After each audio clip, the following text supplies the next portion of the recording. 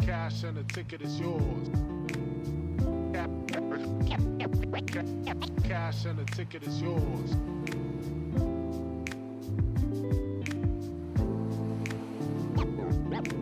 Yo.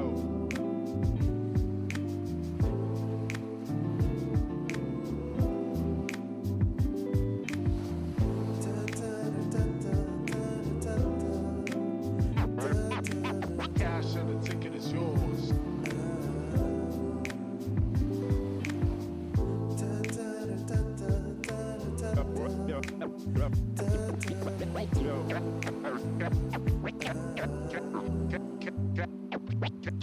Cash and the ticket is yours.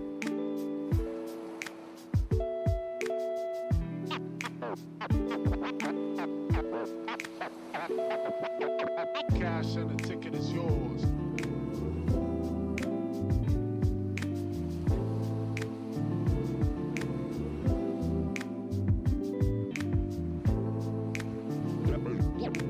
Yo.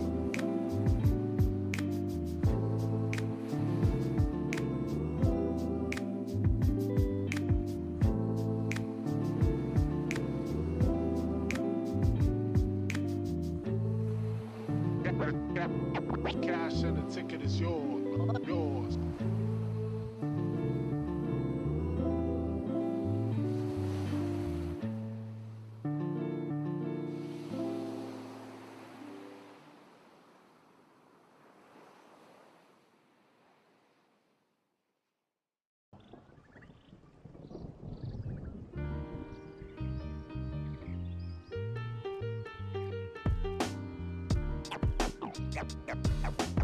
Got lots of love.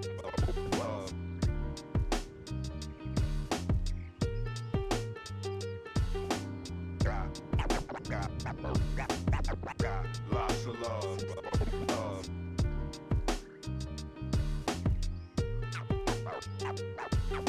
Got lots of love.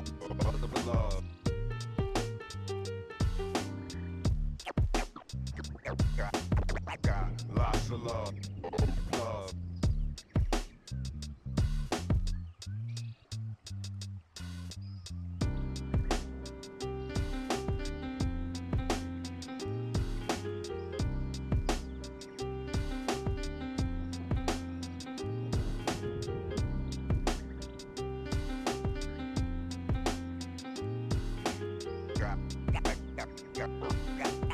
Got lots of love. Love.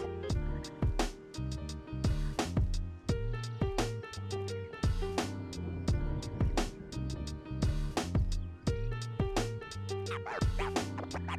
lots of love. Love.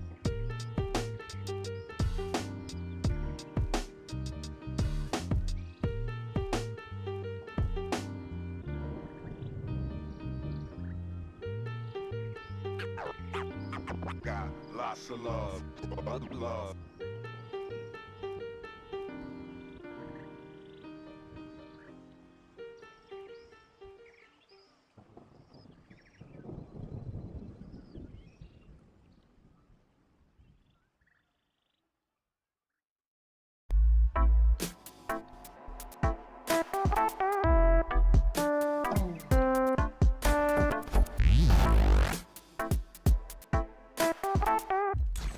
Sitting in a 4v3. Everfrog Esports trying to find the angle they can, trying to find somebody out of position. We're gonna go through on this. Oh, what a roll. Whoa. See White gonna go in. It's going to be a really, really interesting one. Oh my god. All of this competition could be so damn close, so I cannot wait for us to finally decide who's going to be the champion. We are expecting some chaos, some great moments. The Beast Mode has killed 3. Only gonna really need that rampage, so it's gonna clear it out. Santi gonna get themselves a big old 4K. Oh. Santi getting rid of 3, clearing out the house. That is crazy. Nunji actually kills 3 people. This team feels entirely different on this faster composition. Now Saga4 is hanging around, getting onto the high ground. Post bomb's gonna stick on the Linky. You're not gonna be able to survive it at the end of the game. Manages to find a 3K. Rio shoving this Ana into a corner. Woo! One more for the road for Rio. That is all signs go. Melophobia with 3 Melophobia. Start the fight. They'll end the fight. Oh my god. Beagle Bus, they have to play aggressively into this energy, popping off in a moment where you needed just that. Ruby in that backline. Oh, the flick. Looking for it. Oh my goodness. The 4th one as well. Do they get the ace? They get the ace.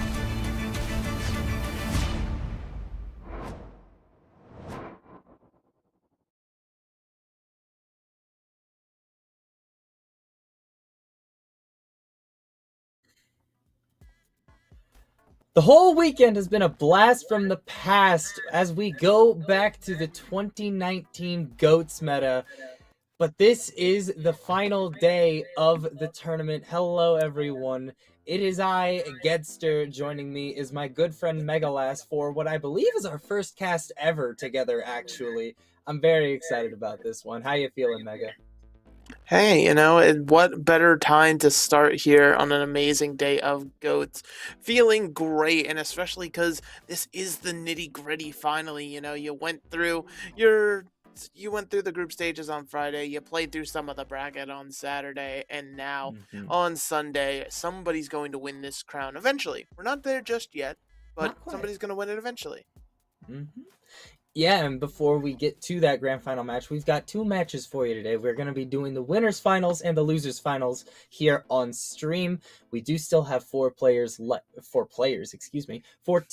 left in this bracket, which we'll take a look at real quick here. Up in winners finals, which is going to be first up, we're going to have Citrus Nation and Not Collegiate.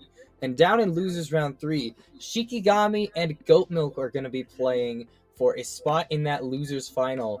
We will not be streaming that one. We will be seeing whoever wins that series between these 2 teams go up against the loser of our first match. And the final match of the night, obviously, grand finals, will be brought to you by a different set of casters, the identities of whom I have completely forgotten off the top of my head. If I recall correctly, it is Mott and Bullskunk who should be bringing you that one, so that should be fun. Wait, goated duo. Holy.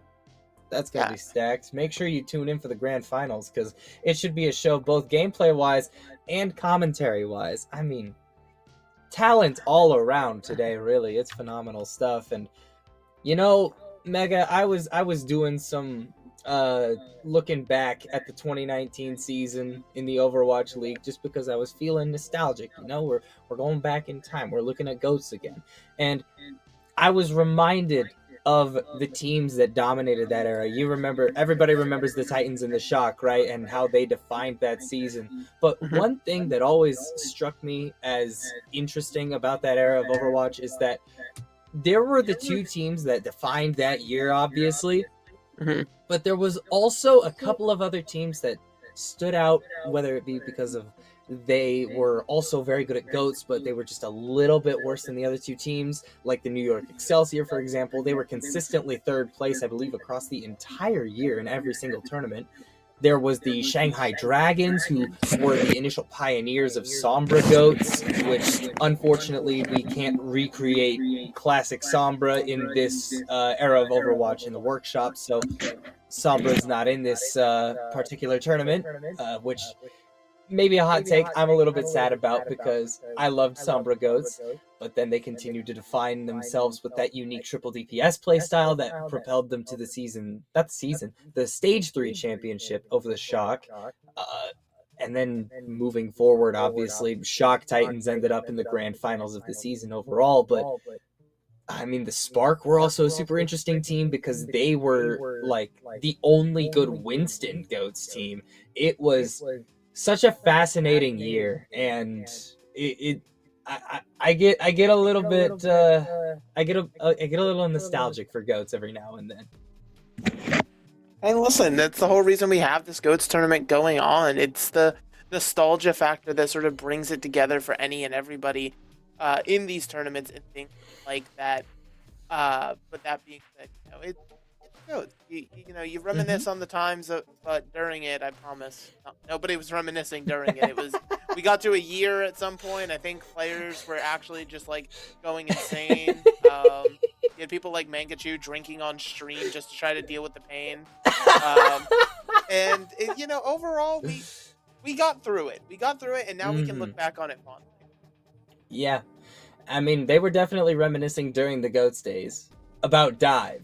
They missed playing Genji and Tracer in those days, Mega, and who can really blame them? But, I mean, today, we're primarily going to be seeing 6 heroes. It's going to be that Reinhardt, D.Va, Zarya, Brigitte, Lucio, and Zenyatta. And let's take a look at some of the players who are going to be running those characters, starting with the roster of Not Collegiate?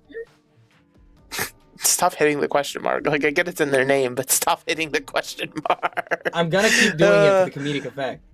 Listen, it's funny. Listen, in the heat of the moment, calling that out could be fun. But yeah, Not Collegiate, they've powered through the upper bracket here. You got Louis, you got Noe, you got Freedom being the tanks, and then Kaiser, Brick, and I think that's just a misspelling of Buffalo on support. So overall, you got a solid squad here, have not hit that loss yet, but they're going up against some potentially more known names, to say the least, yet.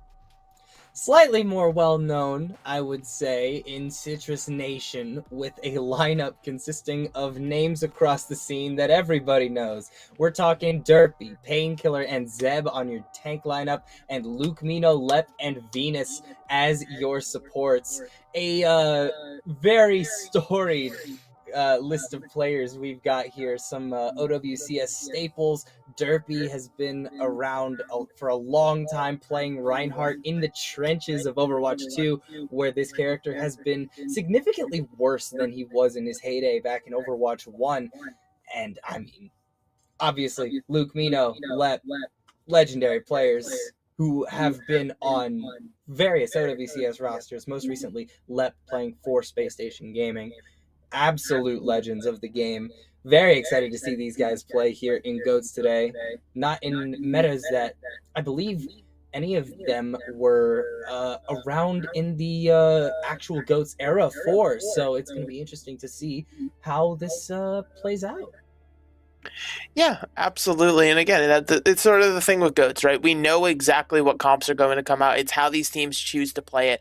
Because obviously, can you run it down? Do you have your rotations in order? Is the communication, synergy, things like that there to sort of cover your bases? And, that's what's going to separate these teams. Because, again, this isn't something you're playing in the modern day. You haven't seen a comp like this in quite a while. So if the old bones are still there, or if you have to sort of adapt and figure things out on the fly, becomes the question. That being said, though, we will start to figure things out as our series is about to start. First map has been chosen. Not the popular Lijiang. Instead, we're heading over to Nepal. This is actually pretty interesting because, like I said, I was reminiscing a little bit about Season 2. I rewatched the first bit of the Stage 1 finals in 2019, and this is where that series started as well between the Shock and the Titans. What I found interesting about that was, looking back at it, a lot of people just remember that as like the season where it was like, the 6 heroes that everybody knows. But on, I believe it was Sanctum. Yeah, it was Sanctum. Both teams ended up rocking out on the Winston variation instead of Reinhardt. Bumper and Super both playing that there. Do I think we're going to see that here between these two teams? Probably not. I think both of these teams are going to be more comfortable just sticking to the Reinhardt, the purest GOATs lineup, if you will. I also don't think we're going to be seeing a whole lot of the Moira or the Ana in this particular match, considering I think Zen is just more practiced here. And I believe those are the only heroes outside of the main 6 that are allowed, just those 3. So probably just going to be seeing those here on Nepal. Yeah, I mean, obviously, we do have slight variations. The Rhine can play Rhine or Winston, and then your flex support can either play Zen, Moira, or Ana. But realistically, getting the chance to play this lovely little workshop code as well over the weekend and things like that, Hmm. it's like the Zen is just better, just like it was Yeah. back in the day. Like you might have, the occasional nade lineup you can hit for like a first point, be a little bit cheeky on the Ana, or maybe you're feeling really frisky, you come out with the Moira. But Zen Discord Orb is just too impactful Yes. in these sort of situations. It does just too much, right? Because that's how you're going to be able to burn down these huge HP pools and sort Hmm. of get people to actually die in this composition here. So Hmm. overall, you're going to probably see these 6, even though there can be slight variation. Yeah, and the other major thing about it is the fact that I was talking with, I believe I was talking with Egdar earlier when he was in VC waiting for his turn to cast, but the main reason that we saw Ana at times is because Ana did a little bit better than Zenyatta did into the Sombra Goats variation in particular, because EMP did not annihilate her the way it annihilated Zen. Because remember, at the time, EMP would get rid of all of your shield health, which is most of Zenyatta's health. So that was a big problem for him. And Moira was played primarily when people were still trying to play DPS into goats, because that larger amount of damage. It's a little bit easier to keep everybody topped up if you have that Moira healing the AoE instead of the single target 30 health per second. But in a pure goats mirror, the Discord Orb is far too valuable. It is exactly as you say. Even if the Harmony Orb, is a little bit slow, the Transcendence is also just extremely valuable for whenever you get hit with a grab. Exactly, right? It's just another support ultimate that can help you live through massive ultimates. Not even just the grab, but we've seen it actually a lot this weekend in response to things like shatters and things like that as well here. Back in the day, Zens were getting really fancy with it, being able to use Transcendence to like block pins and things like that were coming at teammates. So Shout out Jonak. Yeah, shout out Jonak. But like, again, there is this higher echelon of tech that I've sort of come to expect from back in the day, because again, this was a meta that ran for about a year and a half, right? Like, there's only so much you can do with each of the 6 heroes, so you sort of had to innovate. It forced you to sort of evolve and hit that next level of the game here. But as we load into Nepal on Village, maybe not anything too crazy like that. No 5D chess necessarily needed today. Just going to be some nice, simple GOATS gameplay. I will say, for the side of Citrus Nation, if Django does end up coming out on that Winston, I keep seeing it hover back and forth. I'm interested to see it, but again, big hammer beats big monkey a lot of the time. Oh yeah, especially on maps where the Lucio can speed you directly into the Winston if they end up playing that. But neither team will end up walking out on it. It is going to be Derpy and Django. Sorry, excuse me, Derpy and Louis both walking out on the Crusader. It is going to be Citrus Nation first to make it to the point here, and this is something that we saw a lot of back in the day. Whatever team ends up lodging themselves on the point first ends up having a pretty big advantage in terms of being able to stay on that point and get that first capture rolling in here. Citrus Nation, in fact, they do end up getting that first capture. Not a whole lot of damage going out so far here, but eventually Not Collegiate is going to be walking onto the point. A lot of damage dealt to Citrus Nation, and eventually they do have Derpy charge back in, a beat already charged by Lep, but eventually Louis will be the first victim to fall in the fight. Kashir also going down, but the dominoes are beginning to fall here, and Not Collegiate should eventually be the losers of this first fight pretty definitively. Yeah, and that's the thing with GOATs. It's just these constant fights back and forth. Ultimates can come out at a moment's notice here. You see both squads are going to have the ultimates, a lot of ultimates up here. And it's going to just be very important how they choose to use these combos, right? For example, Zeb, a little bit of an edge on that grab build can be the difference maker. Oh! An early boop in an attempt to get somebody killed by that bomb. And 2 players get knocked down by that Graviton Surge, and one of them is your Reinhardt. And that's just about all you really need to do to win a fight in GOATs. If that Shatter connects onto the opposing Reinhardt in particular, that is a lot of your damage mitigation gone. Exactly right. That shield just takes in so much of the damage here for most of the team. And so it's something absolutely necessary here. Now, ooh, where did we grab? Grab? Wait, where? Oh, it got Zeb got eaten. Oh, it got eaten.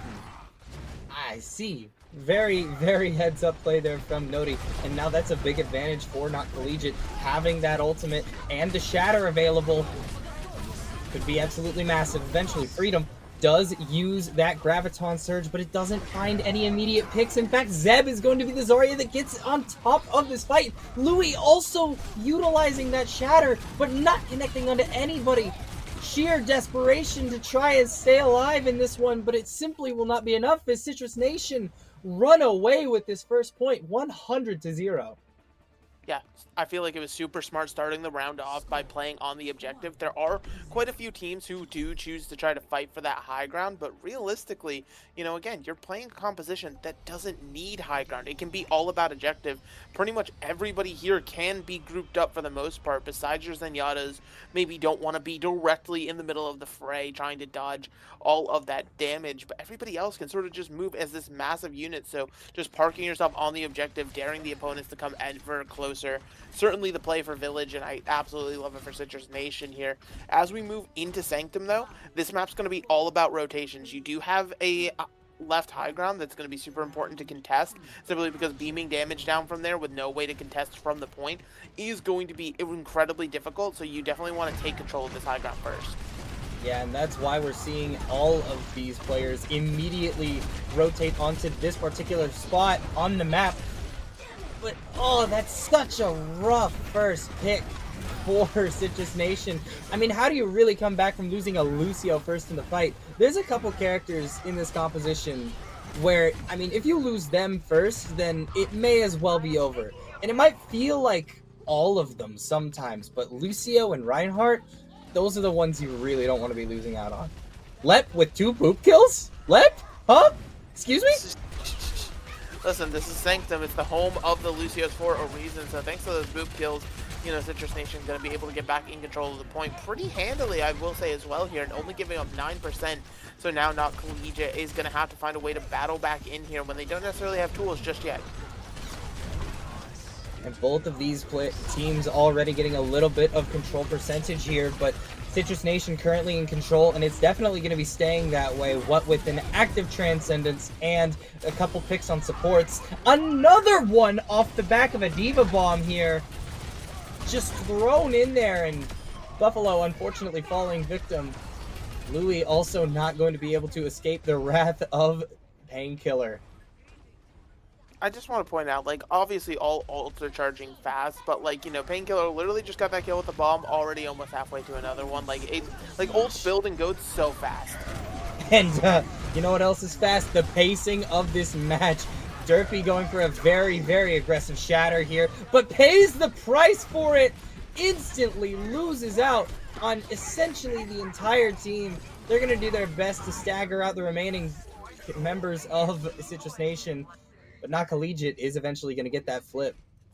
I mean, Louis right there just clutched up, right? The massive block, and then also using the shield to block the healing that was trying to come in to Derpy. So not being able to keep the Reinhardt up in that fight here. Oh, but now a beautiful grab. That is a great Graviton Surge coming out from Freedom. And a great bomb from Noti as well.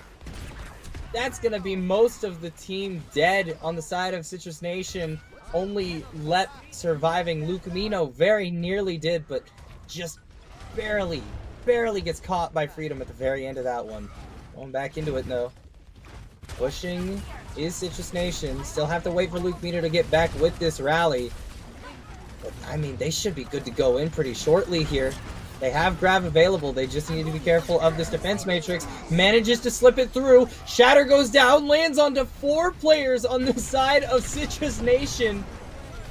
And, I mean, that's going to be another early kill onto Derpy. And another probably pretty solid fight win for Not Collegiate. Yeah, like at the end of the day, you realistically only need one. That being said, Derpy's already back here. And both squads have definitely started to tap into the ult bank, but look at this. Freedom with a Graviton Surge, there's nothing to stop it. Oh, Grav goes out. Freedom gets booped off the map, though, and that is the primary source of damage gone for this team. Django also going off the map. But, I mean, both Reinhardt's away now. Venus managing to find a pick onto her opposing number. And not Collegiate. They're going to lose the point at 98%. They only need the one fight win, though. Yeah, one fight territory here, so all it takes is, one key pick off. Derpy lamented about it in chat. These stun shatters have been really massive for not Collegiate. You take the Brig, take the Rhine shield down for that momentary weakness, and then you just let the Rhine let it rip. Louis building up to another shatter could do that here once again. Rally goes out from Luke Mino. They're going to be taking this fight as aggressively as possible, but not Collegiate manages to rotate onto the point. Louis goes off the map. Lep has been an all-star for the side of Citrus Nation so far, but Brick also managing to find an environmental onto Derpy. Both Reinhardt's out of the equation, at least for now, but Kashir also going down means that not Collegiate is at a pretty major disadvantage for the time being. 99 to 98 with Brick going down. This looks real good for Citrus Nation right now, and just about everybody else goes down. It's just a Reinhardt standing, and that's going to be Citrus Nation taking Nepal. Yeah, incredibly close round out there on the Sanctum, going back and forth. Nodi says it better than I could have. It's Boop City on Sanctum. Both Lucios certainly earning their fair share of Boop kills on that map. But overall, like I was talking about going into it, it's not these super crazy rotations or anything that we saw coming out. It purely came down to just what, very simple sort of GOAT strategies. We talked about the Bash Shatter. We talked about holding those support ultimates for Graviton Surges and things like that. The massive Diva Bombs that can come from just lobbing it into the backline when nobody's expecting. I mean, it's so classic and it's just so what we expect. Yeah, I mean, GOATs was an era where, obviously, back in 2018, 2019, we had players like Poco who were just, throwing in their Diva Bomb and getting 4 kills with it, but the game has evolved since then, and people have gotten a whole lot better about avoiding the Diva Bomb. But I mean, in a meta like GOATs, where you're kind of reliant on either quickly getting behind cover or your Reinhardt shield to survive a Diva Bomb, it's not always going to happen. You're not always going to have that corner to get around, especially if you're playing the Zenyatta in particular is quite vulnerable to that. Or sometimes even the opposing Diva if they don't have thrusters. So, next up is going to be the least surprising map pick maybe of all time. You know it. You love it. It's Goats Row. Yeah, Goats Row, Kings Row, Scrims Row, whatever you want to call it. We're heading to London, and that's just sort of the name of the game here. And to be fair, to give teams credit, yesterday when casting EU, there was a team who was consistently picking Numbani to catch people off guard. It was working out for them pretty well, by the way. But yeah, I mean, when you think of Goats, this is probably the map you think of the most, right? Kings Row, just because it already was the Rhine Zarya map. You just added in the rest of the characters as a little bit of a flavor splash, if you will. And again, there's so many good choke points, there's so many corners to hold and things like that, iconic places you can be. I will say, you don't have to worry about a merry-go-round, thankfully, on this patch. No ability to swap to the Widowmaker, but, that still lurks in the back of many players' mind, I'm sure. It's one of those plays that I don't think any Overwatch esports fan is ever going to forget, regardless of whether or not you were around to see that one initially. Surefour is just cemented himself in the minds of every Overwatch esports fan forever with that one.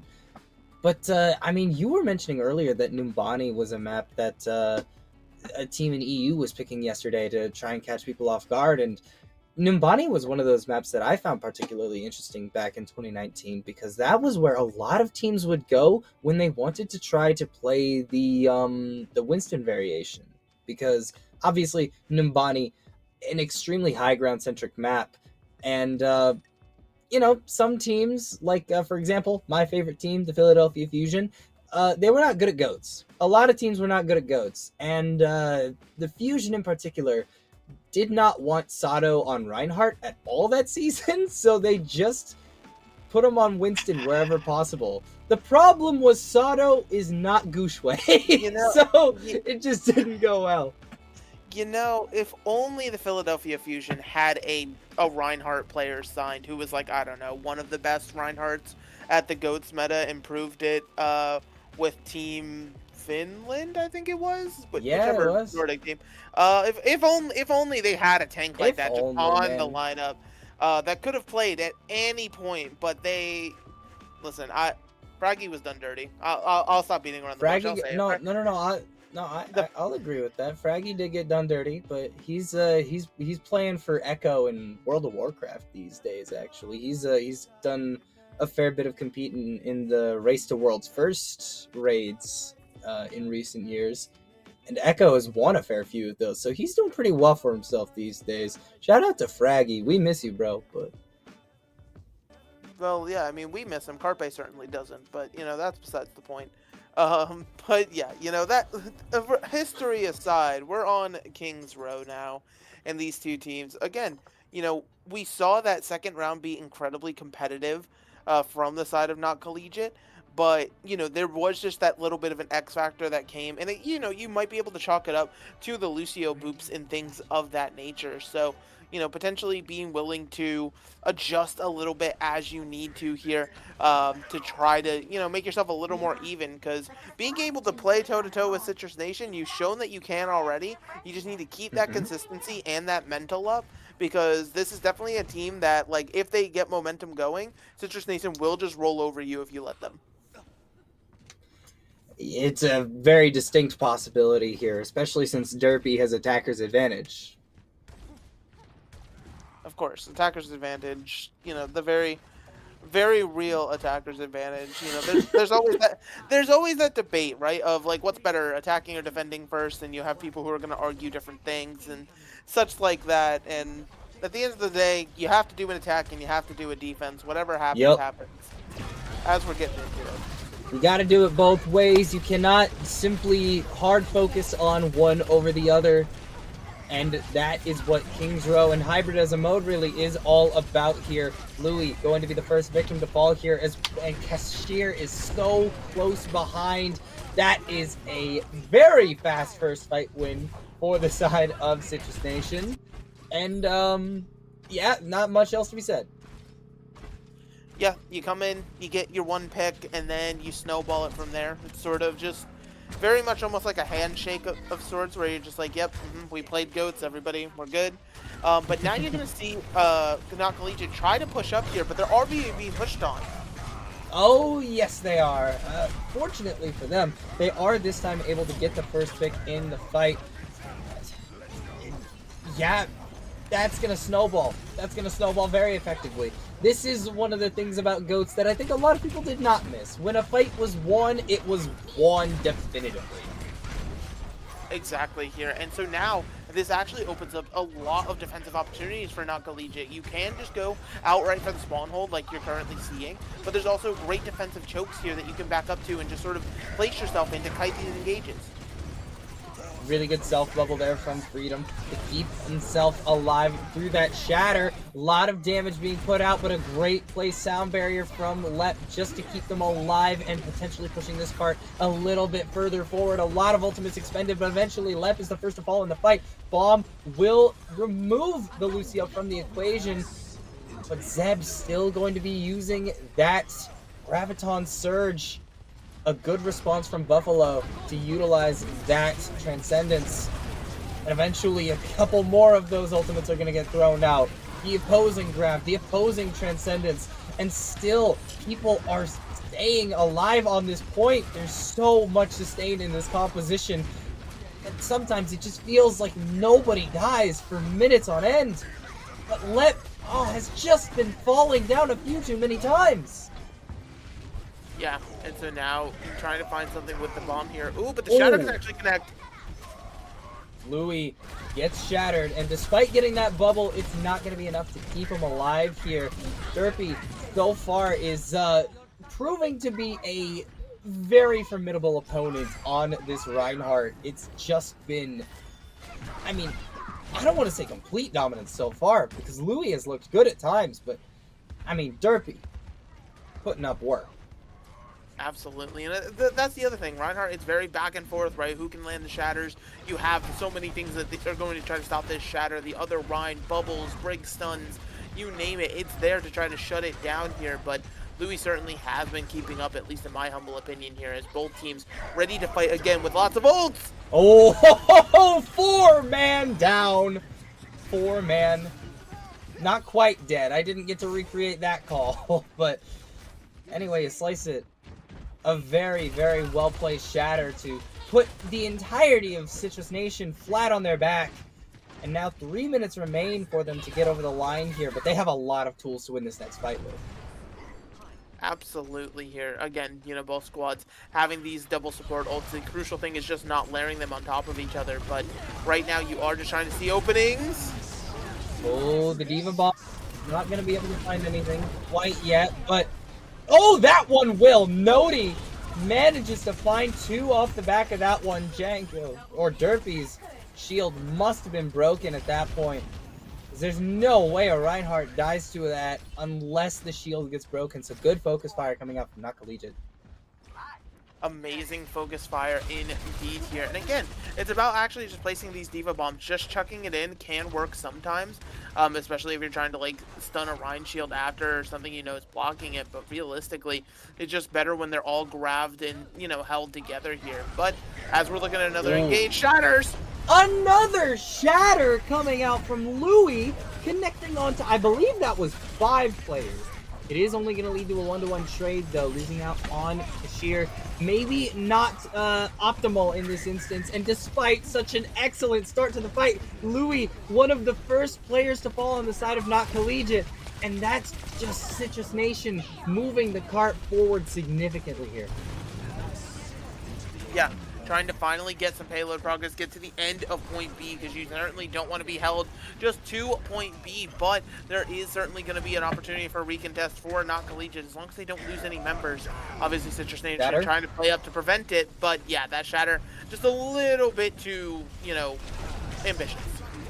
I mean, it only hits brick, and the rest of Not Collegiate is there to make sure that their Lucio does not go quietly into the night. Noti, though, will unfortunately be out of the picture here for the side of Not Collegiate, as will his fellow tank in Louis. It's going to be real rough to bring this one back for Not Collegiate. I don't think they have the tools to do it, especially now that Lep has charged that sound barrier. Not Collegiate, they're going to lose out on the last few members that they have to contest here, but they're going to burn the Transcendence in order to continue the recontest. Wait a minute, Louis is back and nearly has the shatter. Could opt to use this one. Does end up stunning both Derpy and Venus. Will find the Zenyatta with a charge. 30 seconds now remaining, and Citrus Nation, they may not actually be able to get over the line here. Listen, you talked about it being back and forth, but I don't know. It's been the Louis show in this Reinhardt matchup. It seems on King's Row. Not Collegiate has come alive. A little too over-ambitious. They know that they have to hold this corner, but we're in final fight territory, and Citrus Nation technically is close to a few ultimates, but they're not built yet. They're not there yet. Citrus Nation, they do have the Transcendence. They're going to be using that to help them get back onto the point here, but now Not Collegiate literally does not have any ultimates to work with until Brick and Kashir get theirs online. Both of them have been expended. And the sound barrier probably saving Kashir's life. The shatter on to Derpy once again here. That's going to lead to a couple picks onto some supports for Citrus Nation, but Let has the beat to try and keep the rest of his tanks alive, but after the beat is gone, it probably won't be enough to keep his tanks sustained. This is a miracle hold here in Streets phase for Not Collegiate. I mean, you call it a miracle. It might just be another day at the office for Louis, apparently. I mean, just absolutely incredible Reinhardt play.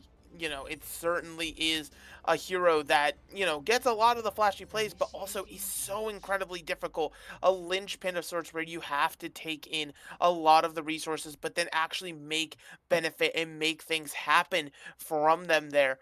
And Not Collegiate being able to get the hold on point B is a massive, massive boost to the morale, I assure you. Citrus Nation now realizing they actually have to put up a solid defensive hold here and at least try to burn some time off of this point A.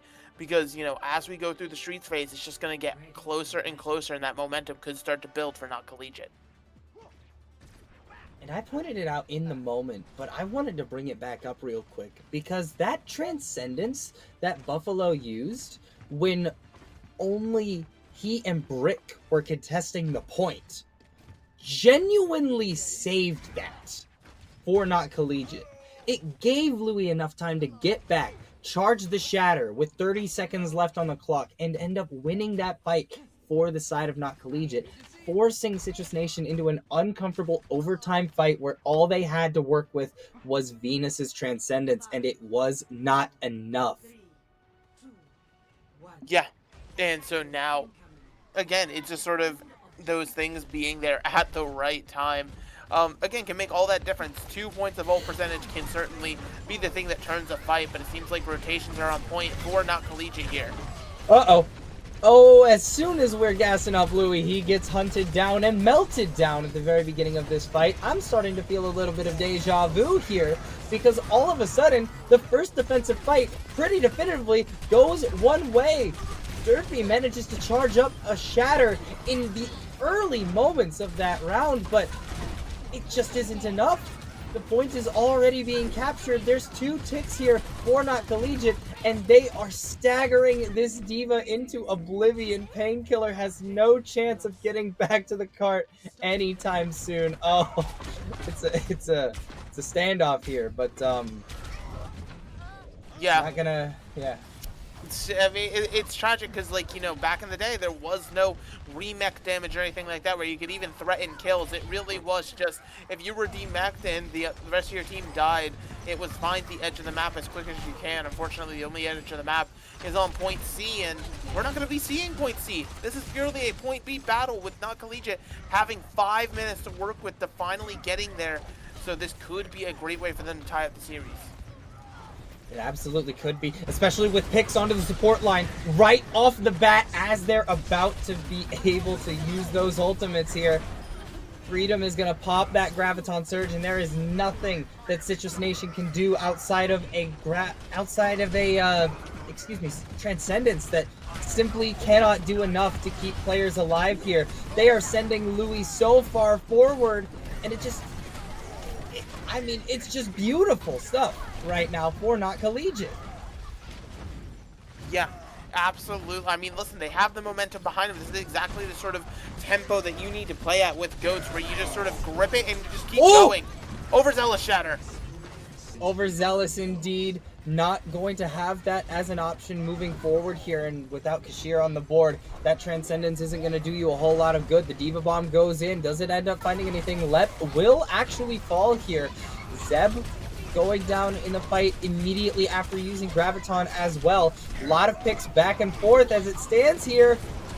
3 players hit by that Shatter from Derpy. And, I mean, that should theoretically be enough to restabilize this fight, right? Eventually the grab goes out from Freedom. But, I mean, you're going to need a lot more damage than that. But the cart's just going to keep moving. It's just going to keep moving. There's no contest, and Not Collegiate is going to get over the line and give us a series. Yes, indeed. Now tied 1 apiece here. Definitely was not in the cards for most people. People were like, oh, name brand alone. Citrus Nation's got this, but Not Collegiate willing to show that they're here to play and they're willing to do what they do best, which is win and keep the momentum going. Again, it's all about tempo, keeping that aggression up, being able to continually send yourself forward over and over again, and having the resources to back it up as well just makes for a great time here. And so now we're all tied up 1 apiece. Yeah, I mean, that was a pretty stellar map, too, I would say, from the side of Not Collegiate. Louis on the Reinhardt there just went nuclear throughout most of that map. There were a couple flubs here and there, dying early on the first point and on defense and getting that Shatter stunned at near the end of second point, but it's not going to be particularly long time until we see our third map here. I believe we are going to be going to a quick break before we do that. So when we come back, I believe we're going to payload next. Yes. That sounds right. That does sound right. Yes. Yes, it is payload.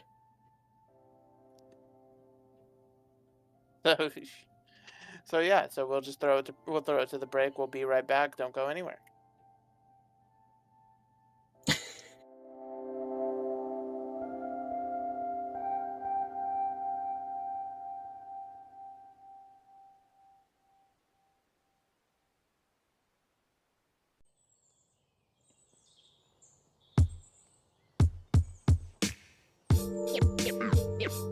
Yeah. Yeah.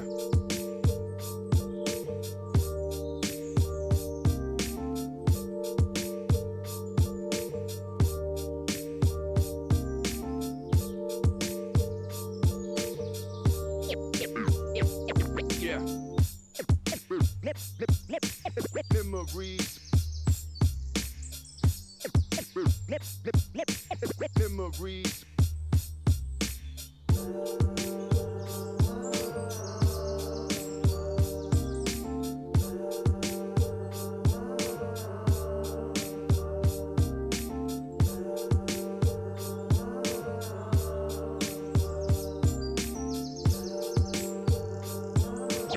Yeah.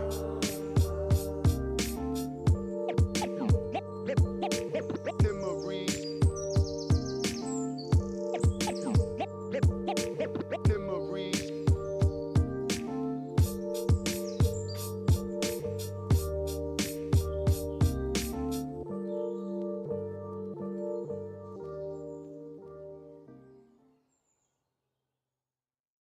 Feel my heart, it's beat tight. All my body's breathing, it's just you and me. Feel my heart, it's beat tight.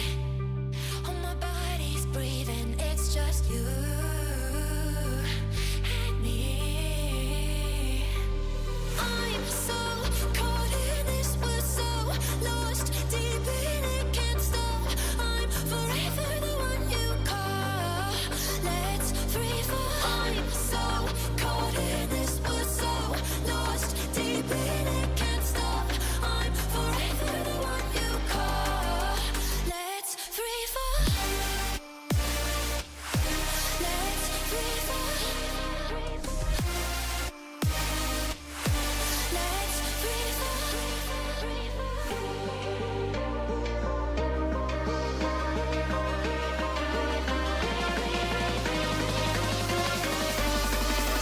Let's free fall. Let's free fall. Let's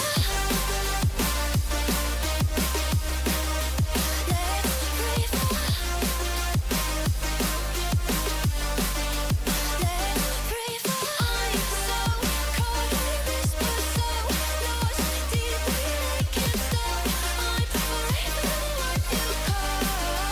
Let's free fall.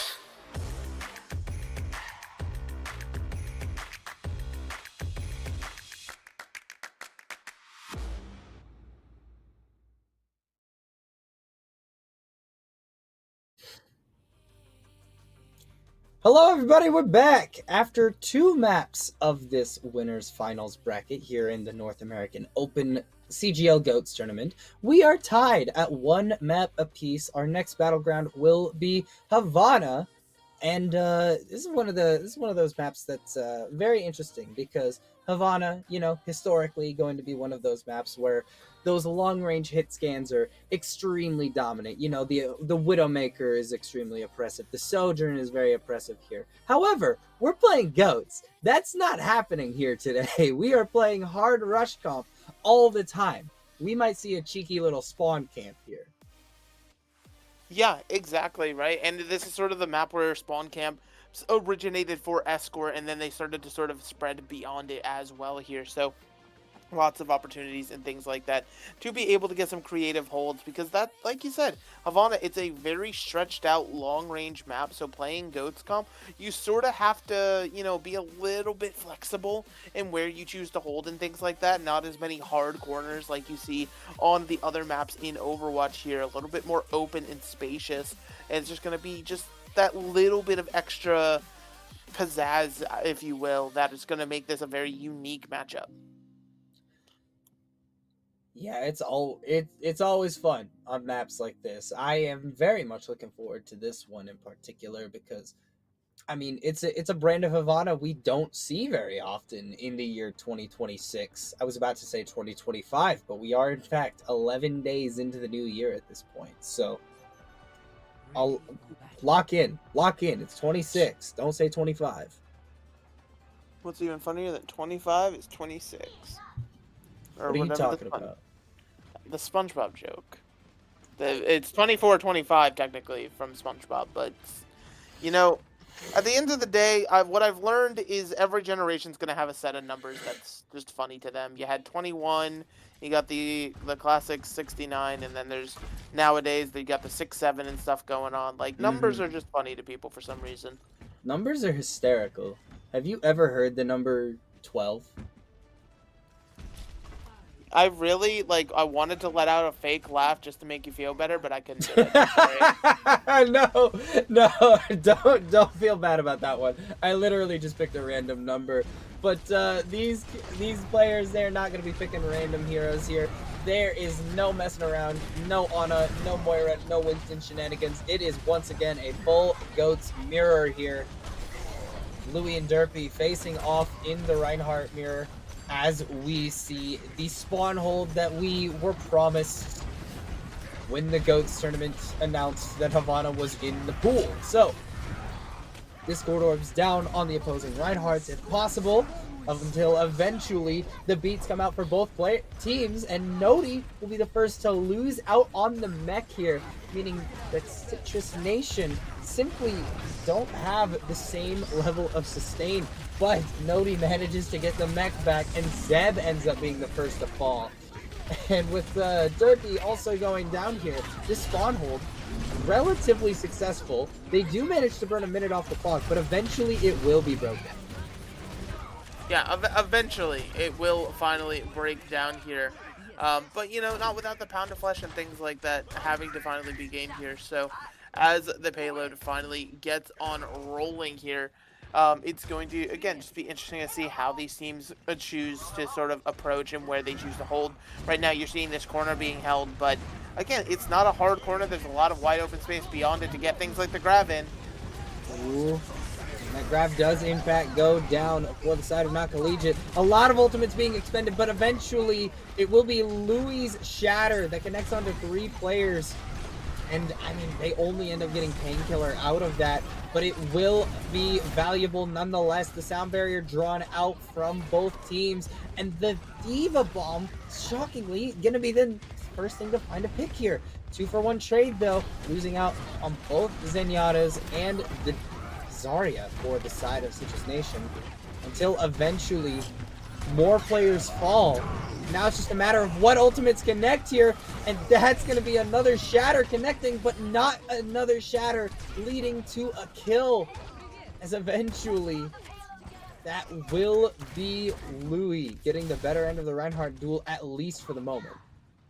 Yeah, it certainly helps when Freedom's handing you every Zarya bubble you've ever seen under the sun here, but Citrus Nation going to go for another contest here. They have a Graviton to boot to go with it, but the question is, can it connect?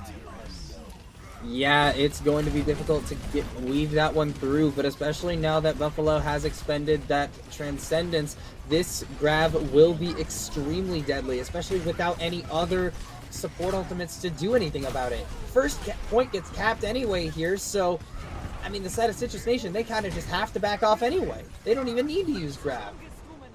I mean, that's incredibly disastrous for Citrus Nation, right? Like, you end up losing Derpy, tragic, but then also giving over the point. That way, Not Collegiate wins the fight as soon as that door opens, so the payload just pretty much is getting free, unhalted progress while you're still regrouping. And now Not Collegiate has the ultimate to sort of stuff you in this small room if they choose to please. Shatter goes out, doesn't hit anybody. Louis unable to make it around the shield of Django, potentially also the shield of Luchino this time. Didn't quite get an angle to see who blocked it exactly, but that's going to be a solid couple of Graviton Surges. More ultimates being expended all around. Both teams using the beat, but Citrus Nation using it just a little bit later, which eventually means that Louis will be the first to fall in the fight. Charge goes out, but it won't connect onto anybody.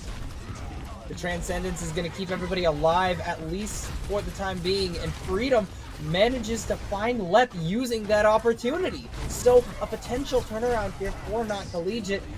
Losing out on the Diva Mech is not optimal, but I mean, Brick also falling down.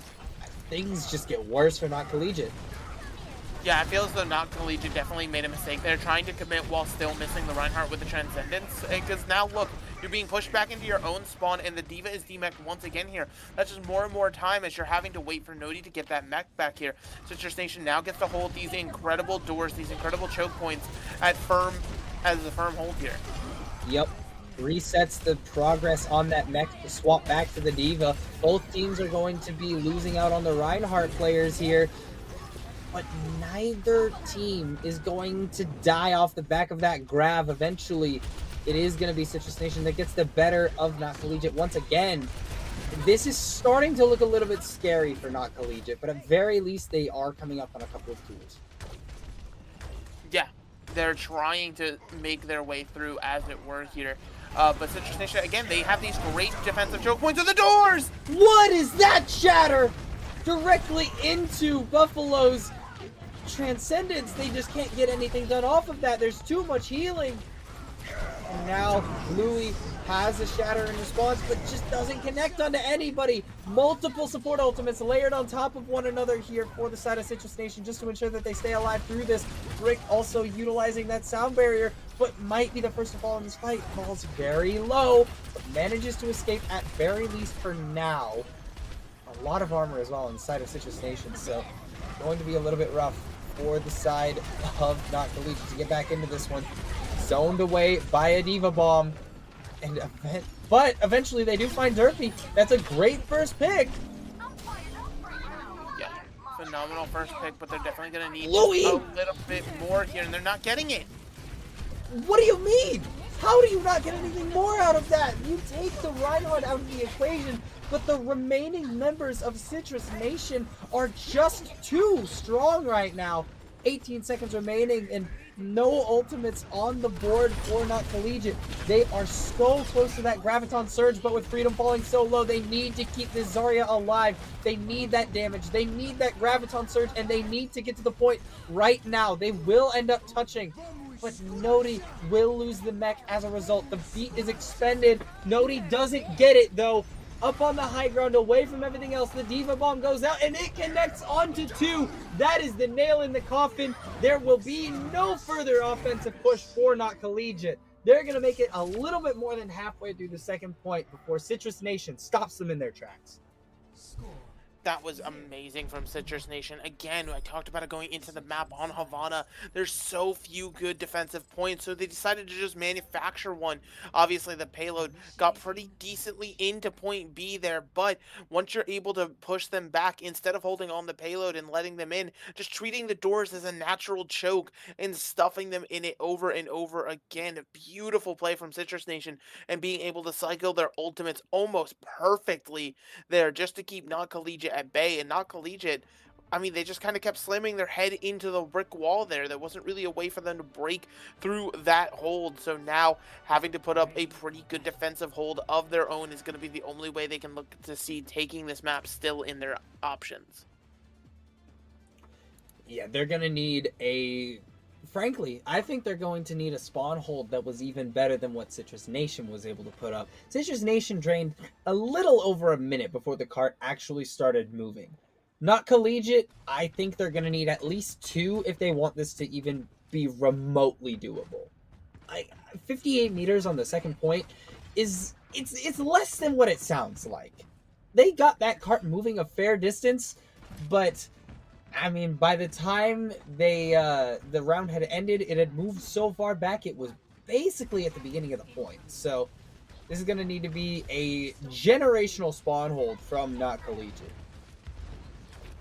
I mean, hey, easier said than done, but it certainly is possible here, especially with how Citrus Nation is a little bit hesitant right now, finally choosing to go forward, and it's just what can they find?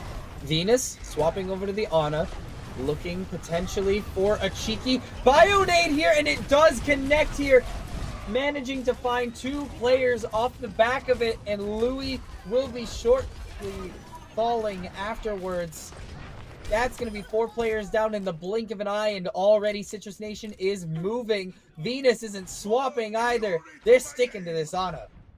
I mean, hey, you're 85 to a nano boost. You might as well rock it out, see what you can get. I mean, Derpy already with a Shatter ready to go here, so just going to be able to power up that Reinhardt even further. Obviously, you can throw it onto a few other members, but let's be real. It's the Reinhardt we want to see. That hammer can do tons and tons of damage with the nano boost, and it can certainly go crazy. Derpy, you ain't slick, bro. We see you up there. And so does the entirety of Non-Collegiate. As they mark him, they force him away here. Imagine if they'd gone the other direction, though. Going underneath would have been great. And you get your wish, Mega. It's a nano-boosted Reinhardt in the big 26. The entirety of Non-Collegiate has to run away. They have to kite for their lives, but Buffalo will not be lucky enough to survive this one as Zeb finds the pick exactly where it is needed. The sound barrier goes out, but there's no contest. Disaster strikes as Not Collegiate lose out on several crucial tools and still give up the first point. Yeah, absolutely massive here for the squad. And again, being able to just keep it rolling here and potentially go for, again, what we saw Not Collegiate try to go, where they're just simply holding everybody to this choke. Instead of pushing up, though, they are choosing to like let Not Collegiate rotate and have a little bit of space on the map, and they're choosing to rotate to the payload. I mean, the problem with this, though, for Not Collegiate is the fact that they've given up so much space here. Solo grab onto Lep in an effort to take him out of the equation. It will work, despite the Zarya bubble here. There is a whole lot more damage being poured out right now, but eventually another nano boost will go out onto Derpy here. Venus charging another one in a very, very short period of time here, and it looks like it may just do the trick. More players will fall on the side of Not Collegiate. Freedom falling so low and gets grabbed away from the cart. Cannot contest. And Citrus Nation once again taking a map and looking damn good doing it. Yeah, absolutely massive. And again, Citrus Nation back into the driver's seat. Certainly some good points for Not Collegiate. But again, this defensive hold of Point B was absolutely impressive. Just being able to utilize the Point B as its own choke point to sort of stuff those doors over and over again and not allow Not Collegiate to get even a foothold in. So now Citrus Nation finds themselves one map away from a ticket to the grand finals. Not Collegiate certainly not wanting to go to the lower bracket, need to find a little bit of bounce back, and it's going to have to be done on the most infamous mode of all time. We're going to 2CP. 2CP, everybody. We're going back to 2019 in every sense of the word. Game modes included. We will see no push. That's the word I'm looking for here. We will see no push. We will see no flashpoint. Although I do think those would be interesting to see in a GOATS tournament. But we're not getting that today. Instead, we're going back to the classics. We might be going to a map like Volskaya Industries. We might be seeing a Hanamura. We might be seeing a Temple of Anubis. We won't be seeing a Paris because everybody hates that map. I think it will end up being Volskaya Industries, though, as the selection. This seems to be pretty popular amongst a lot of the teams playing in the tournament. Like, listen, I should be talking about Volskaya. That's like why I'm here, what I'm supposed to do. But like, I'd like to pour one out for the undeserved hatred that Horizon Lunar Colony gets. You get it. You understand. Especially after the reworks. Like, You understand. I thought it was fine before, but after the reworks, especially, like, it's such a good map, and the fact that it's constantly left out in terms of just any and everything, like, everyone just thinks of, they're like, oh, the 2CP maps, Temple, Hanamura and Volsky. I'm like, no, there was Horizon Lunar Colony. It had great lore. It had any and everything. But instead, we're just going to Russia, and there's big robots, and it's cold. Shout out to the one robot that actually does the robot in the background. True. I'm a fan of that robot for sure. No, I actually kind of agree with you. I think that I think Horizon is my second favorite of the Assault maps. My favorite is Temple of Anubis. Maybe a hot take. I like Temple of Anubis quite a bit, but Volskaya was actually my least favorite for the entirety of Overwatch 1 until Paris came out. I hated Paris just like everybody else did. But I don't know, just something about Volskaya. I never enjoyed playing it. I never enjoyed watching it, but there are reasons to pick it, and one of the big ones is that that first choke point is a little bit wider than a lot of the other 2CP maps. One of the big issues that people have with Hanamura is that the only ground-based choke point that you could get to the first point through was so ridiculously thin that the defenders just knew exactly where you were coming from at all times. That small window up, like to the up and to the right of it, if you're from the defender's perspective, that's not enough. That's not enough. No, it's never enough. One thing I will say, and I communicated this to my team very clearly yesterday while we were playing this map. You have this central choke, and there's certainly paths you can take as the attackers. You have, this open left side or the right side going into that small room. Teams love to go into that right room. It is the worst, stupidest rotation in the game. You literally set yourself up for like 3 choke points where you can get crunched. So please, for the love of everything, I do not want to see either of these teams go through the small room. Or if a team goes into the small room, I don't want to see the defenders chase them into the small room. Because then that in of itself validates the small room. What door did they even walk out of? My observers just got ankle shattered. They didn't even know what door they were coming out of. That's hilarious. Oh, goats, how I love thee. That's going to be a quick rotation from the side of Citrus Nation up onto the high ground above the point here, circumventing a lot of the difficulties that some teams have getting towards the point through the choke. But now they have a different choke to fight through here, and so far Derpy taking a brunt of damage from the side of Not Collegiate. Manages to get back and get healed up, but everybody is hiding in this room. But keep an eye out on Lep's ultimate charge. Nearly goes down to that right click from Buffalo, but now has the sound barrier. Could choose to expend it very early here. Brick doesn't even have it yet. No. And no sound barrier means that it's already over for Not Collegiate here. The point's going to be capped up. Point A, I mean, listen, you got about a minute off the clock. That's about all you can ask for on 2CP realistically. So now it becomes the real pain point for attackers. This second point, it's so well guarded. Plenty of different positions. So what are you doing, Lep? Where are you? I didn't even know you could go up there. I'm gonna keep it real.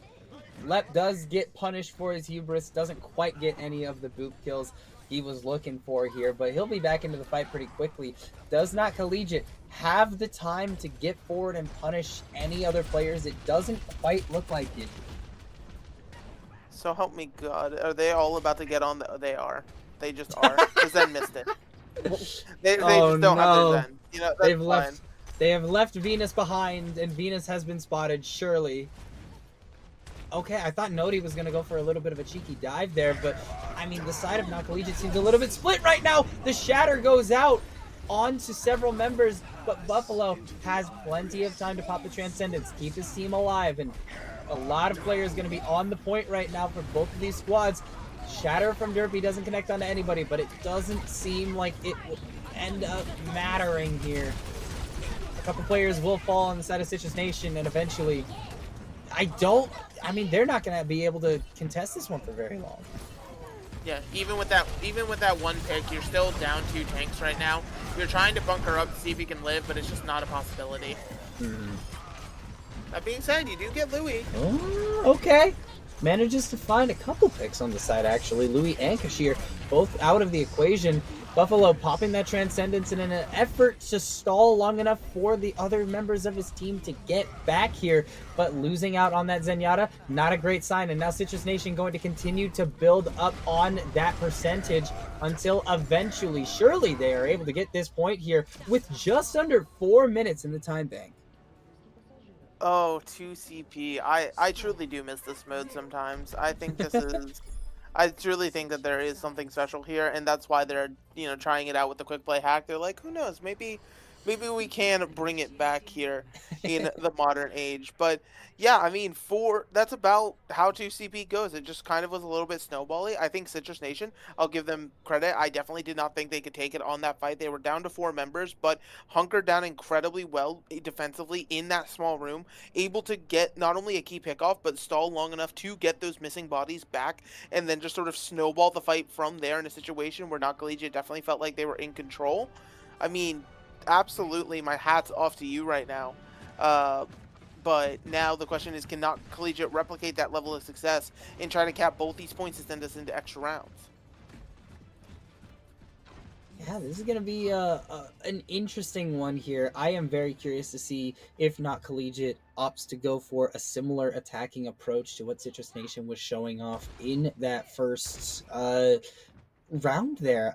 But, I mean, you have to expect that Citrus Nation may kind of expect that one. If they were that prepared to go in that way, then they are probably pretty aware of what it takes to do so, and pretty aware of how you shut that one down. So very curious to see how Not Collegiate will approach this. Yeah, we'll have to see if the rotations are just as on point as they were for Citrus Nation here. Already starting off well here. Again, you're probably going to see a very similar attempt trying to go that left side, but is it going to be disrupted? Yup. Does get disrupted just a little bit here, and eventually it will be Louis to go down before making it up to the high ground.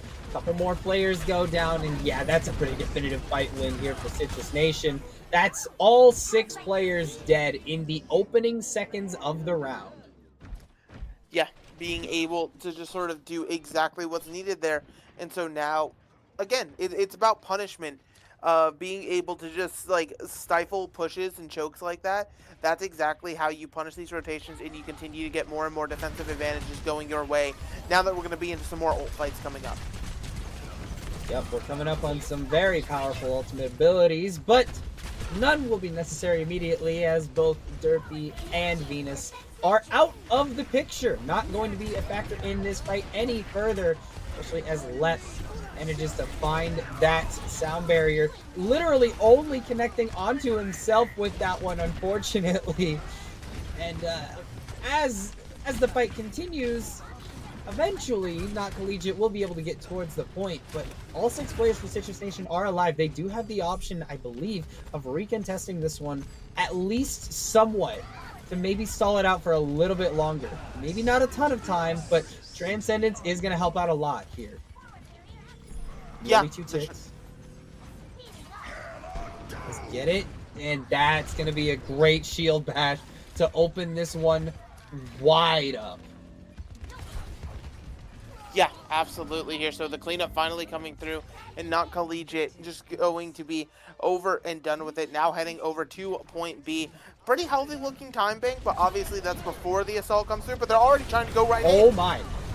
Oh, they're going as quickly as they possibly can here. Zeb goes down. That's a large part of the defense gone and out of the equation. So's the Reinhardt. And that's a couple of very quick picks here. I didn't think they were going to be able to match the time bank after they lost that first fight, but they're looking pretty solid right now. 40 seconds remaining before they definitively have it.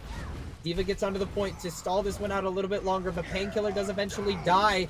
Shatter goes out from Louis, not connecting onto anybody though, as Painkiller eventually will come back into the fight, but Venus is back on the Ana this time around.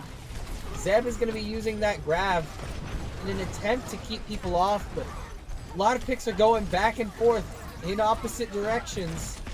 Eventually this fight is going to go one way, but that beat from Lep will probably ensure that it goes the way of Citrus Nation. I mean, Citrus Nation clutching on for their pearls right now, trying to stay alive. But they do it. 99.2% isn't 100, I guess. And so now being able to live, Venus setting up in a cheeky little corner for this next fight. Going to be able to apply an anti-nade to the backline unless Nodi can somehow read a mind here. But it's just a matter of nobody expecting this Ana to be here. You gotta be so careful here. You can't give away your position. Nade goes out, as does the Nano. Derpy starts swinging, and Louis will go down as a result. Massive stuff coming out from the Ana pick here, both on the previous map of Havana and here on Volskaya Industries. I mean, I was bringing up earlier how this was most effective as a pick into the Sombra composition, but it's working here in the mirror match anyway. Yeah, and it's again being able to set up defensively and use these set nades to sort of be disruptive. Oh, that bomb! Oh, Lucmino manages to survive just by looking upwards. And Derpy finding a kill on Kashir. Also going to be stifling a whole lot of momentum here from Citrus Nation, and despite the fact that they hit 2 with that shatter, they're just not going to be able to do enough. Or are they? Maybe they can get in on Citrus Nation. Painkiller manages to find a couple of kills in order to attempt to stop the momentum here for Not Collegiate, but they are on the point. They cannot be slowed down, and eventually they will get the point. And Kashir, I mean, he's saying C9, but they were kind of forced away from that point. I mean, they were forced away, but there certainly were members alive that can touch, and because only one more tick was needed, it's sort of a blink and you miss it, right? You don't have the opportunity to be like, oh, shoot, they're capping point. Like, you need to be very, very aware of it as the defenders here. So, while it, could be a C9 in theory, ultimately, it does just mean we're going into extra rounds here, regardless of what you want to call it. Bit of a time big advantage for Citrus Nation, but realistically, you have 2 minutes for Not Collegiate already here. That in and of itself should be plenty of time to sort of establish what you want here, because if you get held to point A, you're going to have to pull off a gargantuan defense. Yeah, it's going to need to be a very impressive defense here, but hopefully for Not Collegiate, that won't be necessary. Hopefully they are going to be able to take this 2 minutes and run away with it, right? You're going to need forward momentum here, and it's not going to be easy to hold on to. Frankly, it straight up won't. But, I mean, we've seen Louis do some crazy things in this series, particularly on that King's Row, so I wouldn't count them out yet. Yeah, you don't want to count anybody out too early here yet. So now we are trying to see how this approach is going to go for Not Collegiate this time, if they're going to get crunched on rotation, or if they found a way to help sustain through it. They're going to go in, and Louis will be the first victim in this fight. A bubble as well onto Venus just then. Very well placed from Zeb to keep that player alive. And, I mean, this Zarya has just been putting in so much work. Zeb has been phenomenal throughout the series so far, as has Freedom. Both Zaryas, absolutely standout players for their teams. Absolutely here. I mean, the Zarya, again, it's the damage dealer in the comp for a reason. You get high charge, you try to beam down through everybody here. They're going into the cursed right room. Oh! Uh-oh. But there's so many pain points to get crunched. Yep, there's a lot of opportunity for crunch here. A great boot from left just to ensure that Buffalo gets separated from the rest of the team. Sound barrier goes in, and that's a great 180 shatter to put a bunch of players on the ground, but not going to be enough for Derpy to stay alive for much longer than that, especially with Let going down shortly thereafter. 37 seconds left and Not Collegiate, they're on the point. They should be able to get at least 1, maybe 2 ticks out of that fight win. I mean, it's possible, depending on what the re-engage looks like, how quickly they can get people back. It might just be the entirety of point A, and that's going to be the case there. So now with an extra lease on life, some extra time in the bank, Not Collegiate potentially could start their snowball once again here and just hold that W key. Le Pokebomb connecting onto Brick. The Lucio out of the equation. They don't have that speed to work with. They can't kite their Reinhardt out. And as a result, Louis goes down once again. 30 seconds now remaining in the match. And I mean, Citrus Nation, they've kept it so aggressive until eventually they back out. They recognize that it is now once again a 6v6 fight. They don't want to take this in a position.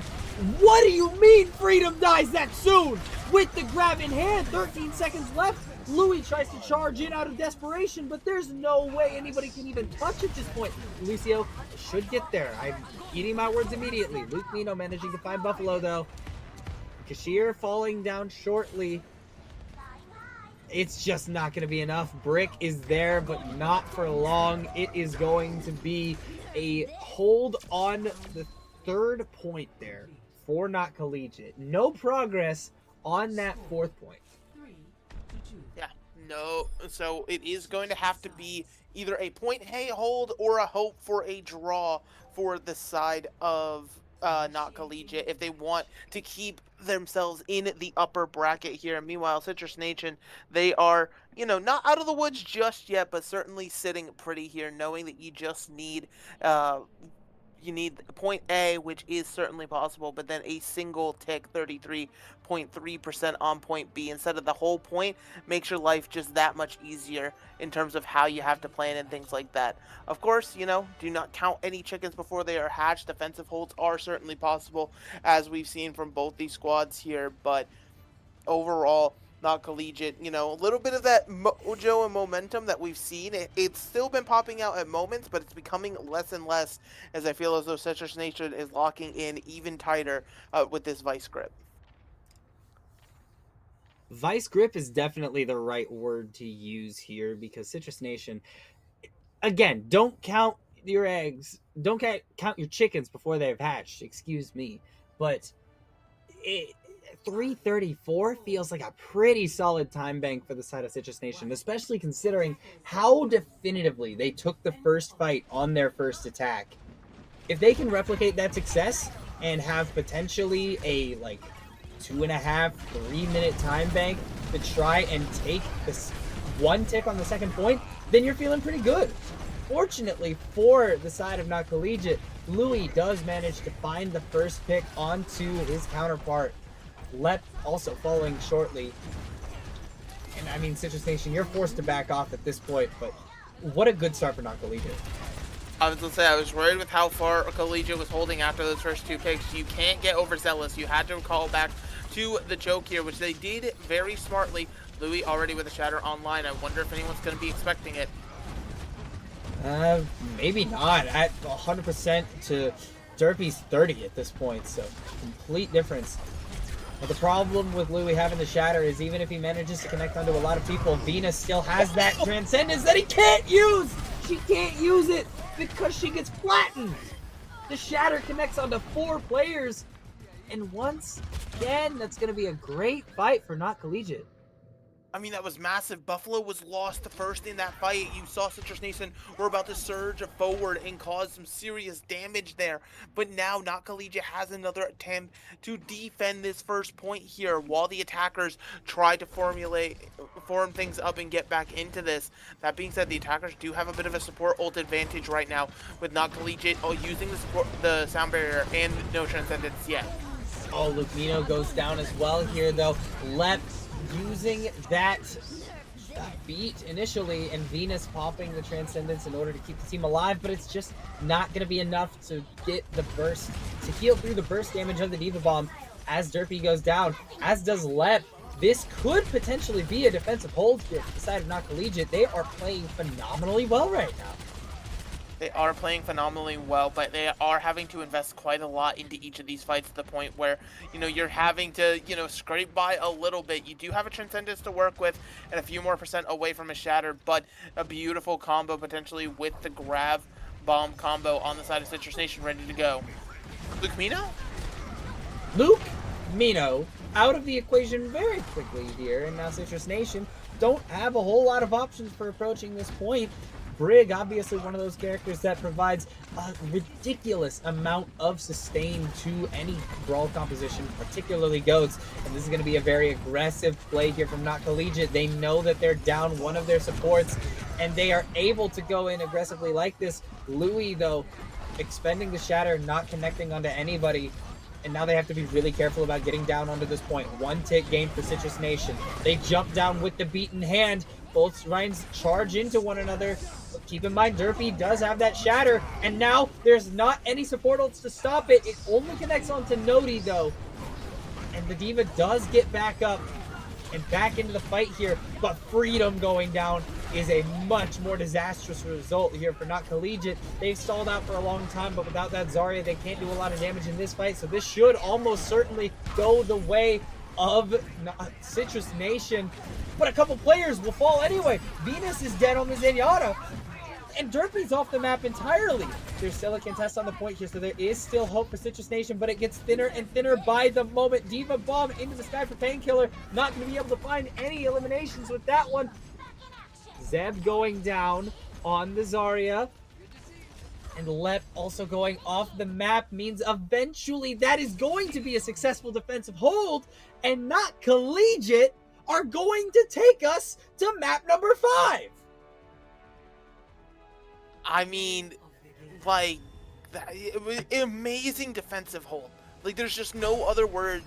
You know, pick an adjective out of the dictionary, go ahead, and it's going to be applicable here. It was absolutely amazing. Both, you know, this defense, it not only crunched, but it also punished the rotations and also punished some very obvious overextensions. We saw Luke Mino on that break a few times getting a little bit overzealous and actually being able to be punished for it time and again here. Just left Citrus Nation short-handed. And so now, you know, a situation Not Collegiate maybe they didn't expect to find themselves in, but we're tied up again 2 apiece with 1 more map to decide it all. We're going back to Control for our 5th map here, and I am very curious to know where we're going. I mean, I imagine it's Lijiang, right? Surely it's Lijiang. It's gotta be entirely.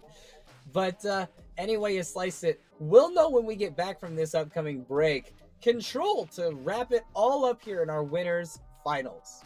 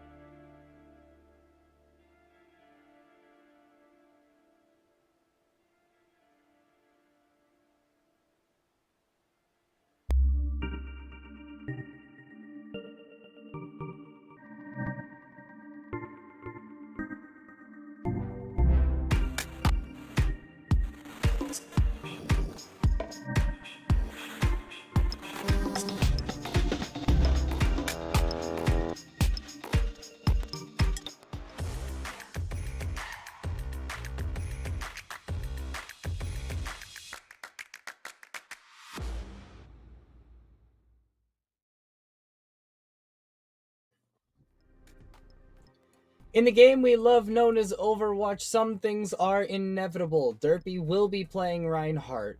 Lep will be sick nasty on main support. And we will be playing Lijiang Tower at some point in most series. Welcome back, everybody, to the winners finals of the CGL GOATs North American Open Tournament. I am Gedster, joining me is Megalas. And as previously stated, we are in fact going to Lijiang Tower to conclude this series and determine who will be going to the grand finals. Yeah, the back and forth affair must come to an end one way or another here, and Lijiang will end it. But it's just going to be interesting to see exactly what we have set up here. I'm excited. I'm very excited for this one. We have seen a lot of really good Overwatch in this one series already. We have seen some phenomenal play coming out from basically every single player in this lobby has put up a great performance on at least one of these maps. But the player I really want to highlight right now is Venus on the side of Citrus Nation. She has put up a phenomenal performance on both the Zenyatta and the Ana that we didn't entirely expect to be seeing in this particular tournament here. That Ana has been really, really nice on both of the maps that it has come out to play. So I am not entirely expecting to see it here on Lijiang Tower. I do think that we are more likely to just continue to see the Zenyatta get played here. But I mean, Venus, if I had to pick an MVP of this series, like up to this point, it's Venus in my book. I mean, yeah, Venus, absolutely. I mean, those flex supports are always going crazy, right? It's certainly something that you have to highlight. Because again, you know, you're an extra damage dealer, especially on the Zen, but also being flexible on occasion, swapping over to that Ana, finding value with the bio-nades and things like that. Just doing exactly what it needs to be, what needs to be done, rather. So overall, it's just absolutely great to see here. But at the end of the day, again, this is the map to decide all the marbles. You get to go to grand finals, make your life that much easier, or instead, you know, your life is just that much harder. And you have to, you know, play through the lower bracket. And realistically, do you want to play more Overwatch, or do you just want to be able to get in, get it done? Because again, this series has already gone 5. If you go lower bracket 5 maps, all of a sudden you're doing 5 more maps in finals. Means it's going to be a long day. Yeah, long day of Overwatch for these guys. Since we're on the topic of flex supports in the GOATs meta, do you want to hear a slightly hot take of mine, Megalas? Sure. I think Twilight should have been the MVP in Season 2. You know, my only objection to that is, while Twilight was an amazing Zen, Twilight did not, like, don't get me wrong, very good Zen, but overall it was very good in the normal metrics, right? It wasn't like a Jonak where you constantly saw him in the kill feed. It wasn't like a you know, he was doing some crazy new tech or something like that. It was just he was doing what Zen needed to do, the best out of what anybody does. Who would you have given it to that season? I mean, what, you had your second runner-up as Super. You could have given it to him, but like he didn't play for stage 4, so it's like, what the heck do you do there? I don't know. I honestly give it to Rascal. That dude played BAP in a GOAT meta and made it work. That's true. That's true. He didn't get nominated, but he was kind of nice the entire year on both Brig and BAP. But not any Rascal to be seen in this particular lobby. Instead, we got different legends of the game from a different era on both sides of the server. For the final time here in Winners Finals, starting out in Gardens. A lot of damage going out early onto Painkiller here, but the D.Va will eventually be healed up. But Derpy, the one to fall first here, that Discord orb has been deadly all day long, no matter which Zenyatta is putting it out. And so far, it seems that Buffalo is getting the slightly better edge here, even though Venus much further forward on that Transcendence. Yeah, and something I want to talk about with that fight is just how Freedom was allowed to off-angle pretty much. Like, even getting behind Derpy, it just shows that there was sort of a lack of pressure from the entirety of Citrus Nation here. And just, you have to be able to apply that pressure a little bit better, otherwise Freedom just does that. Freedom gets another early pick in this fight, and that's going to snowball into a second. Derpy going down very early in both of these fights means that at neither point, I mean, in neither fight was he able to charge up a shatter. Louis going to have this, and I mean, Derpy's still only at that 90% mark, so he'll have it shortly, but not quite. Not quite indeed here. And now you're seeing a different rotation plan come down from Citrus Nation having to rotate through White Room, but overall they're just being caught. Yup. Gets caught out on the rotate and the shatter goes out, connecting on a painkiller, but there is going to be some required sustain to get through all of that. A lot more damage goes out once again onto Citrus Nation, though. They just cannot seem to find a way into these fights here. It's been dominant from Not Collegiate so far.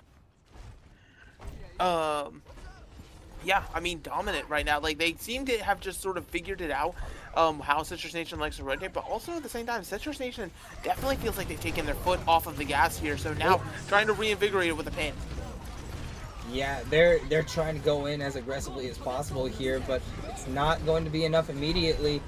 Grav once again goes out, but this one doesn't find any immediate eliminations. Luke Mino and Brick going down very early in this fight, but eventually it does look like Citrus Nation finally getting the better end of a fight here on Gardens. They will flip, but Not Collegiate, making it to 94% is massive. Yeah, so now you're in that one fight territory, like you were saying here, and Citrus Nation does not have any room to give, so, you know, they have to be essentially perfect from here on out. They certainly have tools to win at least this next fight with both support holds at the ready, as well as a shatter to boot. Should make this next one a slam dunk for Citrus Nation, but of course, nothing is guaranteed until it's laid out. A lot of tools here for Citrus Nation to work with. Nearly 4 ultimates at this point, and that one shatter might be all they need. That's a couple very important players flattened, but it may not end up being enough anyway. Both support ultimates used for Citrus Nation, and they can't keep the Reinhardt standing. Shatter goes out from Louis, once again not connecting on anybody, but Zeb going down to the Diva Bomb is massive. That's most of your damage just completely gone and mitigated, and that should just be Not Collegiate taking the first point here on Lijiang Tower. Zen off the map, Painkiller nowhere to be seen, Graviton Surge to lock everybody else up, and Not Collegiate 1 point away now from what I think everyone would consider an upset. Just ever so slightly. An upset, but certainly one to boot here. And again, it seems like we've come into Lijiang, and it's just like the nature of playing so much Overwatch has started to hit onto Citrus Nation and Not Collegiate in very different ways, where Citrus Nation are feeling atrophy and Not Collegiate are using it as fuel for the fire here. You know, they're continuing to up their game, they're making adaptations, where Citrus Nation still sitting and just sort of relying on mechanics a little bit, it feels like. So, you know, they definitely have to try to find some way to punch the gas pedal here, not just in terms of the overall tempo, but just making sure that they look alive on the server. Look alive indeed does Not Collegiate here. It's a scary situation for Citrus Nation to find themselves in, but they don't crumble under the pressure quite yet. They find that first pick onto Louis, despite Zeb falling kind of low thanks to a very well-placed right click from Buffalo. It's just not going to be enough. This should be a first capture from the side of Citrus Nation, but they do only have one player on it initially, so they don't get it very quickly. The contest doesn't roll through, though, so Citrus Nation will, in fact, get the point first. And now it's just a matter of who initiates this fight, and it will be Buffalo finding Venus. The beat is expended by Lep, though, in an attempt to keep this fight going for as long as possible. Not going to be enough to keep Django, Luke Mino, or Lep alive, though. And eventually, that will be a very, very definitive fight win for the side of Not Collegiate. Yeah, doing absolutely great things there. Giving up the first tap over to Citrus Nation, though. And, you know, Citrus Nation definitely had their share of investment, so now it's going to be about sort of surging forward here and seeing how Citrus Nation chooses to attack this once again, because obviously they don't necessarily have tools, so it's just going to be sort of a raw fight until they can build up the last percentage of these ults. Oh, and Venus, the one tool they had in that Transcendence off the board immediately. They're going to lose out on Zeb as well, as the entire team just runs that Zarya down. And I mean, that's just two characters you cannot afford to be like fighting without. The damage amplification from the Zen and the damage from the Zarya, too essential in a brawl fight to like even consider going in without. But now, full 6v6 once again. 44% in building for Not Collegiate here, and Derpy has the Shatter to work with, has to find a way to snake it around, and that will do it! Louis, Derpy does get hit by that, but it's not going to be enough to take Louis out of the equation. That Shatter from Louis not going to hit anyone. Both Reinhardts do go down. So it is going to be a close fight any way you slice it. Lep also managing to layer a beat in on top of that one. Citrus Nation, despite not having their Reinhardt, they were bulky for a moment there. And then Brick layers in the beat of his own. Both Briggs go down. The Painkiller loses out on the mech as Nodi falls. It's just back and forth here. Eventually, Citrus Nation, they should be able to flip this one, and they do, but not before Not Collegiate gets to 87%, and Zeb falls. Yeah, and so again, that entire time, though, it's a very long, extended fight where Not Collegiate really wasn't in a chance to win, but, you know, they're just continually stalling percentage, and now they're already back on the objective. Citrus Nation has to respond! Oh, what a shatter. What a shatter, just flattening Louis, but it isn't enough. Once again, it feels like no matter what happens, these shatters don't end up being as fight-defining as they maybe were expected to be. A couple players from the side of the Citrus Nation are going to go down here, and that might just be all she wrote. Kashir stopping mid-fight to type the GG preemptively. 96% in building. His left also falls. Only a couple players remaining now. Luke Mino doesn't even get to touch the point. A 2-0 on Lijiang Tower, and Not Collegiate. They booked their ticket to Grand Finals in what can only be called a massive upset.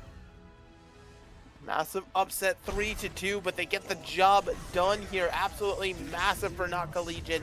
Now getting to rest on their laurels and just wait, because there's a whole lower bracket final that has to be played between Citrus Nation and another team still waiting in the wings here. I mean, again, we talk about it. These GOATs matchups, they can go back and forth, and so we realistically could be seeing a sort of situation where Citrus Nation could be setting themselves up to play tons and tons of maps of Overwatch, even if they bounce back from that lower final. It's a lot of pressure to put onto anybody here, so you know, it just got that much harder. It's insane what we have seen in this series. Citrus Nation going down after winning map 1, after winning map 3, putting themselves on match point in the third map on Havana, looking so good on Nepal, looking pretty good on Volskaya. But, I mean, that comeback on Volskaya from Not Collegiate ends up being the absolute, like, breaking point for the side of Citrus Nation. They just cannot come back from that one after that point. And now, it is, as you say, Citrus Nation, they do have to go down to that losers finals bracket. And it looks like it will be against Goat Milk, according to what I'm seeing right not So they have beaten Shikigami in the losers semifinals. Goat Milk versus not Collegiate. No. Goat Milk versus Citrus Nation. Excuse me. Will be the next match you see on stream. So don't go anywhere. We're going to be going to a break for a little bit, but when we're back, we got another one.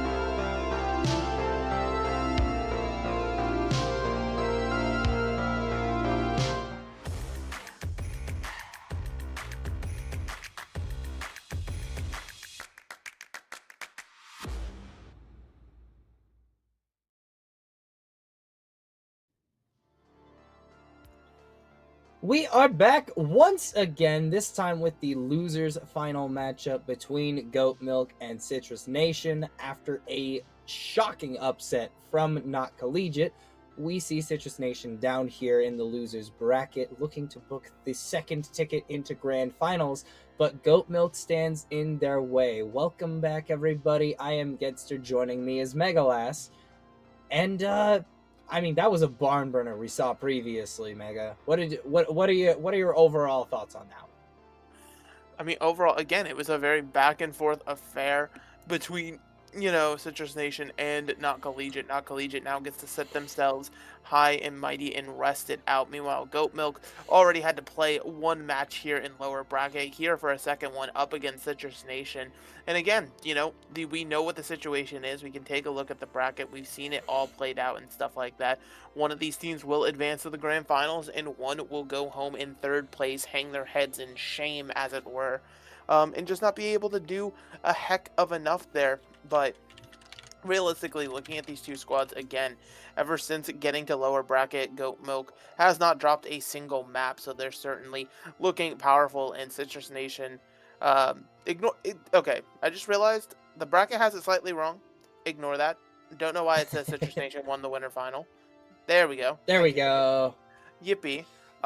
Yeah, but so it is just going to be seeing if Citrus Nation can have a bit of that bounce back, because like we were talking about in map 5 of that series, Ged, maybe a little bit slow at the draw there on that 5th and final map. Maybe the lengthy day is finally catching up to them. Yeah, they looked really good in the maps that they won, like we were talking about. And again, I'll say, if they win that Volskaya, which according to the time banks, according to history, maybe they should have, then we wouldn't be here right now. But they slipped up when it mattered most, and now here they are facing off against Goat Milk, whose lineup we're going to be looking at in just one moment here. It's going to be Eevee, Ronin, Leo, Icy Sniper, Nijika, and Solo Zen. Phenomenal group of players here. Icy Sniper and Leo are the names I most recognize here, but I mean, stacked ass roster.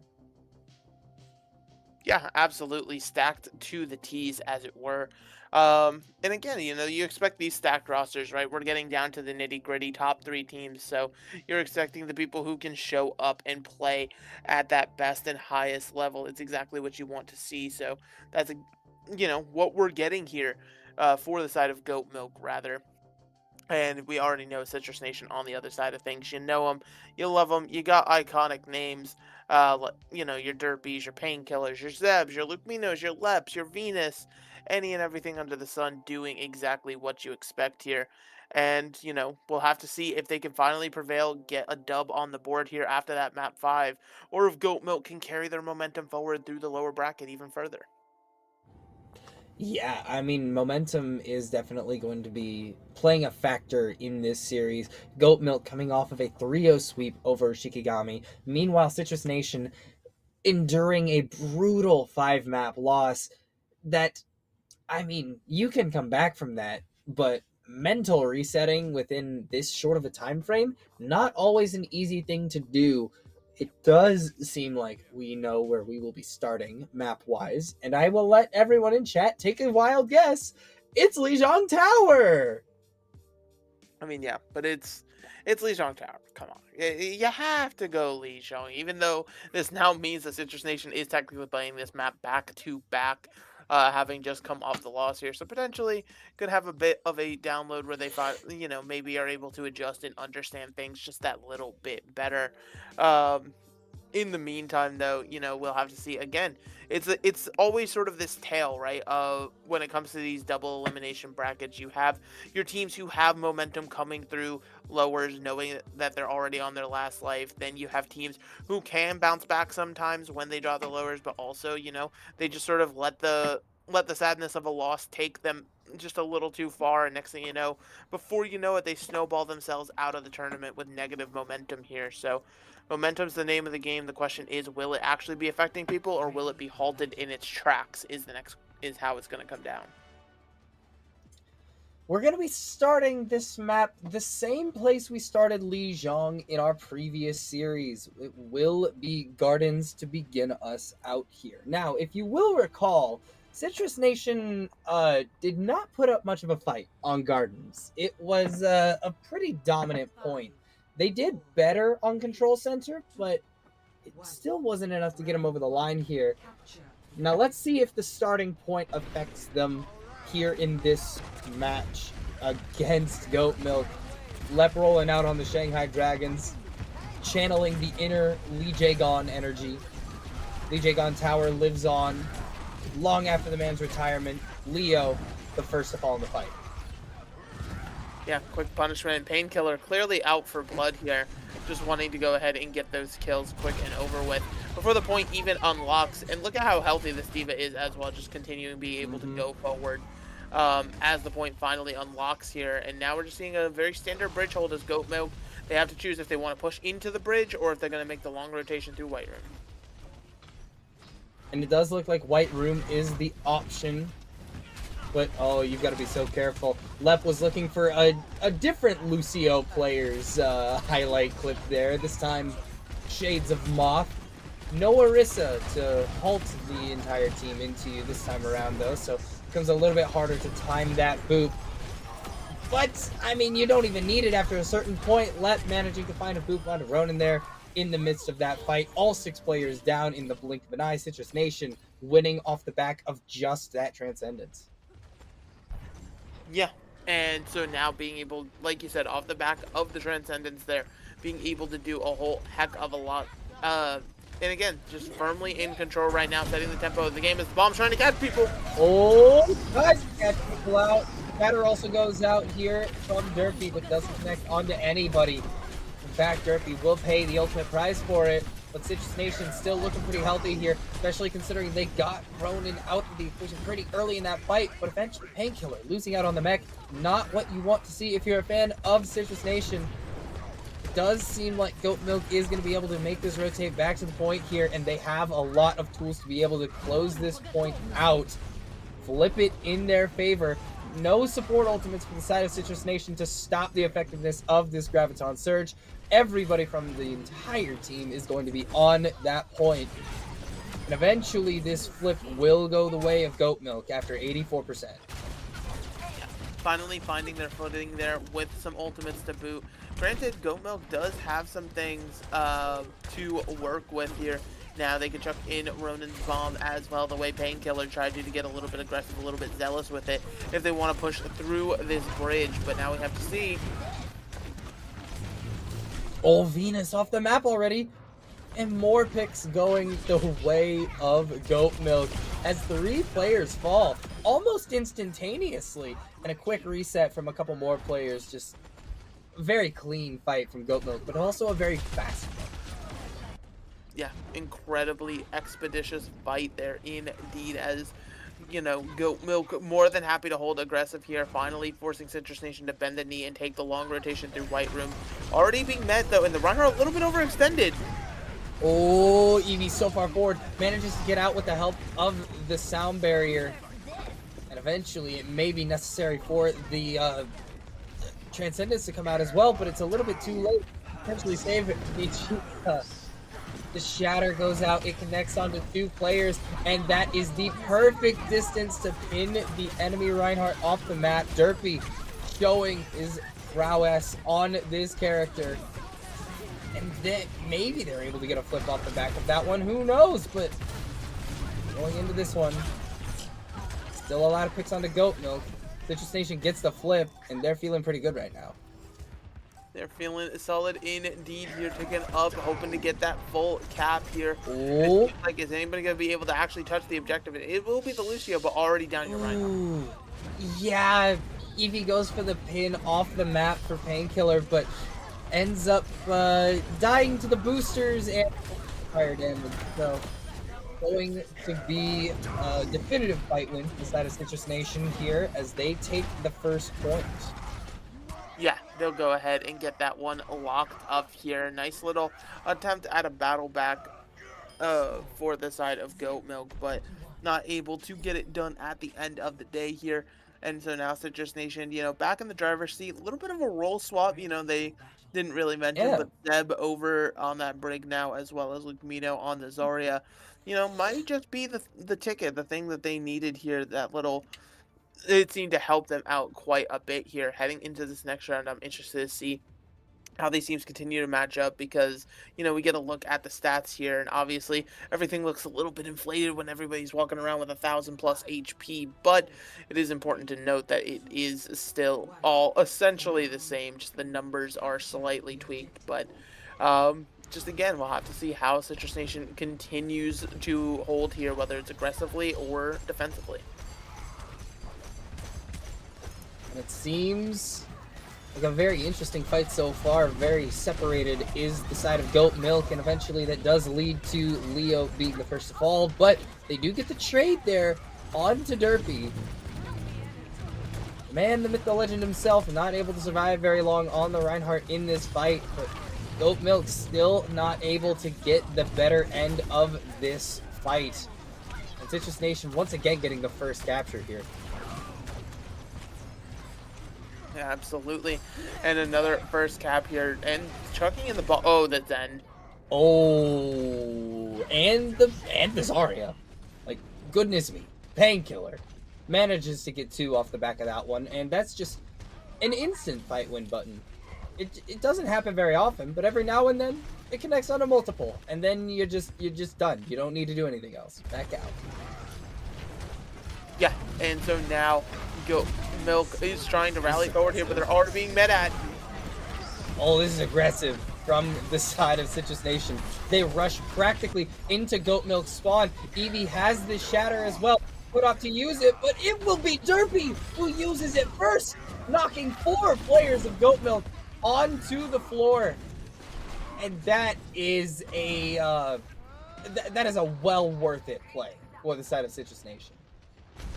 Yeah, I mean, absolutely. You take that every single day of the week because it's just more percentage here, as well as some solid resets. Another bomb into the spawn. Oh, it doesn't catch anybody this time. Thankfully, the bubble was there to keep Solo Zen alive. But another attempt of the rotation through the high ground, unfortunately, does not get disrupted this time. But as I say, that Painkiller's in the back line. Painkiller manages to find an environmental onto Solo Zen. And I mean, this is just rough. The slowest moving character of your composition, currently cut off from your Lucio, just has to stay in the spawn room and fire in. They do manage to get the elimination onto Derpy and Lep as well, so there is a pretty reasonable chance of them getting back into this point, recontesting, getting the flip, but once again, Solo Zen caught out of position, separated from the team, and Michika also going down, so 3% is nice to have, but against the 95 that Citrus Nation has accrued so far, it's not going to be particularly comfortable. A lot of damage as well dealt in the midst of that Graviton Surge. 95% is what Citrus Nation have. All they need to do is flip it one time, and a single Lucio will not be able to stop what is inevitable. This Lijiang Tower will not go the way of Citrus Nation previously, and now it will. Yeah, Citrus Nation getting their revenge on Lijiang Tower, being able to actually, take it in style here with a very aggressive style of gameplay. It seems as though Painkiller is fed up and has had enough, flanking on the Diva, using the micro missiles to full effect to just nuke supports from the backline and take them out of the game before they can even have a chance to have the impact that they normally do. So beautiful plays coming out from the side of Citrus Nation there. Goat Milk had some shining moments, but unfortunately, when you're letting your supports die like that, there's just not a whole heck of a lot you can do. So my advice, if you Goat Milk, if you were to hand it out, is you got to start micromanaging this Diva a little bit more to just try to get yourselves in to give yourself a fair fight.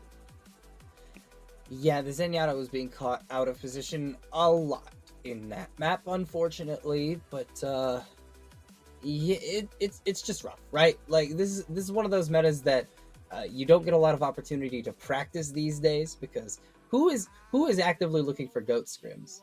Nobody. This is mostly a for fun tournament at this point, and sometimes the team comes in just a little bit more prepared, a little bit more able to remember how they played this composition back in the day. It's been 7 years at this point since this was meta. Maybe a little bit more than that at this point. Oh my god, we're getting old. Oh my god. We're getting old indeed, you say, as you're still, you know, I don't think you've hit the official Unk or Aunt status yet. Meanwhile, you know, I'm dealing with boomer accusations left, right, and center, but, you know, it is what it is here.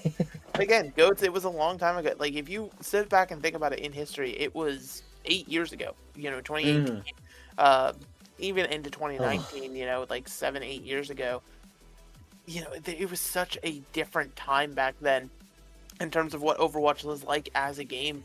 And, you know, that's the whole reason we have these GOATs tournaments. There's a little bit of nostalgia tuned up 2-11 just to make everybody feel all warm and fuzzy. Because, you know, again, this is the level of impact that GOATs had on the game, that it's still remembered and looked back on. Now that we don't have to play it every single day, it's looked back on fondly. But, listen, don't get me wrong. During the time, people hated this comp. Oh yeah.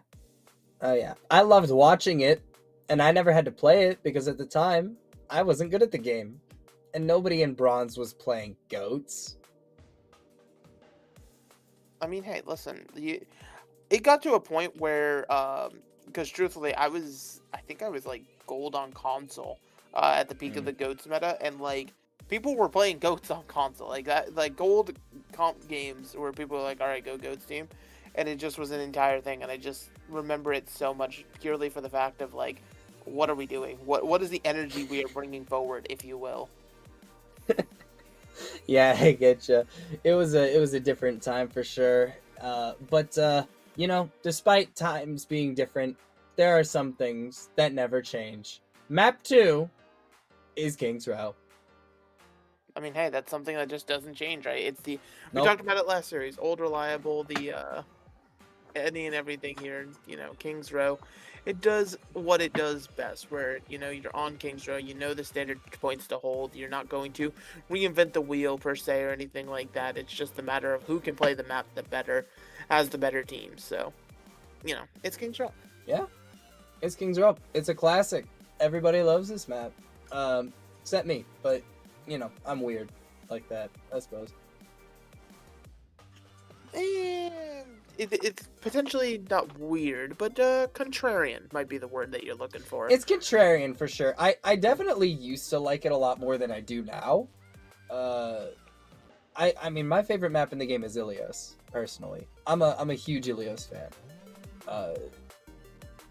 King's Row? I don't even know if it's in my top 3 hybrid maps at this point. Yeah, absolutely. As, you know, Ged, I'm going to let you yap here for a sec. Okay, fair enough. Entirely fair. King's Row, despite my personal... me personally just getting a little bit tired of it over the years, it is still a classic, of course. Obviously, back in the day, as Mega mentioned during the first series, this was the classic Rhine Zarya map before solo tank became a thing. It's still one of those maps that heavily enables those brawl compositions, considering that there's no particularly aggressively important high ground like a map such as Paraíso, for example, or potentially even Hollywood on that second point in particular. But here on King's Row, it is the purest form of brawl composition map. And now we are looking to write another chapter in that fun little novel here. Exactly, and Yeah. we're gonna see what the rotations and stuff can be from these teams, you know, as they're going through. Citrus Nation getting a start on the attack, hoping to try to set the tempo here, whereas Goat Milk would love to just get a first point hold to make their lives that much easier. Going out here, starting off. Once again, just very standard Goats opening here. Everybody's swinging, everybody's looking for that little bit of extra damage, and if a pick happens before the first ultimate is charged, great. But typically, not what we see happen in Goats compositions. Lek does fall pretty low, but manages to get back safely so that he does not become the first victim of this fight. But a couple of ultimates are getting pretty close at this point, particularly Lep with that sound barrier is right there. Lufino falls very low, but the support is there to keep him alive. Unfortunately, it has to be diverted away from Derpy for just a little bit too long, and the Reinhardt goes down. Yeah, and so with the Reinhardt missing and the Lucio on top, that's just going to be the end of this push. Realistically here, you're going to get your cleanup kills. Beautiful defensive hold here, as well as didn't have to invest anything, and you built up the entire ult bank. So now you kind of have a little bit of room to work with if you're Goat Milk, right? You pretty much are going to have to dare Citrus Nation to be the ones to use ultimates first, which means if you can save some of these key support ultimates to be, used second, it means you'll have that extra healing sustain when you need it. And because the Reinhardt was the first player to go down on the side of Citrus Nation, it gave Leo the opportunity to charge up that Graviton Surge. No shield in the way meant that it got charged way faster than Luke Minos did. And that was, in fact, a factor in that fight. The ultimate does get popped by Venus in order to attempt to sustain through it, but this Discord Orb plus the Reinhardt charge was enough to take Painkiller out of the picture. So that's another fight win off the back of just one ultimate and one pick. Two ultimates, excuse me. Yeah. In that old trade now with the rotation trying to go through Hotel here. The question is, with the flipping of the map, can they do something as they already forced Painkiller out of the match? Shatter hits nothing. Directly into a bubble, but that shatter definitely does not hit nothing. Oh, and Luke Minos' graph gets eaten by Ronin on that Diva. Beautiful stuff coming out from Ronin, but will it be enough? It looks like it absolutely will, especially off the back of Solo Zen's, phenomenally timed Transcendence. But Citrus Nation, they do get progress here on the point. 1 minute and 20 seconds remain, but they do have 54%. Yeah, you being able to get that percentage is massive here. You already got one tick off the point. So now applying pressure to the point can sort of be your bread and butter plan here. That being said, Goat Milk has the chance to just hold defensively as they're already engaging with the rally. Yeah, Icy Sniper will opt to use that as soon as he gets a hold of it. Now it's just a matter of utilizing that armor to help sustain through the fight. Sniper himself has lost all of it, but the bomb from Ronin will be enough to seal the deal on this fight. Everybody goes down, but Icy Sniper dying, not really a problem. We do still have Nijika to get them back into the fight quickly. Exactly, but because you are having to kite some, get both the supports back, you are potentially going to have to give up a lot of space. For example, you already see Citrus Nation has pushed up and taken control of this statue space, so now just a Hotel left to play with the defenders. Real rough at this point. Lep and Nijika both going to be using their sound barriers here, but Nijika manages to find a way to die to the bomb anyway. Shatter goes out from Eevee as well, but it doesn't connect onto anybody.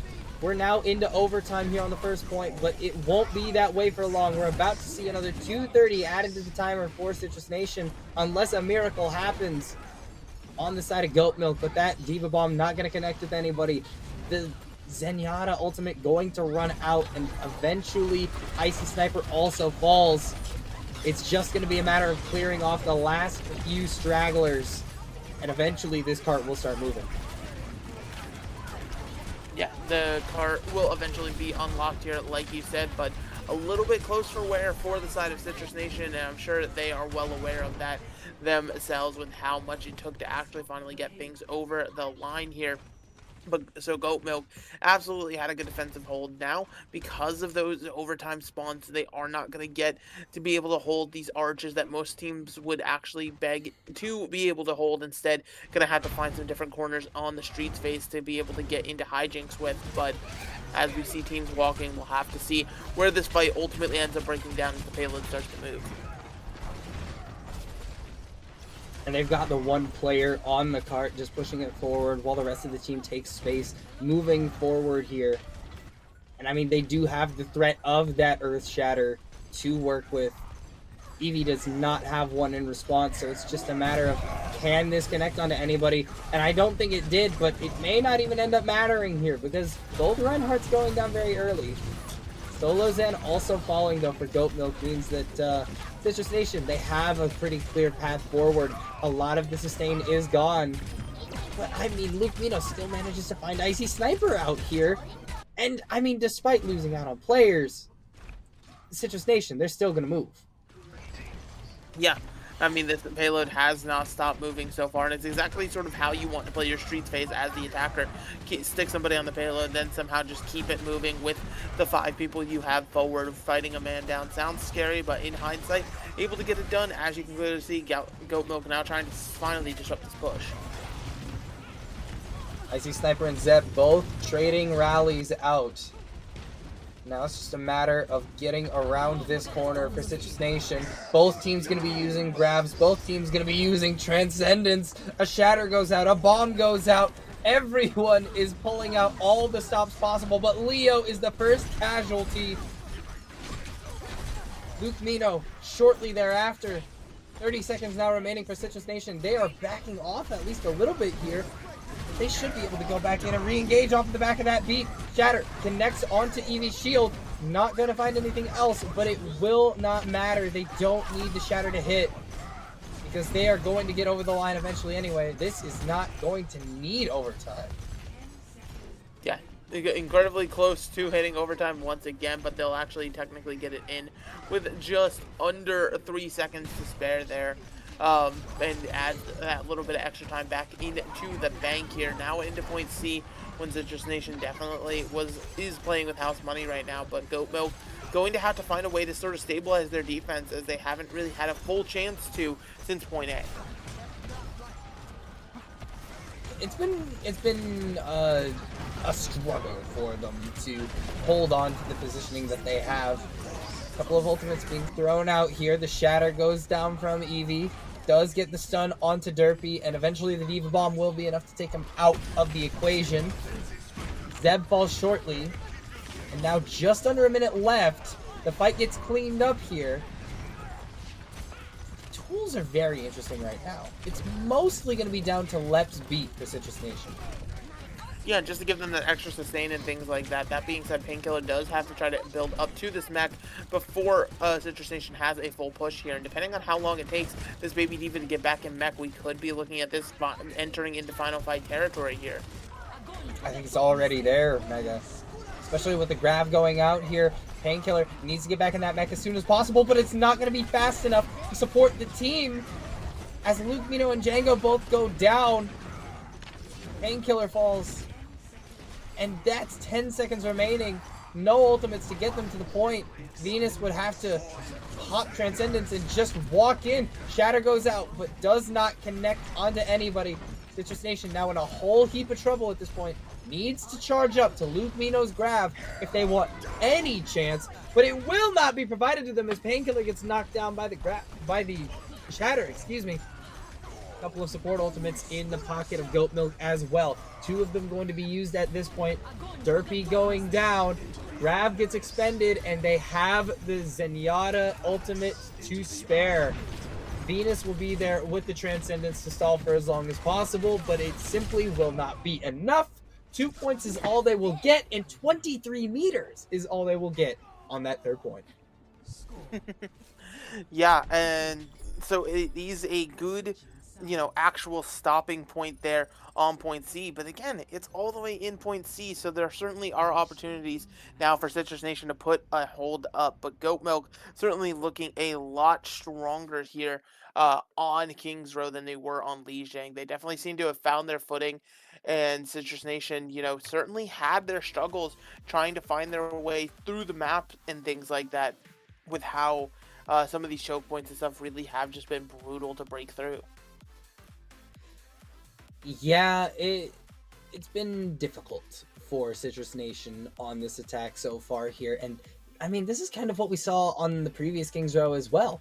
They got held, I mean, sooner than they expected to get held there too, but not quite. I think they made it a little bit further this time, if I'm not mistaken. I think they got held in Streets phase last time. I genuinely don't remember. But anyway, you slice it. Still not an easy hold for Citrus Nation moving over to the defense here. Goat Milk, they have a very reasonable shot at taking this map. especially if they get through Streets phase, it's almost guaranteed at that point. Yeah, exactly. And but you know, you have to actually get through the Streets phase. But you know, again, it is certainly a possibility here that, and because again, Goat Milk, they seem to have just been able to figure stuff out with just how they're playing. You know, being able to sort of, I wouldn't say it's necessarily just completely upping the tempo, but they just sort of have this confidence behind them, and it's sort of catching Citrus Nation off guard, punishing the mistakes that Citrus Nation is pulling out as well here. It's just a very measured, like, strict style of gameplay that's allowing Goat Milk to excel on this map so far. Yeah, it's been very solid stuff, and I think a lot of what we're seeing off the back of this comes from Eevee's Reinhardt play. A lot of the shatters that we saw be so impactful from Derpy in the previous series have just been blocked entirely. And if it does connect onto anybody, it's like just the D.Va, and they have the support necessary to keep the D.Va alive, or they have the sound barrier necessary to keep people alive. It's a very... it's been very difficult for the side of Citrus Nation to get in so far, and I think a lot of that hinges on the fact that Eevee has looked nearly unbreakable on this Reinhardt. Yeah, I mean, again, it's just sort of the resources that you pour into your Reinhardt,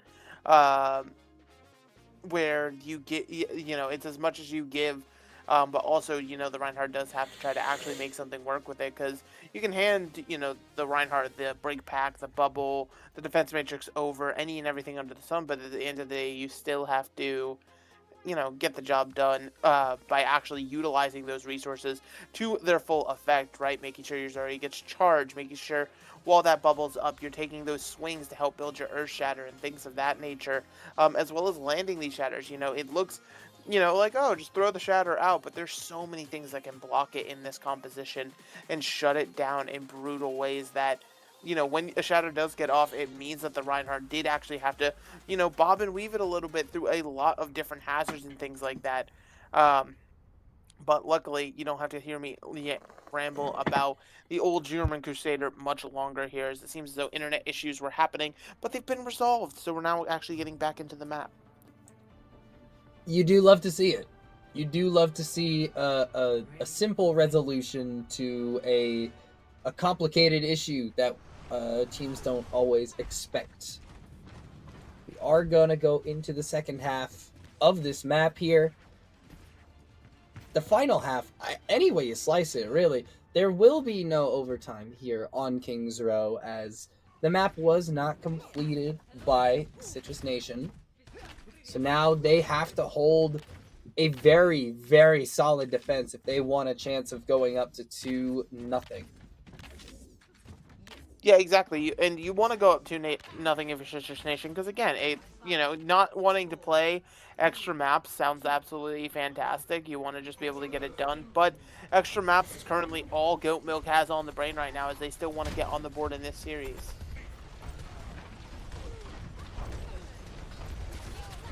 Going in on this one. Positioning around the statue is Citrus Nation here.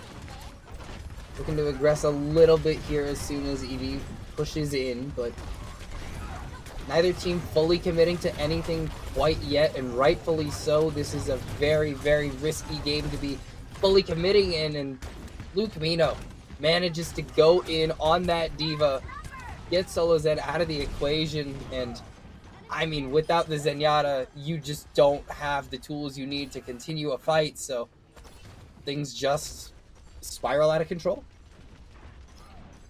Yeah, spiraling out of control indeed here, so it is just going to be sort of a reset for the attackers. The question is, oh, please check your corner. Okay, they knew. They were aware. They were aware. They were playing on the other side of the bus so as to not get shattered by Derpy. But they end up getting shattered anyway. Icy Sniper hits the dirt. And that's real rough if you're the side of Goat Milk. You do expend the Transcendence in order to try and keep people alive, but it will not work out. A couple more ultimates get expended on, I believe, just Citrus Nation's side at this point. Everything that's been used, other than that one Transcendence, was a Citrus Nation ultimate. So now, at very least, Goat Milk has a pretty massive ult bank. yeah, they've been able to build it up to a solid plethora here. Just going to be realistically the grab to work with for Painkiller to try to, you know, wait, I just realized they're swapping roles even further with Painkiller on Zarya and Luke Mino on Diva. Interesting. But yeah, so now They're trying to getting engage with the creative. rally. All right, beat goes out here, but there is support ultimates to respond to both beats, actually. Derpy goes down to a charge from Eevee, though, and that is a not great sign for any GOATS composition. Zeb also falling shortly. Now Luke Mino out of the mech will eventually be hunted down. That's going to be the first point captured by Goat Milk, but it took them a while to get there. Took them a while, but it's not OT, so you're absolutely willing to take that if you are Goat Milk here. Citrus Nation could be gearing up for a solid defense instead of, you know, that long staggered out fight where we saw Goat Milk have to wait for respawns for a long time. Citrus Nation instead just going to have to meet the defenders head on. Very close to this choke. Oh, Shatter goes down just to try and get Icy Sniper, but no way you can follow up on that one with a Diva Bomb directly in your face. Really well placed there from Ronin just to ensure that that Shatter, maybe not intentionally, but that Shatter doesn't get any value as a result. The beat goes out from Lep, and they try and take a very aggressive fight here, but Solo Zen holds on to that Transcendence for a very long time, sustaining his team through that fight, and as a result, Eevee able to find the pick onto Derpy, and Goat Milk moves the cart forward. Moving ever forward here, trying to get these extra kills. Finally going to remove Painkiller from the fight here, but they were just trying to see. Again, it's all about stalling the cart right now, it seems, for the rest of Citrus Nation, as they're just stalling it out, and now Lep trying to get people out safely here for a proper re-engage. Been a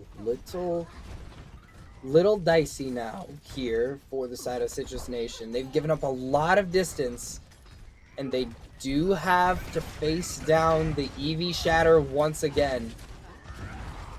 I mean, they've been very good at slipping these through the cracks in most scenarios here. They flipped the map on its head. Citrus Nation now playing from the attacker position, while Goat Milk playing as if they were defenders. A whole lot of defense being put into the Zenyatta in an attempt to keep his character alive. Repair pack goes out, as does the Shatter. Derpy hits the ground but won't be eliminated thanks to the Transcendence from Venus. Bomb goes out from Ronin and does actually manage to find Lep. They're going to have to find a couple more picks here, and they do that exactly off the back of the Graviton Surge from Painkiller. Thing goes out onto the Diva, and they're looking pretty solid to potentially take this cart all the way to the point. There's nobody there to contest it right now. Painkiller finding so many kills, but Goat Milk, they don't quite get it over the line. I was gonna say, I started getting worried that a C9 was about to occur when you saw Derpy swinging at the people on staircase, but finally a defensive hold here for Citrus Nation could not have come at a better time, because again, look at that golden box of victory where it is on point C. If you get into point C, Goat Milk's pretty much guaranteed to get there. So Citrus Nation, they really have to dig their heels in for this next minute. Granted, very easy right now. Goat Milk has completely tapped their ult bank, so it's important for Citrus Nation to not overcommit. Yeah, they don't overcommit immediately, especially with Leo going down, but Luke Mino, I mean, losing out on Diva, not the biggest deal in GOATs, but still not a character you're happy about losing at any given moment, so you do need to be very careful at this point in the match. 45 seconds remaining for Goat Milk, and they have tools to work with. That rally in particular is going to be devastating if it gets the effect that Icy Sniper is hoping it gets. Solo Zen also with that Transcendence, so it's gotta be so careful! A 5-man Shatter! Excuse me, 6. I'm so used to Overwatch 2 casting that I said 5. But everyone hits the ground after that Shatter. 20 seconds now remaining, and still players are being traded out despite that ridiculously impactful ultimate. Eventually, though, Citrus Nation does come out on top of the fight with less than 10 seconds left. Nijika, the only player who could potentially even touch this point, will barely get there, but just not able to get all the way to that sound barrier charge. Ronan also falls down, and Citrus Nation hold on. It looked a little bit rough at points for them, and if they'd C9'd, this could very well be going the other way, but they hold their composure, and they go up 2-0. Yeah, they dig their heels in when it matters most and get the job done here. Again, so incredibly close, but it just could not get over the line for the side of Goat Milk. You know, there's definitely worlds where this was a point A hold and things of that nature. So now, you know, Citrus Nation, they find themselves one map away from taking this series and earning themselves back into that grand finals. Meanwhile, Goat Milk, you know, you can't lose anymore. It's no longer an option if you want to stay alive. We're going to be going to Payload up next, and this one is going to be a doozy. I can already feel it. Goat Milk needs to find a win here, and their map pick will be extremely important. We will know what it is when we come back from a very brief break.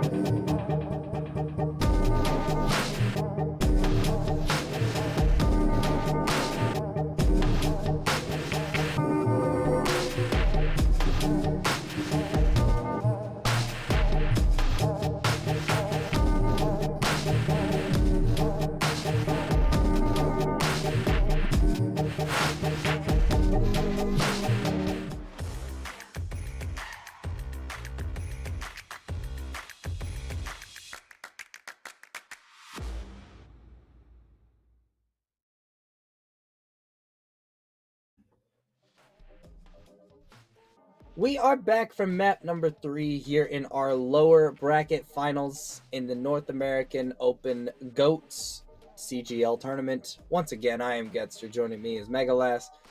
And this is potentially our final map of the night before we hand it over to Monteneva and Bullskunk for the grand finals. Yes, indeed here. But, you know, again, it's potentially the final map. You know, we're not gonna cast or curse this. Goat Milk Indeed. still has a chance to come back right now, but Citrus Nation certainly hoping that it is the last map. As again, they're not trying to play more Overwatch today. They're willing to just sort of call it what it is and end it here and now. But the question is just where we are going. Escort is going to be the name of the game, but teams have not actually come to a decision yet. No? Still deliberating, because again, it's a very important decision for Goat Milk. This is the last time in the series for a fact you will be able to actually pick the map, but we'll have to see what else can be done as we are just simply, in purgatory. Yeah, right now we are still waiting, but eventually we'll know, surely, at some point. It's, I mean, it is as you say. This is the last time they're going to be able to pick the map in this series. They're going to have to be fighting on Citrus Nation's preferred battleground from here on out. Now, granted, in a tournament where you already know what 6 heroes they are going to be rolling out on at all times, it matters a little bit less where you go, but it's not a non-factor, if that makes sense. Yeah, exactly, right? Ultimately, it just comes down to like home territory where you feel comfortable, what corners and stuff, you're more knowledgeable on in terms of holds and things like that. Because, it's like how we always talk about teams picking King's Row, but if you were to throw something else into the mix, be like, hey, let's go to Numbani or something like that. That was the example we gave earlier. It can certainly switch at the pace of the game to where it's like, okay, what are we doing here? What's going on? What's the plan? Kind of energy. Yeah. It does look like we finally have our map selection. We will not be repeating the map we saw earlier in our winners finals match. Instead, we will be going to a very different payload map, but one where, similarly to Havana, hit scans are typically very dominant. We're going to Rialto, another long sightline map where the typical heroes that you would see here, nowhere to be seen. Yeah, to be fair, in terms of the GOATs meta, I feel as though Rialto kind of became one of the iconic maps of GOATs, simply from the clashes that, Shock and Titans would have on this map. You Yes. think back to, stage 1 of season 2 when, Titans had that epic comeback after everybody thought it was over and Shock finally beat them. You have, different corners and things like that, rotations, high grounds, the whole 9 yards that you can certainly play with here. So I'm very interested to see what these teams cook up. This is a map that sort of has adapted spawn holds with the GOATs meta. Some people liking to play in the bushes and things of that nature just to get that little bit extra closer. But the question is, will these teams actually attempt to go for those spawn holds, or do they value these first 2 corners, which can definitely be defensive choke points, just that little bit more? You want to know another one of those Rialto GOATs moments that became kind of legendary for all the wrong reasons? Sure. The Nene grab. You're right. That did take place on Rialto. I feel so bad for Nene to this day. It was the right play to make. The translocator was just a little bit too fast. It was the correct play to make. Nene, you did the right thing. You were just a little too slow. Just a little too slow indeed here. As, again, we are, still doing some funny swapping around with the heroes, but I don't think they plan to walk out without a Reinhardt. I don't think 4 supports was really going to be doing anything back in the day. Just too much healing, not enough damage instead here. As we're just, again, valuing the corners here. Yup.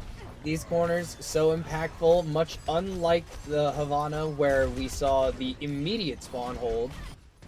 This time around, the complete opposite approach. Just let them get to that first corner, let the Lucia boop your diva once she gets demexed into the river, and lose the fight immediately after. Very different approach to what we've seen previously here. Fascinating strategies here for Goat. Fascinating strategies indeed here, as Goat Milk is now you know, trying to establish their defense here. But I think Citrus Nation clearly has stuff on tap. You know, this is a Lucio that you can tell is looking for a boop, ultimately finally resigning, like, fine, I'm not going to be able to get anything. Yeah, probably not, but I mean, do you even need one at this point? Citrus Nation, they're just running over Goat Milk right now. Only one ultimate has been charged on the side of GM. Technically, too, I guess. I don't think that Briggs' ult icon actually shows up. I think it just stays at 99 forever. Yep. But yeah, it does. Okay, but yeah, it's been not close so far. Citrus Nation, they're feeling good. Yeah, Citrus Nation certainly in full tempo control right now, trying to fight on this high ground as well to not give it over to Goat Milk for free.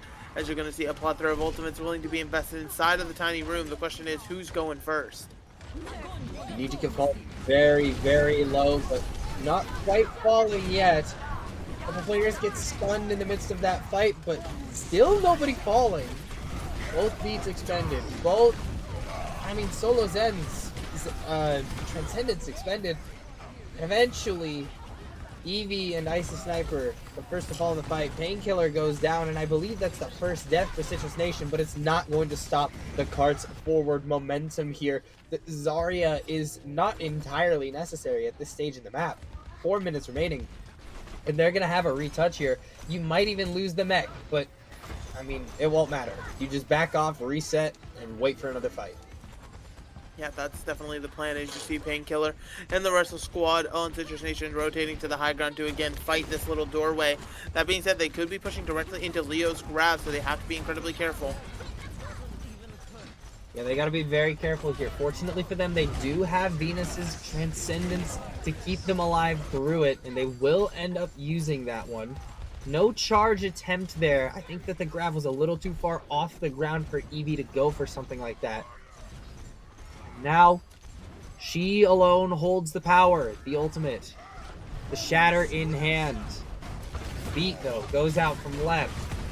Now Derpy falling somewhat low here, 95% Shatter. Eventually gets it, pops it just on the lone Reinhardt in the corner, but will not be able to kill through the Transcendence. But the Diva Bomb finding 3? There's only a couple players left on the point for Goat Milk. It's just the Reinhardt and the Diva, and both of them are going to go down despite a great ultimate from Eevee. It simply won't matter. Citrus Nation get over the line anyway.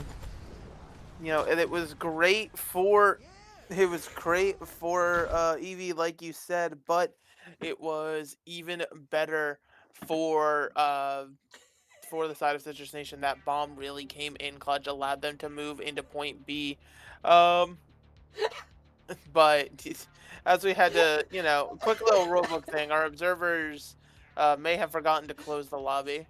Maybe. But, you know, happens to the best of us. We fixed it. We're getting this sorted. We'll get right back into the game. And now we're just Citrus Nation pushing into point C already with a pretty healthy time bank as well to boot here. Goat Milk, again, they've been struggling to find a defensive hold that really can work for them. They started to form something there at the end of B, but just unfortunately a Luke Mino bomb put an end to it. Yeah, that very, very well-placed bomb manages to find 3 of them, gets them over the line, and now it's just a matter of can they get over the third? This is historically one of the hardest points in the entirety of Overwatch to capture.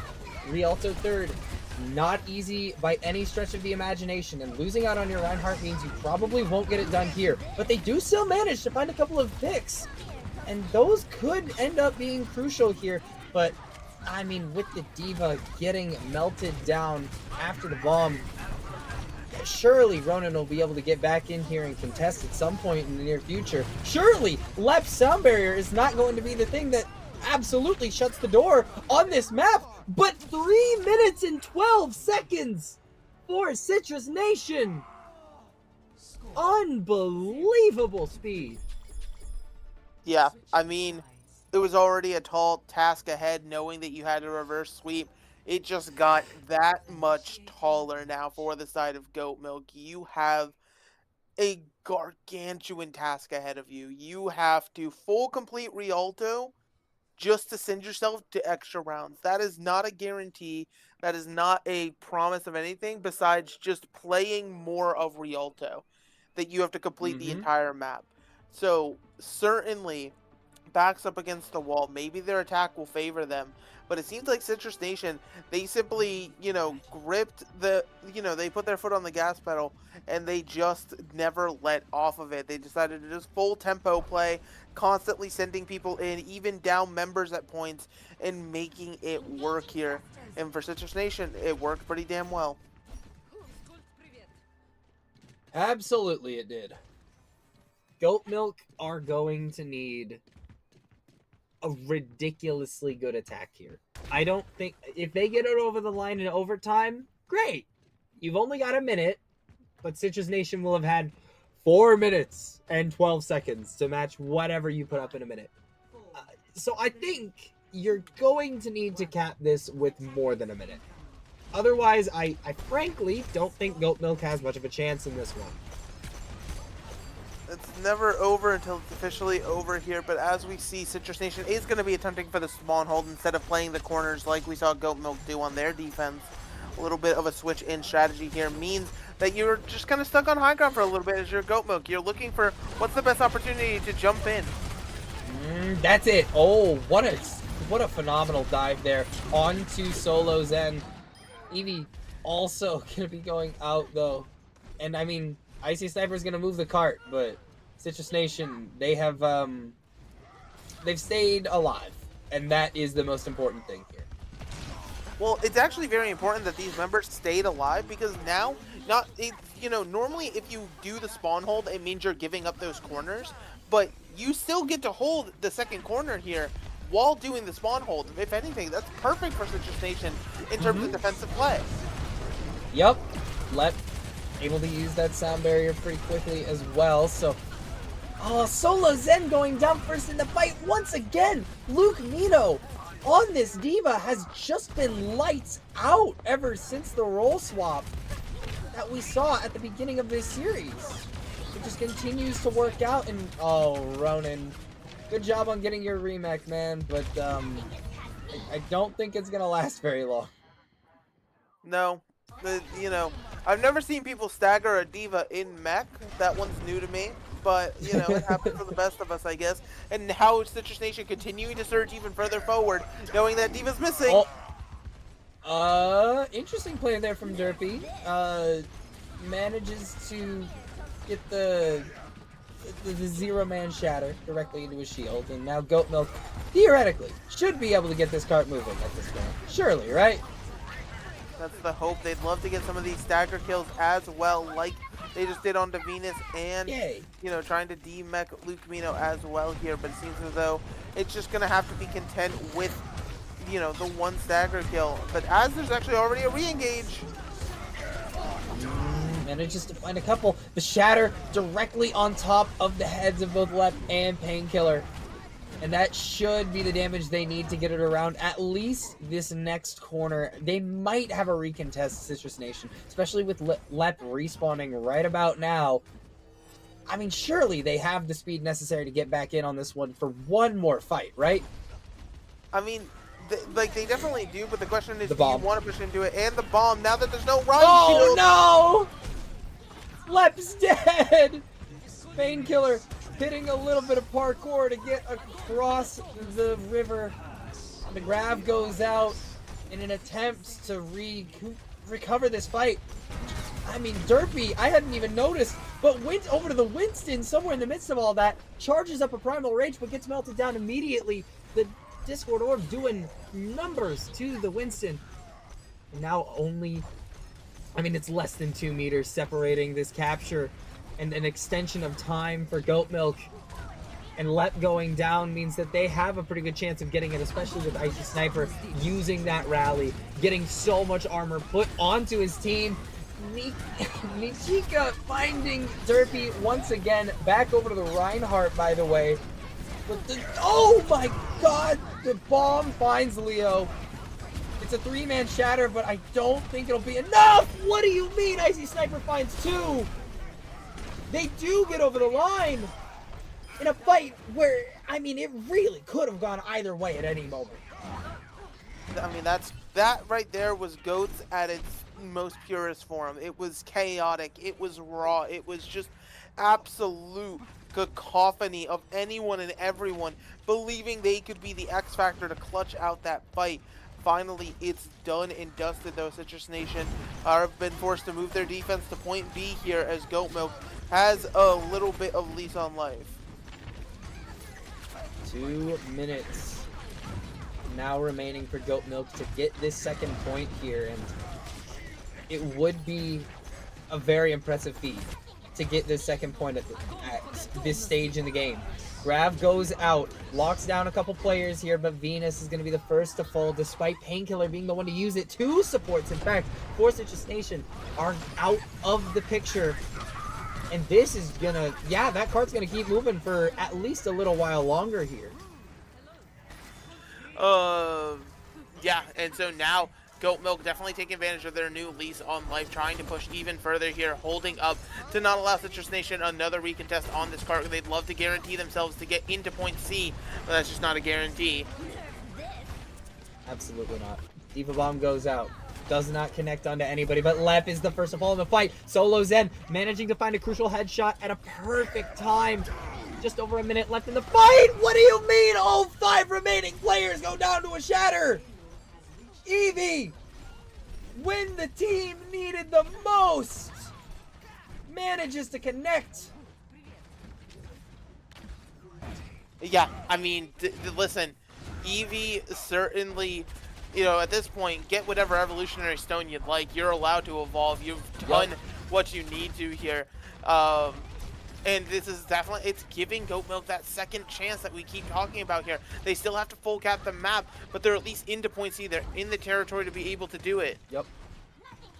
Now, granted, they do have just under 2 minutes on the clock at this point. Graviton Surge comes out from Leo. That's going to lock down a whole lot of players. The bomb out there forces Goat Milk away. They can't take advantage of the ultimates that they had just used. Now they only really have the rally and the transcendence to work with. Lep, the beat is going to be really nice. Derpy had just been stunned, so very well timed to keep alive that main tank, but Eevee managing to find a pick onto Painkiller at the exact perfect moment. More picks roll through for the side of Citrus, for Goat Milk onto Citrus Nation. They get over the line with over a minute. That's exactly what they needed. I mean, again, you know, it's not over until it's over. The full cap comes through. A slight disparity in the time banks, but still, you're alive. That's all that matters for the time being. A minute 12 to get as much payload progress as possible. You'd obviously love to make it into point B and C, but just any meters you can get is going to help alleviate that pressure that Citrus Nation is trying to put on you. And I mean, right now, keep putting everything into Eevee. This Reinhardt is juiced up, playing at an 11 right now. Yep. I mean, at this point, may as well be a Flareon with how on fire Eevee is. This has been, like, an absurd performance, frankly, from Goat Milk's main tank at this stage in the game. Obviously, the defense, a little bit rough. I mean, giving up all 3 points with 3 minutes left on the clock, not optimal. And after that first point, I didn't have a whole lot of faith in the ability of Goat Milk to get over the line. But they do it anyway. And they do it with just enough time in the bank that they don't give Citrus Nation any more time to work with. But this time, they have to break through the spawn hold. And they have to do it a lot faster than they did in the last map. Yeah, that's certainly the goal here, is to break through the spawn hold, do it a little bit faster. Ooh, the pin in already! Oh my god. A lot of damage goes out. But nobody falls quite yet until eventually Nijika and Eevee both out of the picture. At very least, they have 13 meters, but against 3 minutes and 12 seconds, that's not going to be enough. They do keep moving this cart forward just a tiny, tiny bit, but Citrus Nation, they're still feeling very confident. 40 seconds left. I mean, they are, but Zeb has to get back in the fight. You know, the break did get lost in the middle of that, so a lot of this damage might be permanent. Break is the main healer of this GOATS comp, so everyone's just trying to stay alive. Until Venus pops that Transcendence, and suddenly it's all hands on deck. They push forward, they find Leo. So much of Goat Milk's damage is gone. The Shatter goes out onto Citrus Nation, but nobody falls. However, the Citrus Nation Shatter was a little bit more successful. 10 seconds now remaining. Nobody close to this point for Goat Milk. The Zen and the Zarya shouldn't be able to get back to the point here. And yeah, nobody touches. 34 meters separates the one and only Citrus Nation from moving on to Grand Finals. Listen, I think any and everybody should be sending Goat Milk your energy. You know, no bias here, obviously, but to pull off this defensive hold, you're going to need a lot of energy. To put it mildly, you're going to have the spawn hold of dreams, where you essentially can't be flawless, or you can't be flawed. Rather, you have to be flawless, because there's just too much at stake, and it's such a short distance that even one pick could spell the end of Goat Milk right here with trying to get over the line. And I mean, right now, Citrus Nation, they're playing with house money. They have all the cards here. They could take 2 minutes to set this up proper if they want to, because they just have that time in the bank now. Yep, it's some people might look at this and say it's over, and a large part of me wants to say that, you know? But there's this little voice in the back of my head that's going, what if Goat Milk can hold this? It would be really funny if they could. But they aren't going to be holding super far forward, unlike Citrus Nation's previous strategy. They are holding at that first corner. And I mean, at this point, it doesn't really matter. Wherever you lose a fight, you are going to give up that, give up the map and the series. So you may as well take it where you're slightly more comfortable, further back on the objective. But Solo Zen going down, that's exactly what you needed if you're Citrus Nation. It is all over in just one fight. Citrus Nation will be moving on to Grand Finals for a rematch against Not Collegiate. Citrus Nation were told to battle back, and battle back they did. They get their rematch of that winner's final after a brief pit stop here. You certainly had Goat Milk trying to give them a run for their money on these last few maps, but it just could not get it done at the end of the day, settling for bronze.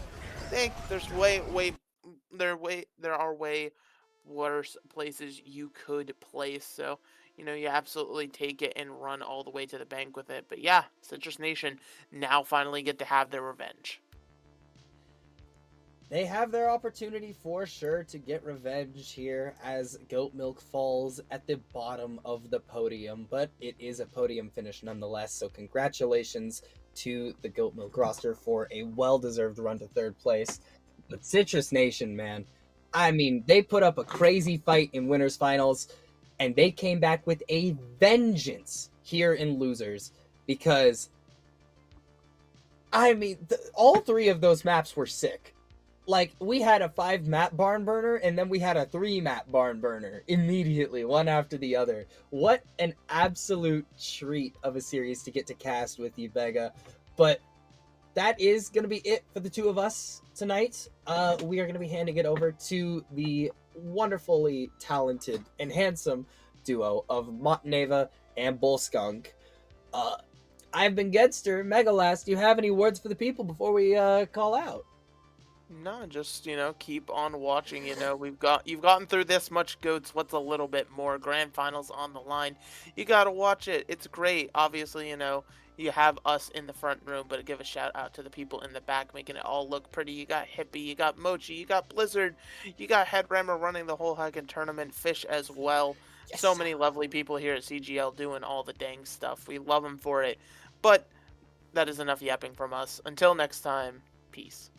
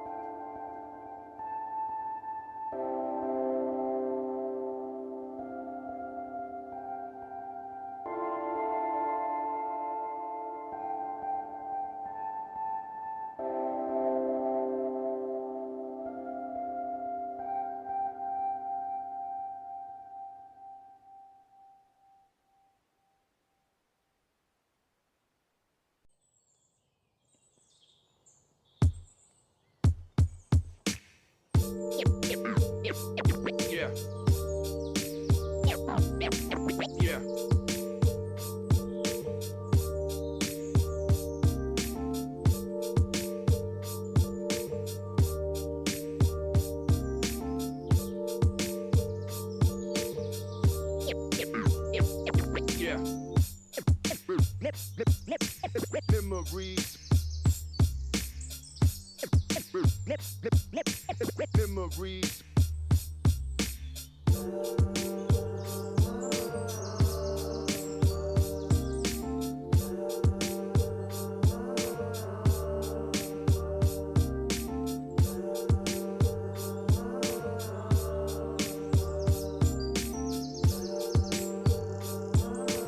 Yeah.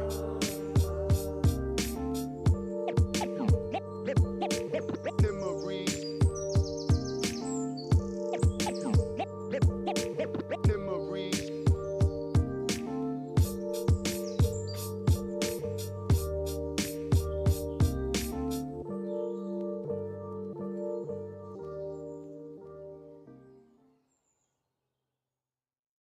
Feel my heart, it's beat tight.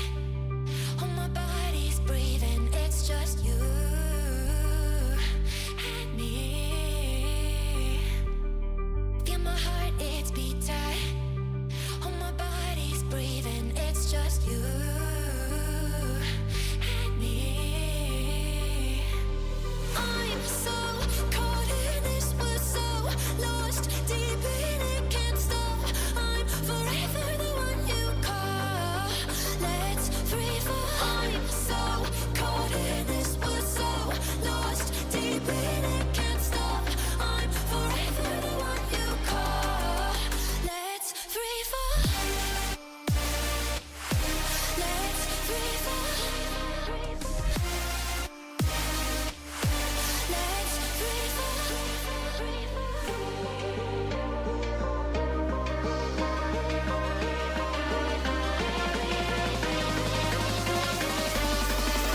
Let's free fall. Let's free fall. Let's free fall. I'm so caught in this, we're so lost deep in it, can't stop. I'm forever the one you call. Let's free fall.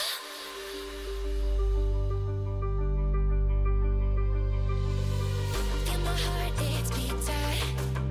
Oh, my body's breathing. It's just you and me. Feel my heart, it's beat tight. Oh, my body's breathing. It's just you and me. I'm so caught in this, we're so lost deep in it, can't stop. I'm forever the one you call. Let's free fall. I'm so caught in this, we're so lost deep in it, can't stop. I'm forever the one you call. Let's free fall. Let's free fall. Let's free fall. Let's free fall.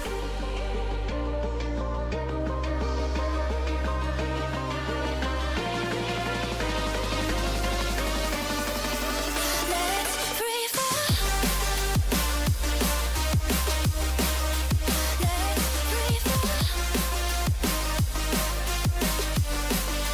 Let's free fall. I'm so caught in this, we're so lost deep in it, can't stop. I'm forever the one you call. Let's free fall.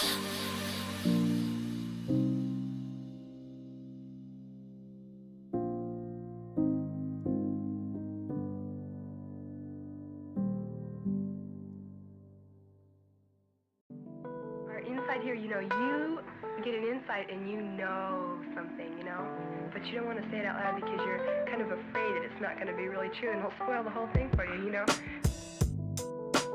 But when somebody makes you say it, then, and it's true, then it just makes it more beautiful of a thing.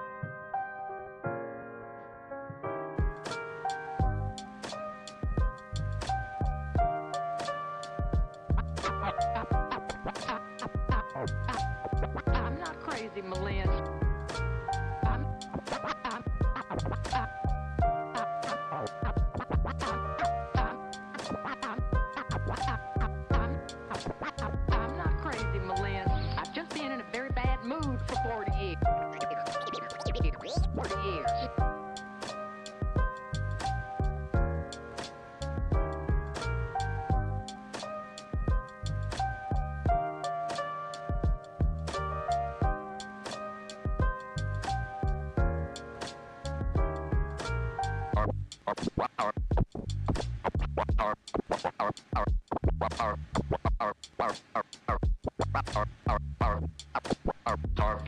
diem.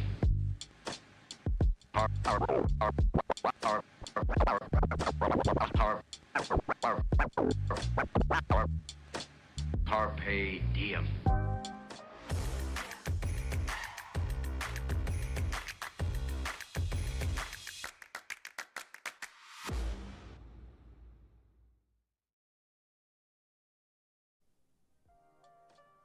And we're back. New voices, new match, but definitely the same old composition. We have GOATs coming up to you guys. We have the grand finals for this event. We have, of course, hosted by CGL. I'm Mott, joined by the wonderful Bull Skunk. And we have Not Collegiate coming in versus Citrus Nation, who have finally come back after a wonderful 3-0 win in the lower finals. Indeed. We saw Citrus Nation at the top of this stream in the upper bracket finals. It was a map 5 banger. It goes all the way. Not Collegiate able to come out on top and earn themselves a break, earn themselves a spot in, well, you know, I think in fashion where I'm not sure anybody expected them to be the one sitting in the grand finals awaiting the winner of Goat Milk versus Citrus Nation. But, you know, they got that time. Citrus Nation, they head into that lower bracket final. We had an amazing match down there. As you mentioned, it is ended up being a 3-0. But it was a lot of fun. It was a great, you know, it was a lot of fun to watch. Always a joy. Wish we'd gotten a little bit more, just more Overwatch. I want to see more goats. I want to see more goat milk. But Citrus Nation, they earned the right to come back here, try to find their revenge against the not collegiate squad. You've got, you know, Derpy at the helm here of Citrus Nation, looking to go up and get some revenge against their former mentor with Louis on the other side. Two Reinhardt legends, both coming from UTD, actually, here in my hometown of Dallas. Yes, and it's so exciting to see just kind of everyone come back and just kind of relive the GOATs days, right? Especially whenever CGL are able to put on this event. You're already seeing everyone from all levels of Overwatch play come back just to relive the glory days of triple tank and triple support. And these guys are absolutely no different, as you had just mentioned. And listen, you know, this is going to be a first to 3 best of 5 series here, so it's going to have a lot of time for these guys to adapt to one another. But the great thing is, Bull, you and I both know they get to just play the same comp, so it's not going to be about counter switching and counter swapping. It's all about just playing the game and who can come out on top.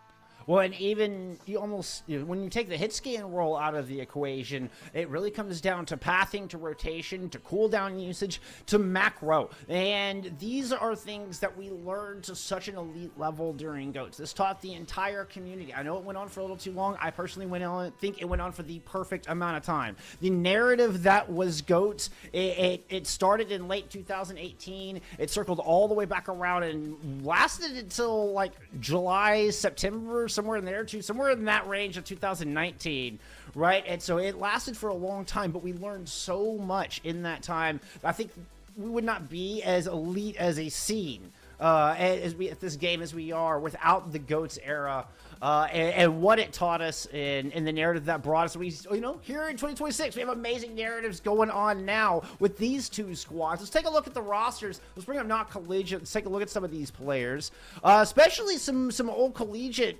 fans out there. Definitely would recognize some of these players from the squad that made it through the winners bracket final. Absolutely. We're going to have Louis, we're going to have Nodi coming up on deck here alongside Freedom, right? So these are your tank lineups. You can kind of see who are they going to also bring out to the table. And in the back line, getting all that support, going to be Kashir, Brick, and Buffalo as well coming through. And listen, it's just going to be a fun one. Not Collegiate, as you mentioned, they are coming in from a lot of our Texas, or not Texas teams, our college teams. Some of them like Texas A&M, for example, a big one we have seen today. So I'm really excited to see what these guys bring to the table. Of course, as you mentioned, they have had a beautiful 4-0 sweep so far to get themselves undefeated in grand finals. And with the run back on the horizon here at Bull Skunk, we have Citrus Nation waiting with bated breath, looking for that bloodshed. All right, you know, they had a little fun along the way, right? We got to see, what was it? I mean, just some fun swaps down in that lower bracket. Namely, don't expect to see Luke Mino. if things go Citrus Nation way, we may not see Luke sticking with the Brig the whole time. We may not see Zeb stick with the Zarya the whole time. They have a little bit of fun with it, but you know what? Maybe they're a little salty here because I don't think anybody expected Not Collegiate to even win the first time. I'm not sure anybody expected him to take this team to 5. These are OWCS players you have on your screen right now, right? Like, I mean, there's a lot of experience that you're looking at in the Citrus Nation team. So for them to lose in that upper bracket finals, there may be no more shenanigans here, Mont. Like, this may be just all business from Citrus Nation for here on out for these grands. That's what I'm saying. They know they have that those mechanics, the professionalism at the top level, and they want to showcase that. They're like, oh no, we got our first loss. No. We're going to take it all back here. And first things first, in the best of 5 is going to be our map 1. Going to be Lijiang Tower. Where else will we start things off then maybe probably one of the most classic control maps in the entire game from before into now. Lijiang Tower, a great place to start things off and could be the tempo maker here for either of our teams. This was the pick of Not Collegiate as they are able to... Do they get the higher seed, I believe, coming through winner's bracket? So they get to choose. Not that I would expect a whole lot of deviation as far as map choice. Again, I mean, we're looking at a very classic style composition. This isn't about picking a map that you feel like your team excels at. This is going to be done in pathing. This is going to be done in cooldown trades. This is going to be done in recognizing what's needed in the situation. Do you need to invest ults to win a fight? Can you hold on? Can you spread out your macro and and spread out more value out of your economy? That's what this is going to be about. This isn't going to be one on like special picks. So there's no bans here, right? This isn't going to be you're going to outfox your other team by picking a map like, oh, I didn't expect you to go there. Like, that's not going to happen here, y'all. This grand finals, I mean, I'm hoping for it to be stay traditional. I think that stays true to the flavor of the tournament, right? I want to see Lijiang Tower Kings Road. That's where GOATs is at its best. Yeah, I mean, I'm looking forward to some Assault. I've been enjoying the Volskaya. Volskaya, I think, an underrated map. So I think, again, I mean, when you're talking about classic, that is right there with it. I'm looking forward to it. This is gonna be amazing. It's been a fun tournament. I can't believe we're already in the final match of this Winter 26 GOATs tournament. It's been a blast up to this point, and you know what? The best is still yet to come. And what a banger start to the year, too. 2026, and we're just going to start things off with GOATs. And you mentioned Volkswagen, which these guys did fight on, I believe for map 4, that was their chosen map in the winners finals. And that was just the series that I tuned in on. I was like, oh my goodness, I kind of forgot that was we had the classic maps, the real classic maps as well available in this map pool. And for as someone who only started on Overwatch 2, it's always a pleasure. It's always a really insightful thing to see how it was played, especially with a composition like GOATs, for example, and it is the example, right? So with that being said, these guys are getting ready to get into this game. As you mentioned, Lijiang Tower, I feel like it's just gonna Lijiang Tower and Kings Row gonna be able to showcase really the full brunt power of what GOATs can do and how it was so dominant in the meta previous to Overwatch 2's release. Yeah, as we go through the 3 stages here, if we're going to Control Center, look for a little bit more fundamentals and try to take control of the White Room, see who can kind of get the edge as far as taking a bit of space away. But this is Brawlcom. Look for a lot of sustain here. This is the textbook definition of Brawlcom. So cooldown overlapping, look for, I mean, if you're Ryan, you could be looking for bubbles to get used to weave in more and more fire strikes. If you're a D.Va, you're looking to eat up right clicks out of the Zarya. You're looking to eat up fire strikes to deny early ult charge. The tanks that are going to get the quicker ult charge built up are going to be able to engage first. They're going to be able to kind of start pushing the issue. And then, so the extra sustain that comes through is the same for your supports. Look for the Brigs to put out an enormous amount of Brig is the cornerstone of this entire composition. If a Brig goes down early, fight could be done. Like, that can be it. If you see a Brig die, just expect to see the rest of the team to follow, Mon. Yeah, I completely agree with there, because I believe we also have the ult abilities, I want to say, also included in this map, right? Or in the custom mode we're using for GOATs, right? So with that Brig going down, if she goes down early, it's kind of the equivalent of like if your flex support goes down first in regular 5v5, that's usually like, okay, buddy, we gotta regroup immediately. And sometimes when I was watching earlier, the momentum can kind of escalate so quickly out of hand, especially if you're kind of unable to break that mode a little bit, break the bubbles from the Zarya and burn her down early, break out and DMAC this D.Va and get rid of the break early. Is things like that where it's like, you be really careful with the momentum and pace and everything like that, because again, it doesn't come down to, oh, well, I'm gonna swap Freya and just kill everybody. No, that's not gonna happen today. And that, oh, thank goodness, we're not gonna see any of that come down. No vendetta, no nothing, just pure fundamentals and gameplay. Oh, it's wonderful. It's wonderful. It really did teach us a lot about how to play this game and what a good team could do in Overwatch. And it taught us, it reframed our perspective on the entirety of Overwatch during the GOATS era. Remember, we were coming off of 2 years of nothing but pure dive until the release of Brigitte. She was built as the killer of dive, and so we came off of old school traditional, Winston, Genji, Tracer kind of dive. This was set up in safe spots, but in a place where you can coordinate your attacks 3, 2, 1, go on targets. Right, that doesn't happen in this kind of sustain. And we learned to play Overwatch without taking angles. Like, we removed a whole element, which sucked for our DPS players at the time. No, not gonna lie. But it taught us, like, it distilled Overwatch down to, like, okay, take away the angles part. Take away all that. We're playing in cooldowns. We're playing in trades. Let's play in this, which will lead to our macro, which will lead to playing around our ultimates, and that being incredibly important. It's kind of funny because we're seeing the rotation from Derpy here. Django is Derpy. I'm gonna be calling him Derpy. I know it says Django on screen. It's Derpy, y'all. Everybody knows Derpy. I think it's a more recognizable name. Yeah, I mean, he is the captain of the squad. Like, and it's Derpy versus Louis here in the Reinhardts. Keep an eye on them as they come out and lead the charge here. I mean, there's the original, like, MTD, right? Possibility from either of these Reinhardts. And Louis comes in with a first elimination onto Venus with the Fire Strike, but Django Derpy comes in with the reversal of the Brigida. And as you mentioned, as you harped on, with one going down, one Brig going down, typically that should be the fight lost 9 times out of 10, right? But it's going to actually be the side of not collegiate, with the side of Louis and Freedom both working in tandem to take care of Luke, to take care of everyone else on the side of this nation. And not only are they going to be able to take that first objective, Jeff, but they're also going to be able to push forward in this space. Yeah, Louis, I mean, they got the opening pick. They got Zeb down. They get the Brig out of there, which is, I mean, helpful. Oh, this is early shatter. That's enormous. Oh, it's fat. Oh, it's all over the screen. It's beautiful. Look at that. And honestly, huge, very fast-built shatter as well from Louis. That was insane. And Kashir just caught up in the Ultra. What I was about to say is, like, Kashir just got absolutely outpaced in the rally. But with that, they're catching up here. Now, Zeb has it, but an important kill for Buffalo, and you've got NY. This is even better and better for not collegiate right now. Here's the rally. Here's the sound barrier. Watch out for the self-destruct coming in.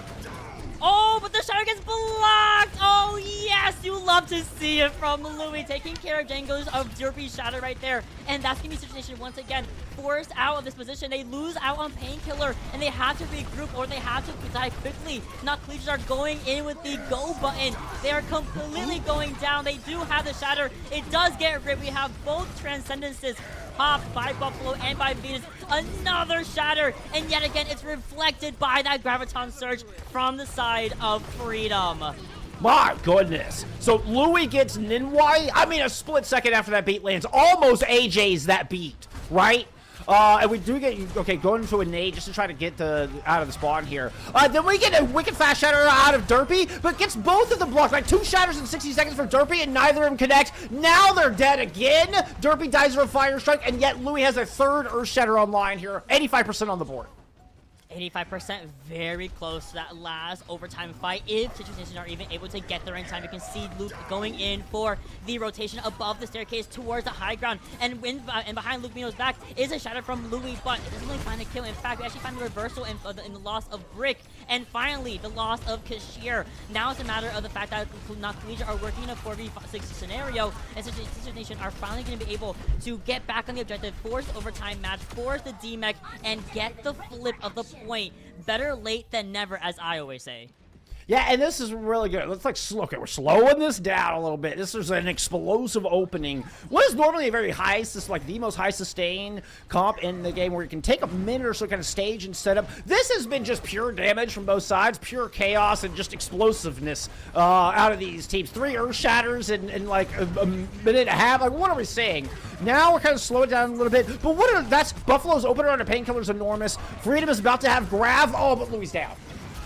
They trade out the tanks here. They trade out the Zarya for the Reinhardt, and now it's a matter of fact, what do? We go for the Sound Barrier from Nandwai Brick, only 10% away to his very own, and Citrus Nation are looking very good, but they're down the Diva right now. Luke is out of the mech, now back in the spawn room. We're gonna see the Freedom's Graviton Surge come through alongside the accompanying Diva Bomb. It does get blocked, however, no casualties from the bomb. Here's a big shatter from Derpy. It's completely negated by Louis' charge, though, knocking both Reinhardts down to the floor and sending this back into a neutral position in favor of Citrus Nation, who are now speeding onto the opposition and forcing them right back to where they belong. Yeah, Not Collegiate did not respect the shatter at the end. They do such a good job of playing Flowchart Overwatch. Good pit, and yeah, it's just going to continue to stagger out Not Collegiate here. But really, it was the mistake from Freedom and Brick, who push in too aggressive. They get in front of Louis, they get in front of their shield, and get hit by that monstrous shatter from Derpy on point. And now the Citrus Nation have been able to just carry this here. We're going to get one final fight for the point. What are we looking at? I mean, you're looking at a lot of defensive ultimates coming online for both teams. Collegiate are going to have that rally quite a bit ahead of Zed. That could be the difference maker here from Not Collegiate. Yeah, that's a big thing here. It's just the ult utilization and being able to build up these ultimates to mirror them at some point, right? So you can see Citrus Nation are backing up to the point, staying more stabilized on the objective itself, while the rest of Not Collegiate are trying their best to position and posture to go in with aggressive, maybe aggressive speed boost in, right? So nice locations. We're waiting for overtime. It has now been ticked, but we need to go touch now or never here at Volskunk, and there are ultimates up the wazoo for Citrus Nation. Starting off with the Graviton Surge, first and foremost, here comes Buffalo's Transcendence in order to negate it somewhat, but no one's down yet. We go honing in on Buffalo, and he stays alive. It gets blocked, however, Volskunk. What is the next course of action? Where's Painkiller? Oh no! Oh no! Louis had the outplay on that. I mean, Derpy gets their shatter block, but Ninwai is down. Not Collegiate. I've got this in the bag. Yeah, absolutely should. There's a remake as well coming in from Nodi, so we're going to be able to stabilize Luke Mino, the only one on the point here, now followed, of course, by Nenwai, but there's nothing else. A last-minute bubble comes in from Painkiller onto the Diva. But you and I both know the numbers game is very much still a factor, and it's going to be Not Collegiate taking that first round of control. But my goodness, was it a hard-fought victory. Oh, great play by Louis. Talking about the kind of the sensei and the Padawan there between Louis and Derpy in their time, both playing main tank for the University of Texas Dallas. Both kind of favor the Reinhardt, and I'm telling you, Louis kind of led the charge on that. Louis walks so Derpy could run, it felt like in the timeline of Overwatch. But I mean, the old master returned here and absolutely schooled the young Padawan in round 1. In that final closing moments of that fight, it was a huge shatter from Louis that catches Painkiller, and then they turn around, flash block Derpy shatter immediately following, get the pin to push Painkiller off of the map, take your largest source of damage is gone. Louis just outshined Derpy in that round. That was something to watch. I mean, Louis had a shatter in the first 20 seconds of Night Market, right? So it just comes down to how well Louis is playing into the Derpy array, going so low, half HP, no armor on board for the Reinhardt here. Nodi very much in the same breath as the Diva for Not Collegiate. But look at the positioning here. Not Collegiate already on the objective. They are getting super belted out in the server room. However, gotta be a little bit careful here. They are gonna be able to get this first point in their favor of the control center, and it's like Citrus Nation are going to be backing up into their spawn area for the most part in this nice long hallway, which of course you and I both know Brawl just does so well here.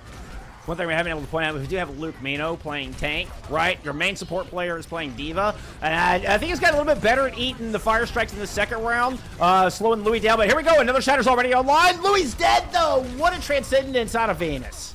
Oh, beautiful. She just kind of used at the exact perfect moment, but here comes the Diva bomb from Nodi. Can we get away in time? What a block, what a kite away from Citrus Nation. We're going to be seeing that Transcendence coming in from Buffalo, though, just to stall out a little bit more of this percentage back in the favor of Nox Legion before we have a Shatter come through. It only finds Painkiller, which honestly might just be enough. The trade-off of the Brigida, though, might just be what Nox Legion did not need in that moment, as we do see numbers going back in favor of Citrus Nation once again by the virtue of Venus, who's just using this Zenyatta to the fullest extent.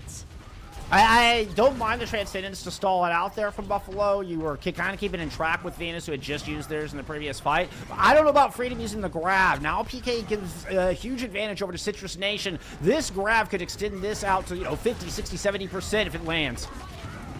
Can be a little bit difficult. As you mentioned, that Graviton Surge does come through, and it is just going to be massive for the side of Derpy, just completely used in his favor, and they're going to be staggering out poor old Nodi. Can't do anything about it. It is what it is, and just now, both Skunk are they now even in percentages. Honestly, that was a lot faster than I thought it was going to be. That was not nearly as much staging. These teams are so aggressive in this comp. Like, Painkillers let her rip the moment that Nodi was turned, and you get a monstrous 5-player grab. I mean, the good news for not Collegiate is it was fast, but you get Nodi stalled out late here as there was a late stagger. Oh, they're looking to try to go catch him. Oh, clever move, a quick rotation. Not Collegiate back in the middle, Transcendence out. Okay, Buffalo will be the one who's Transcendence first. Venus holding onto hers for a little bit longer here, but we are going to be backing up to the objective proper. 63% in the favor of Citrus Nation here, as you can see now Collegiate fighting for their lives, trying to get something started. The bomb, aggressive as it is, will be going in and getting, well, an assist here onto Louis as Derpy finds the last laugh on the Rhine mirror. What else can we see besides the rest of the team of Citrus Nation start to really come into their skin? Venus pops with the Transcendence just to stabilize her team. And will it be enough here as we are nearing towards 90%?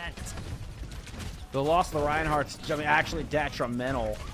And you end up with not Collegiate able to overwhelm with the sustain. Freedom does a lot of damage there. I mean, it's just nothing to block the Zarya beam. But up to 95%, that big grab from Painkiller got it even further than I expected, despite that individual fight being so much quicker than I expected. It snowballed into a lot. Whoa, and another huge grab. This one from Freedom. Self-destruct is out. And it does find one, that being Derpy himself. And Citrus Nation are now walking without a Reinhardt, and they have no Diva, as you mentioned. And again, not Collegiate, they have a little bit of percent to make up, so they're going to be walking in with the Shatter and the Transcendence here. Oh, good block. It blocks. Oh, what a block. And then the grab after Bullskunk? Nah, put the sticks down. Put the sticks down. We're off the map. Put the sticks down. It's unfortunate, but a much-needed win here for Citrus Nation. Just now getting back to the point, man. As fast as these compositions go, I think might get another fight. Can we get a touch? Brick, stay back. We get a charge in. No touch. So the very fundamental control center going over to Citrus Nation after a tight back and forth, using the grab from Freedom, ends up costing them. Painkiller comes up with this enormous masterpiece, and that enables them to hold up until 95%. And then you call the MTD. I mean, it was a Derpy fighting some revenge. Does have to sacrifice himself a little bit for it, but you see it there at the very end of the replay, sending a message saying, hey, you know what? We're taking this to another round. I mean, look at that. Freedom leading the charge as far as damage, 32,000. I mean, it just kind of goes to show you just what a lion's share of the damage the Zarya truly is into this composition. But another thing to keep notice on there is the heal output from the Briggs. Yeah, they were well over 25,000. I was like, whoa, I didn't even realize in my mind how much damage is on the, I'm looking at it, but the numbers do not lie, and neither does Louis' health bar. Already going so down, getting pushed and bullied back off towards the bridge here. Citrus Nation is looking so good around the corner. Look at that, they peek in and out, back and forth until they're able to burn Louis down. And even more so, you see poor old Brick trying to rotate back to the team off of the damn side. Yeah, Brick ends up off. It was a whip shot, it had to be, that pushed Brick off and never was kind of in a position to regroup with Louis, and at least kind of Louis up front. Yeah, that 2,000 shield just gets melted. Oh, look at the rotation though. Can we coming through the right room. I love it. Does not want to prepare the bridge anymore. And look at this explosiveness. Louis already finds a first kill onto Zeb. Secondary kill coming in onto Derpy. We do see the Transcendence coming in from both Buffalo and Venus, though. However, Venus was a little bit tad hair too late, so you don't really have your Brig or your Reinhardt or your Zarya if you're Citrus Nation. The remake also coming in from Nodi does not make Citrus Nation's life any more difficult, as they are forced to regroup back towards that spawn area, and Not Collegiate are working with a whole plethora of ultimates.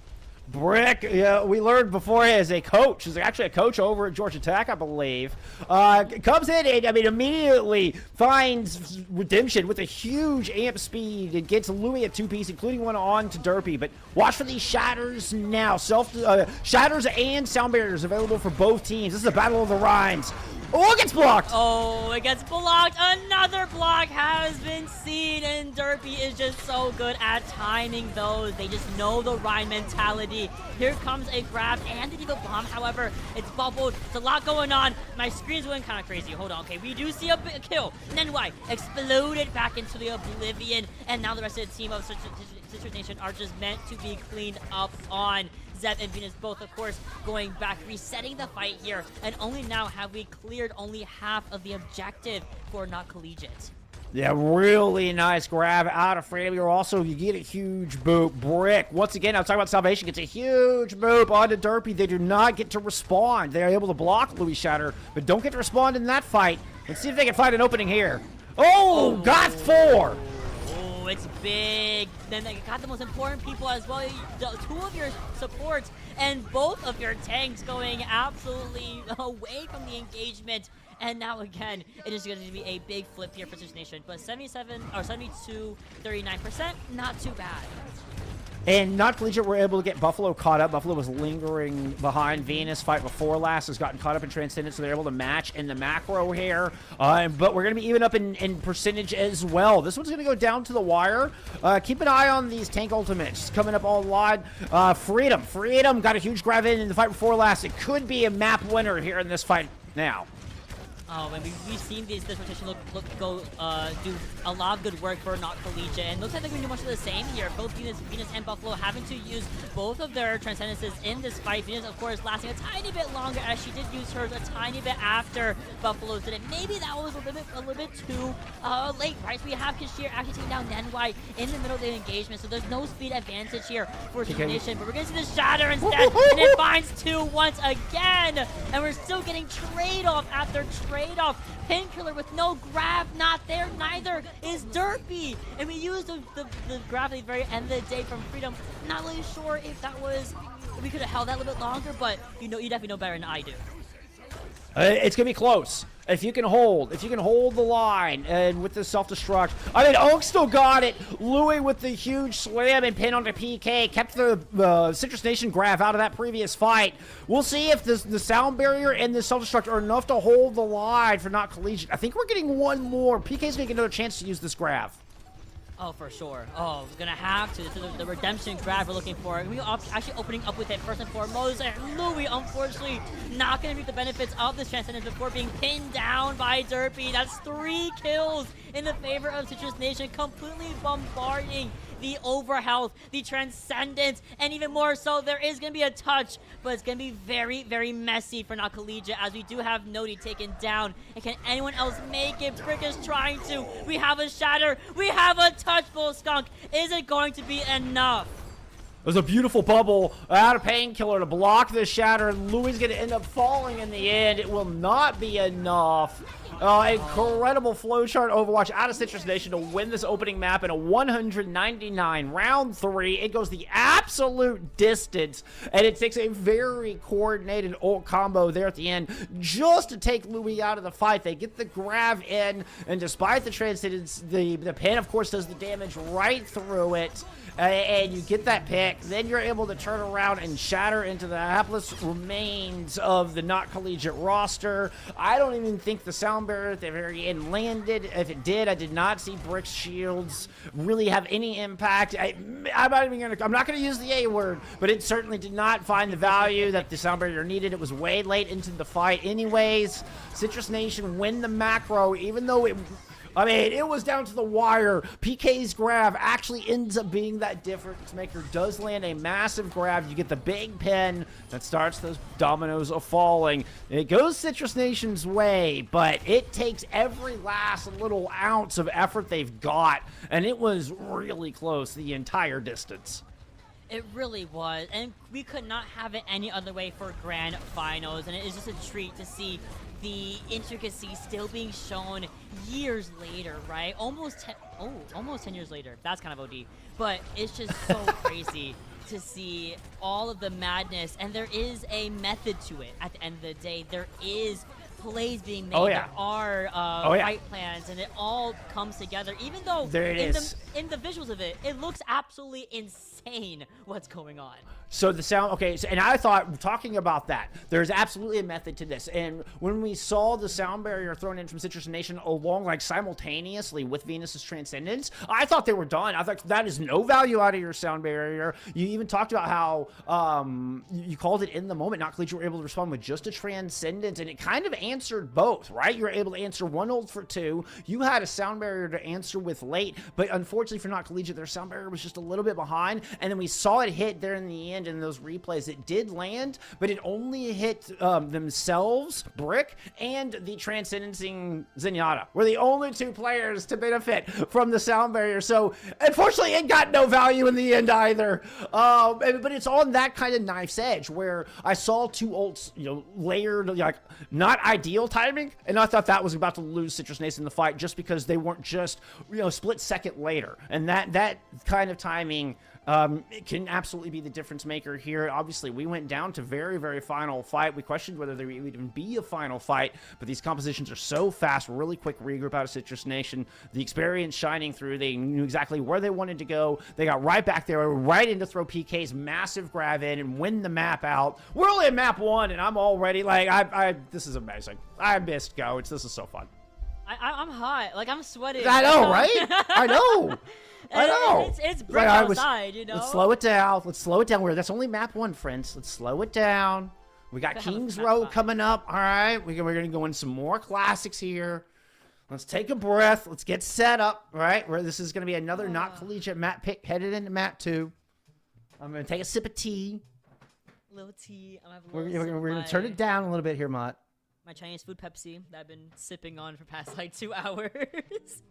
No, Kings Row, as you mentioned, is coming up next, right? We alluded to it a little bit earlier in the conversation of traditional, really iconic maps that have been played for years and years and will likely be played for 10 more years in the future. And Kings Row is honestly right there alongside Legion Tower, hand in hand. I'll be at the wedding, in a couple of years, right? So these 2 maps, are just some of the most traditional, some of the best showcases of what Ghost can do. And if Legion Tower wasn't enough to convince you guys, I don't know, Kings Row has to be the one where we really see some more of that playmaking happen because you have a payload now to kind of babysit a little bit.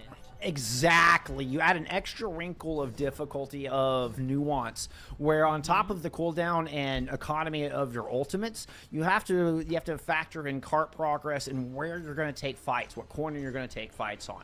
There's not as many shenanigans here at all. You're not going to get any environmental shenanigans, maybe a little bit once we get to point C, but for the most part, you're not going to get over aggressive play here. This is even more fundamental with the added wrinkle of managing distance and meterage and anchoring a point a lot more so than on control. And it really, it certainly matters. We'll see. We're going to get a side swap. Citrus Nation now on the defense, coming out in the blue outlines.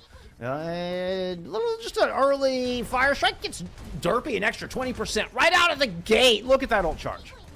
And we know how quick you can build these ultimates. You have to get that kind of advantage whenever you possibly can. And this is what we're going to see here, right, playing on the statue. Everyone is playing the same areas, but I love to see as well. No one's on the high ground. No one's on angles. We are just in the same place looking to stuff these guys out. And Not Collegiate are waiting for the perfect opportunity to turn around the statue of Mondada and attempt to get something on the board here. But they're just patient. They're waiting. They're biding their time. Swinging, DM, a little bit of this, a little bit of that, Discord here and there, and yet again it's been literally a whole minute here, Volscon, and neither team has fully committed.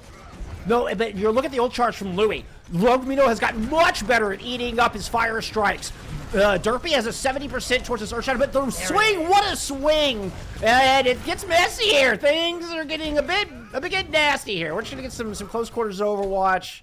And every kill, honestly, or any kill on a Citrus Nation would be good. They're not gonna find any.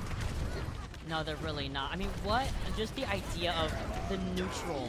And then the shatter in the spawn area. Doesn't really get, only really finds 2, right? And that's 2 imperative picks here off the both of the tanks. And look how close the playing to the spawn. We're literally kissing the spawn doors with that shield. It's not collegiate. Still have to, maybe work up towards some of these ultimates. I mean, to be able to out-rotate like Situation then caught, down in cooldowns is pretty rare at GOATs. I would expect not collegiate to work up towards these tank ults and try to push. They're gonna have to. You hear the sound barrier come in first from Nenwai and Brig, now mirroring these over health that are on both sides of the team here, alongside one transcendence from Buffalo. Venus is yet again holding on to hers for a little bit longer, but we're down Painkiller in the meantime. Big bomb coming in from Nodi and the remake, giving us a big advantage in terms of frontline pressure. The guys on Surge does negate the shatter a tiny bit here, and the remake does find does find Nodi without a mech suddenly. You have Baby Diva on the side of Not Collegiate, and now they're walking in. They should be able to at least garner a tick here, at least if it was a definite recontest. And there it is, the grabs on Surge onto Buffalo. Poor guy could not stay alive and kick any longer. Yeah, it was a valiant attempt by Louis to try to jump in front of that. That DMAC onto Nodi with the self-destruct actually ends up being huge. I think it was just intended to try to create some space, but now Luke Mino is DMAC'd. The Shatter is going to catch 2. It's beautiful, and look how low Derpy's HP goes, and there it is, what we were looking for, breaking the mold, breaking the defenses, and getting not just 2 ticks, but all 3, refreshing about 3.5 minutes back into their initial time back, and they're pushing up, not allowing our defenders to even set their foot in the archway. Yeah, I was bragging about Luke Mino and getting better at eating the fire strikes and eating the right clicks, but definitely overstepped in that previous fight. It's going to cost Citrus Nation that first point. They are able to retake the space back and will force Not Collegiate to fight through the archway. Once again, cart management. They have to back up. I like this move to disengage. Look for another round of support ult out of Not Collegiate to re-engage here. They have a lead on the rally in particular.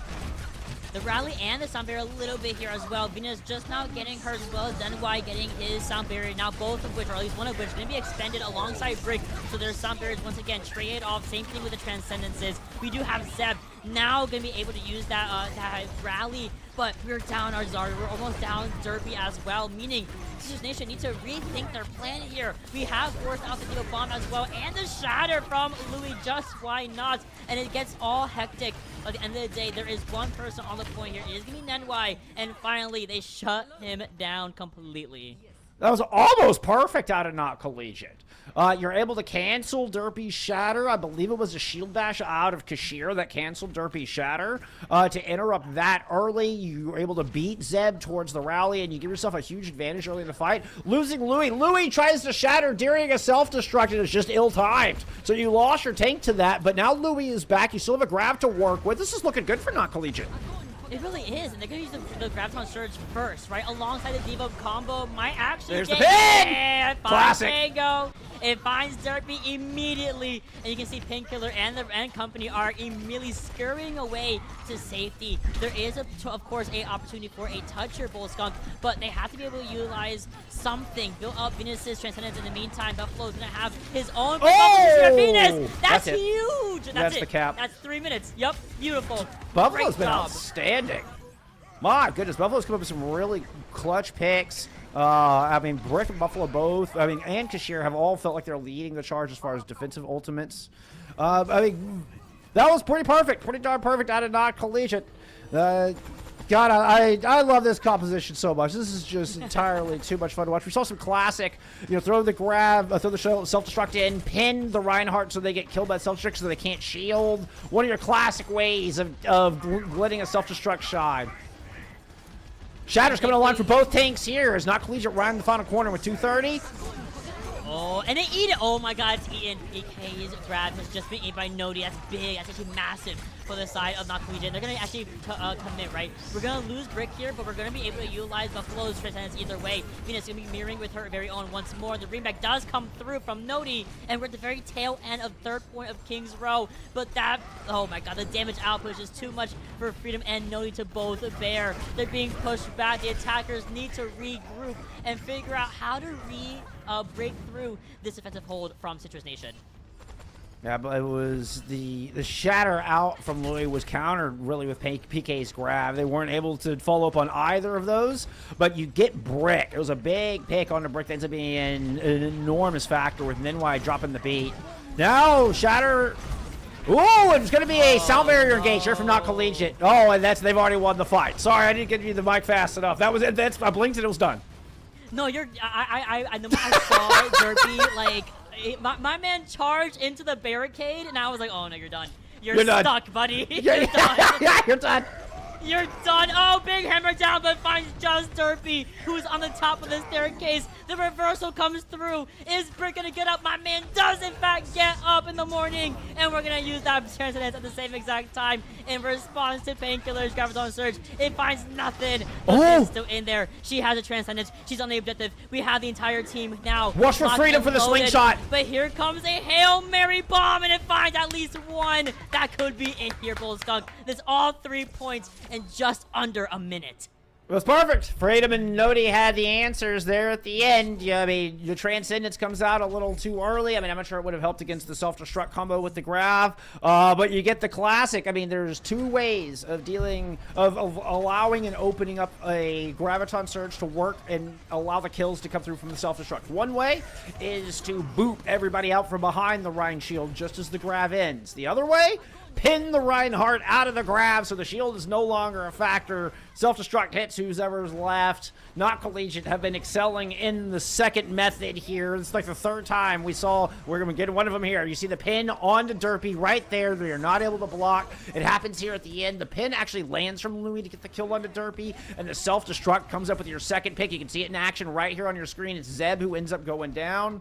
The pin actually looked a touch late from Louis on that one, but it's all right. It's all right. Never mind that. For the most part, they have been excelling at this combo time and time again, and they're going to get Cap with 55 seconds remaining. Important to note that, though, you know, Citrus Nation did get it under a minute, so you don't have to worry about a draw-only scenario here if you're Citrus Nation. I think right now you're just worried about, you know, getting a good time getting Cap at all. Yeah, that's the big thing is even just opening up the objective, because if you recall, it took them until the last about minute and 15 seconds to get a full cap of the objective first to actually open up the payload, right? So this first part could be a full hold, and I wouldn't be surprised if that does come to fruition, but Citrus Nation have been so prominent, and they're so pretty much completely even in terms of mechanics, in terms of positioning, in terms of aggression as well from both these teams here. So with that being said, we are going to be seeing it kind of a ping pong around the place, right? Painkiller in the other side of things, going really low as well. They're a little bit split apart here, Bull Skunks. 3 and 3, one side on the left side, one side on the right side, and we have to go for a little bit of a split for Citrus Nation, while Not Collegiate are starting to rotate back around the hotel area. Might go through it, in fact. Yeah, I mean, Brick tried to get a boop in, is what we saw at the very beginning of the fight. Freedom doesn't have any charge here. Hasn't had the charge. Just now gets the charge. Look at the early ultimates out, though. Oh, my. Oh, my goodness. And of all things, Zenyatta ultimate Transcendence being built up so fast from Venus and from Buffalo. Nenwai also going to be able to have the sound barrier in time. Here comes Zeb's rally, giving everyone that area of healing. And the bomb on the right side. There's a sound barrier on the right left side. We're trying to get rid of this D.Va. Of course, she remix. Of course, we're going to get that remix from Luke Mino, but there's the pin, there's the D-Mech, and there is going to be the kill as well. Of course, post-haste is going to be the Graviton Surge to close things out. Enormous. For the side of Not Collegiate.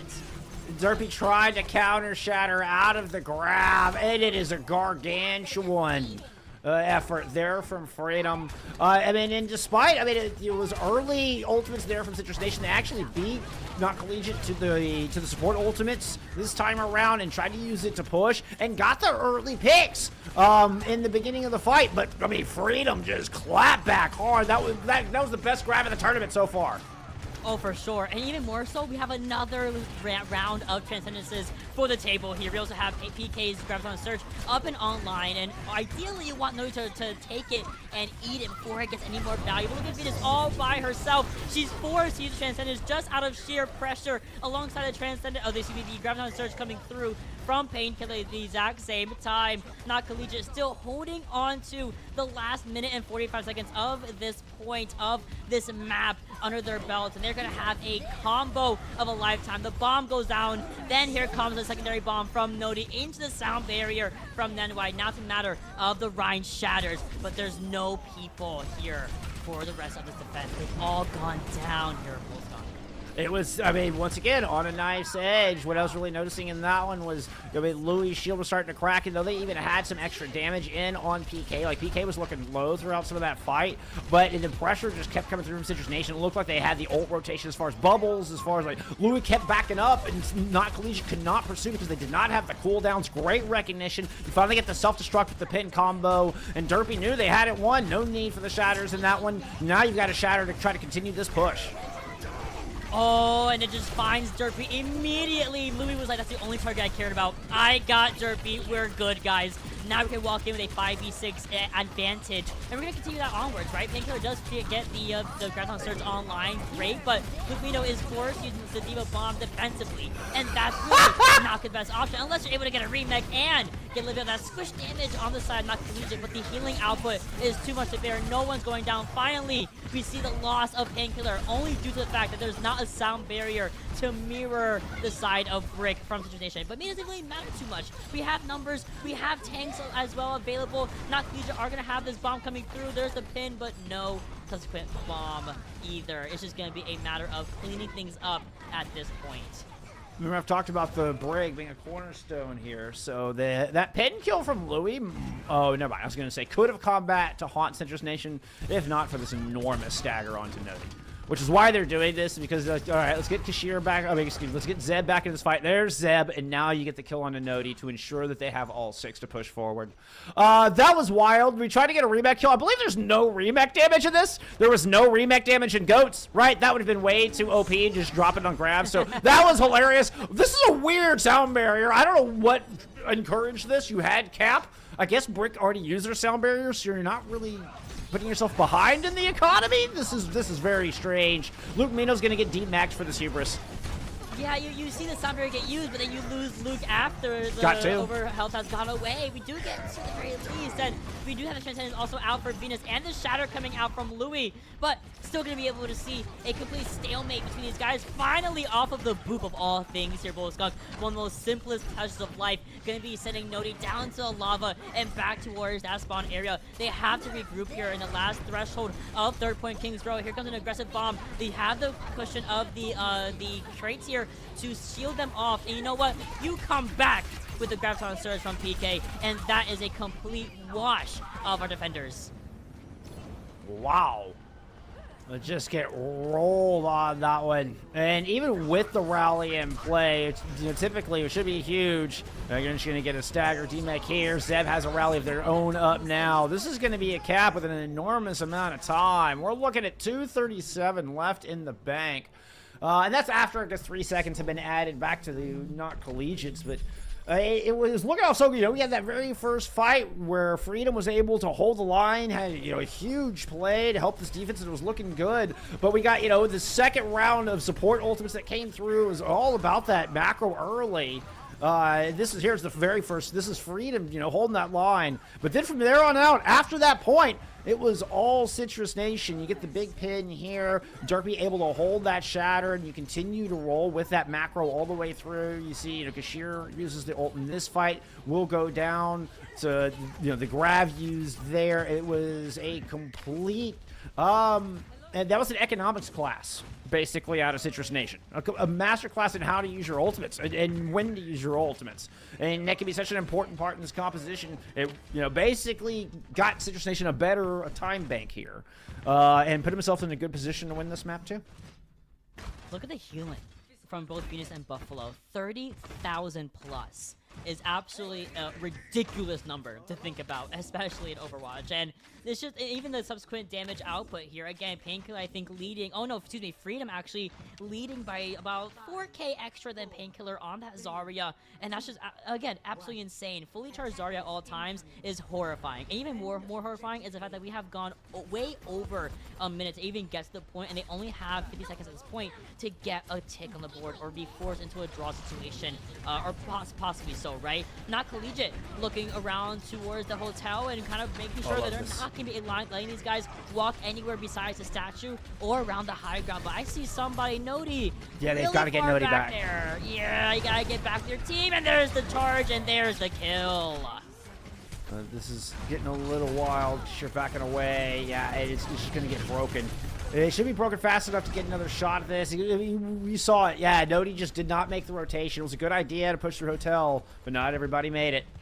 Now you've got 15 seconds to work with here, where Citrus Nation have been so good in this neutral game. They really have been. At the very least, they do have the safe haven of 60% on the board already, but they have to go for a touch now. It's going to be coming in the side of the... Oh, my, nobody. Because the boop came in, shutting down the touch from Nodi. Great work from Nendwa, I will say. Not the C9 in the chat. No. Shaking my head. Brick got booped as well. I think Brick got hit from the whip shot. And then we saw, I think, a boop land onto Nodi to prevent the D.Va from touching. Great coordination from Lucio in the brig there. Oh my goodness.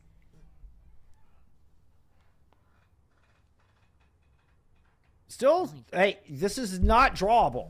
All right, somebody's winning this map. Damn it. 59.9%. Something to keep in mind here. Now, the numbers are slightly tweaked, right? Numbers are slightly tweaked because of the ult generation. Ult generation was so much faster during the GOATS era, and it's part of the economy, and it's part of how GOATS works.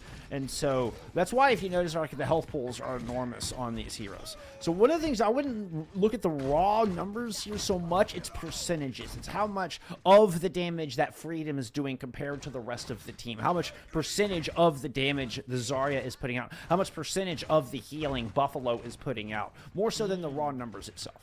Okay. That makes a lot more sense. Yeah, I've noticed that they had way more inflated numbers in the health pool. And that does make sense, because everything just feels like it's so, like it's 1,000 HP Rhine. Exactly. Because it's how they mimic the ult generation. That's how you get the ult generation right, to feel right, that we had in Overwatch 1. Because that's been just taken out at a base code level for Overwatch 2. Yeah. All right, 2.5 minutes. There we go. Very aggressive approach from Citrus Nation to try to just take this right away. Oh, they're not playing around either. Look at this little bit of, even the tiniest bit of that curve from the door, giving a little bit of extra shield towards Derpy. Now, this aggressive is getting a little bit pushed back, though, from the side of Not Collegiate. They are resetting on the point here, making sure these guys are not able to walk freely onto them, but there is going to be the charge onto the Zenyatta, and poor old Buffalo cannot get there out in time. But we've lost two in the engagement either way. Citrus Nation are going to have to be forced into a full reset here off of just really, unfortunately, going a little bit too far in for that Zenyatta. And we do see the sound barrier coming in from Brick and Nendwa at the same time. So at the very least, they do get that trade-off, and they're back to even on the Lucio sound barrier charge. That was Vancouver Titans versus NYXL. That was full aggression, send bumper in, like all W, bubble up and go, versus stay huddled up, stay in a group, and kill anybody who gets close, protect you best you can. There was such a differing styles in that first attack, and I love it. You love to see it. Not Collegiate have burned a minute off. They got to keep it up, though.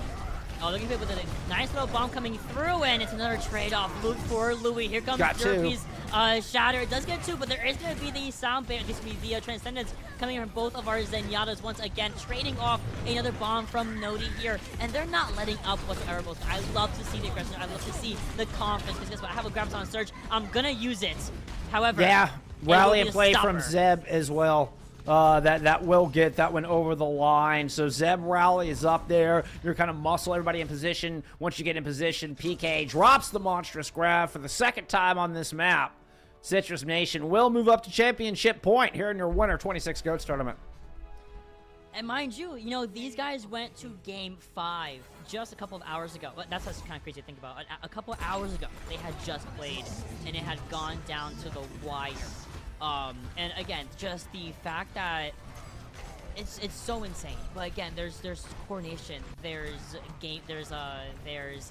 playstyle, there's plans in place, and it's just and the awareness to know when to use your ultimate, especially in the back line of things, is so crazy to watch from me. So these guys have just been absolutely a pleasure to watch from here on out. Whomever ends up taking the gold today.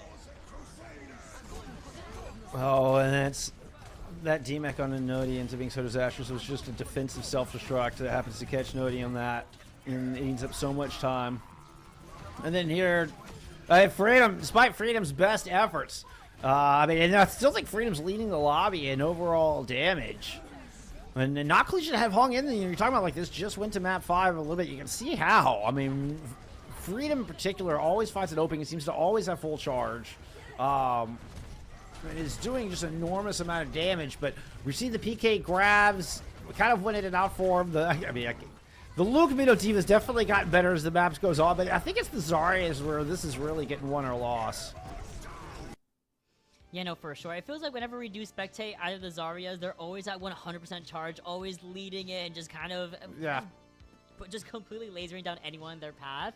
I will say, though, with every single time you're on CGL, we are going to take a quick little break between every 2 maps. So in just 5 minutes, we'll be back for whomever could be the winner of map number 3. But with that being said, we'll be right back after this break.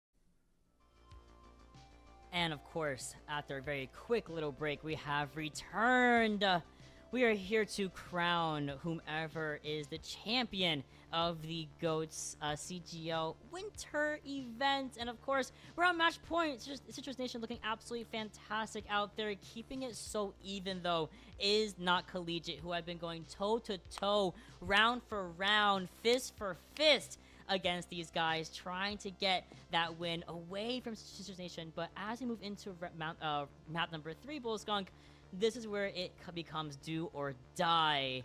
It's Route coming up. Route 66. Okay, so this is going to be an interesting one. This one will be determined more by pathing than the cooldown and the macro that we've seen a little, especially in points A and B, where you've got to incorporate some high ground.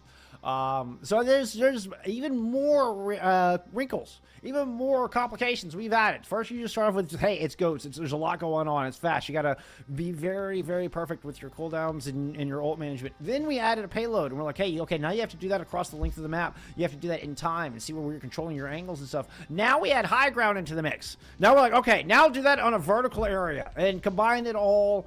And these maps have been extraordinarily close. I mean, if we take we saw it was a 2-1 there in our opening map of Lijiang Tower. That was a 99-100 final fight, round 3. We were in extra innings on King's Row. Don't let the 2-0 scoreline fool you. Not Collegiate have definitely been neck and neck, blow for blow, pound for pound, as you've mentioned. And I hope we get another map 5. Nothing would make me happier here, about. I hope we get another map 5. I agree. This has been so entertaining, and these guys had gone away from each other and gone into each other in winners finals, and of course that was a map 5. So I at least, you and I both know, we want to see the same thing. We want to see map 5. Of course, whomever ends up taking it, great, good for you. It's a great little achievement to have, especially to kind of they tap back into this meta, tap back into this set of characters. We're gonna see. I mean, I think that you could go Winston here as well, I believe, right? So it's like they're gonna continue to go with the Reinhardt. It was something. I guarantee there's definitely a certain amount of pride between these two teams, particularly with Derpy and Louis, and fundamental of understanding of this, kind of core comp. Look at the rotation already. Not Collegiate getting aggressive. They're gonna flip the map, but once again, we saw the same problem on Kings. Not everybody made it. Not everyone made it. There's the pin and the subsequent, struggle from both of the Reinhardts there. One does go down, that being Louis, though, and we are going to see the DMAC onto Nodi at the same exact time.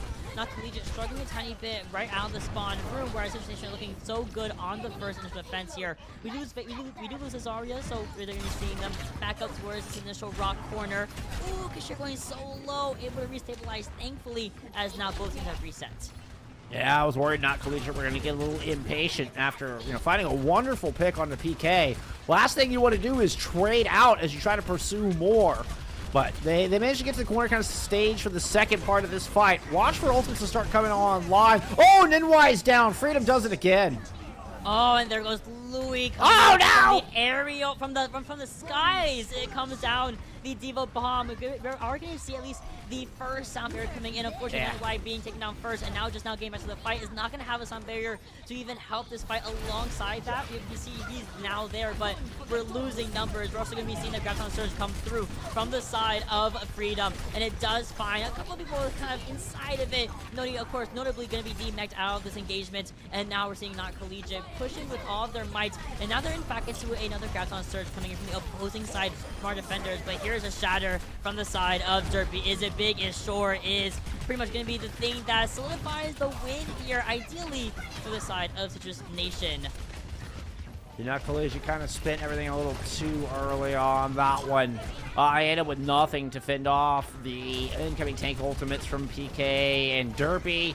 The Shatter just kind of there to confirm the kills, but the Painkiller with Graviton Surge was really the straw that broke the camel's back, or the Collegiate's back here. We'll continue to stagger out. This is the ultimates from the Trance. They're both in tie with each other, so no fault there. Like, both of them get used. This ultimate from Brick, though. Ninwai is still, out of sync with Brick right now. Not Collegiate have an opportunity to open this up. Oh, look at who's also no longer in sync. Nodi and Lupino no longer in sync, as Nodi, I think, was just kind of burned down super quickly by PK inside of the high ground area. So that only gives another advantage here for Situation, as they're going to be going in once again with another Diva Bomb from Lupino. It does get slightly stopped by the bridge, but Buffalo unable to scurry away in time to avoid being exploded and obliterated, as we do see the side of Not Collegiate continue to start to dwindle their numbers a bit on this first point of Route 66. They have been unable to pass this halfway point. I mean, easy come, easy go, I suppose. Oh, that was a grab launch there late. We saw Freedom, I was about to say with easy come, easy go, is Freedom just kind of built their grab up really fast, but yeeted it in, I mean, way late in that fight. You end up not getting much value out of those important ultimates, and including the Sound Barrier, including the Transcendence. Now 30 seconds to go, and Not Collegiate are running out of tools here, running out of time in your grand finals. Oh, and there is a shatter onto Nomi, Huge. but we get the reverse onto Derpy first and foremost. That's great, and we're gonna see the response, of course, Derpy in the chat. A little bit of a slant to the face there. We have the very defensive the Transcendence coming in as well, and the bomb from Lupino. Great.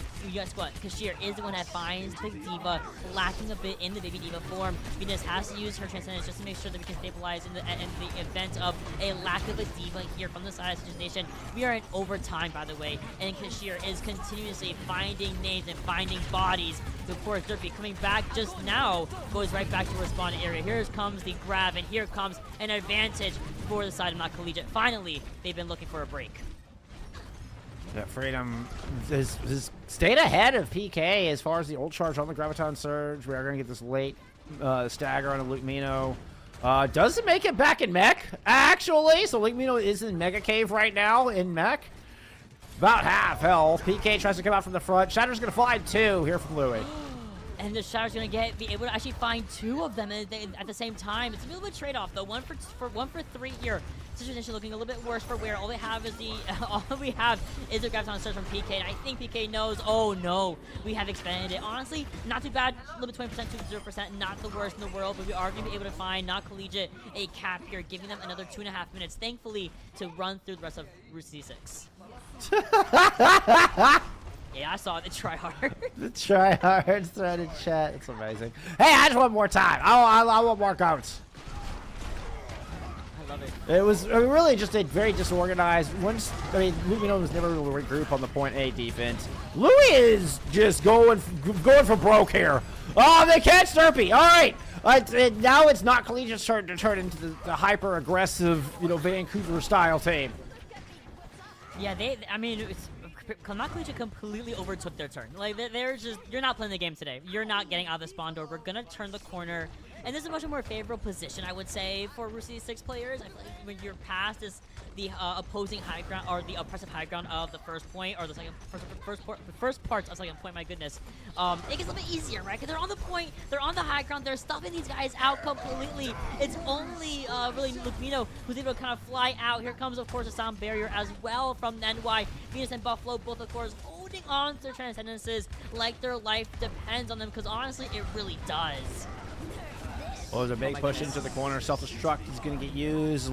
Louis comes pitting in to try to help. Transcendence are out from both teams, but Freedom is down. Crazy fight here at the end.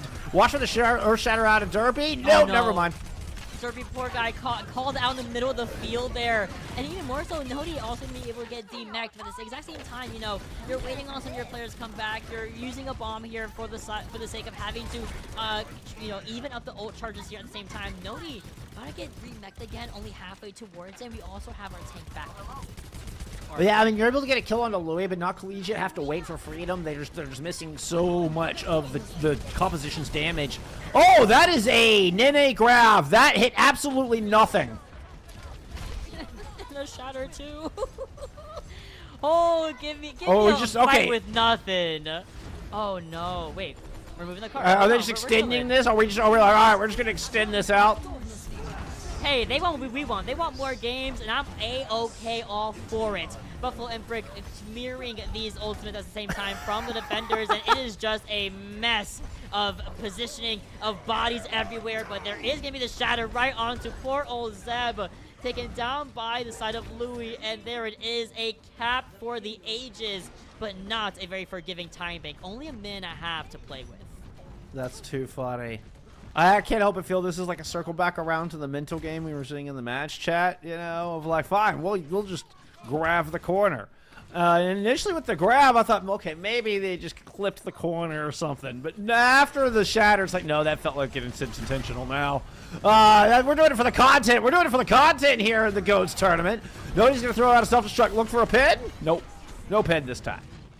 That wall or the corner of the door didn't really save him there in that moment to negate being pinned for that bomb, but we're going to see that aggression coming through once again from the side. Not Collegiate situation are positioning to at least try to disrupt this defensive hold a little bit, or this offensive hold coming in from Not Collegiate here, as we do see just a flip in general. These guys are just, oh my goodness, they're just not moving, and we have 35 seconds to play with, and now finally we do see the initial bash in from our Brigida from Kajir, and here comes the Deal Bomb as well, and the Graviton Surge. The Transcendence could be enough to hold everyone tight, but not for Brick.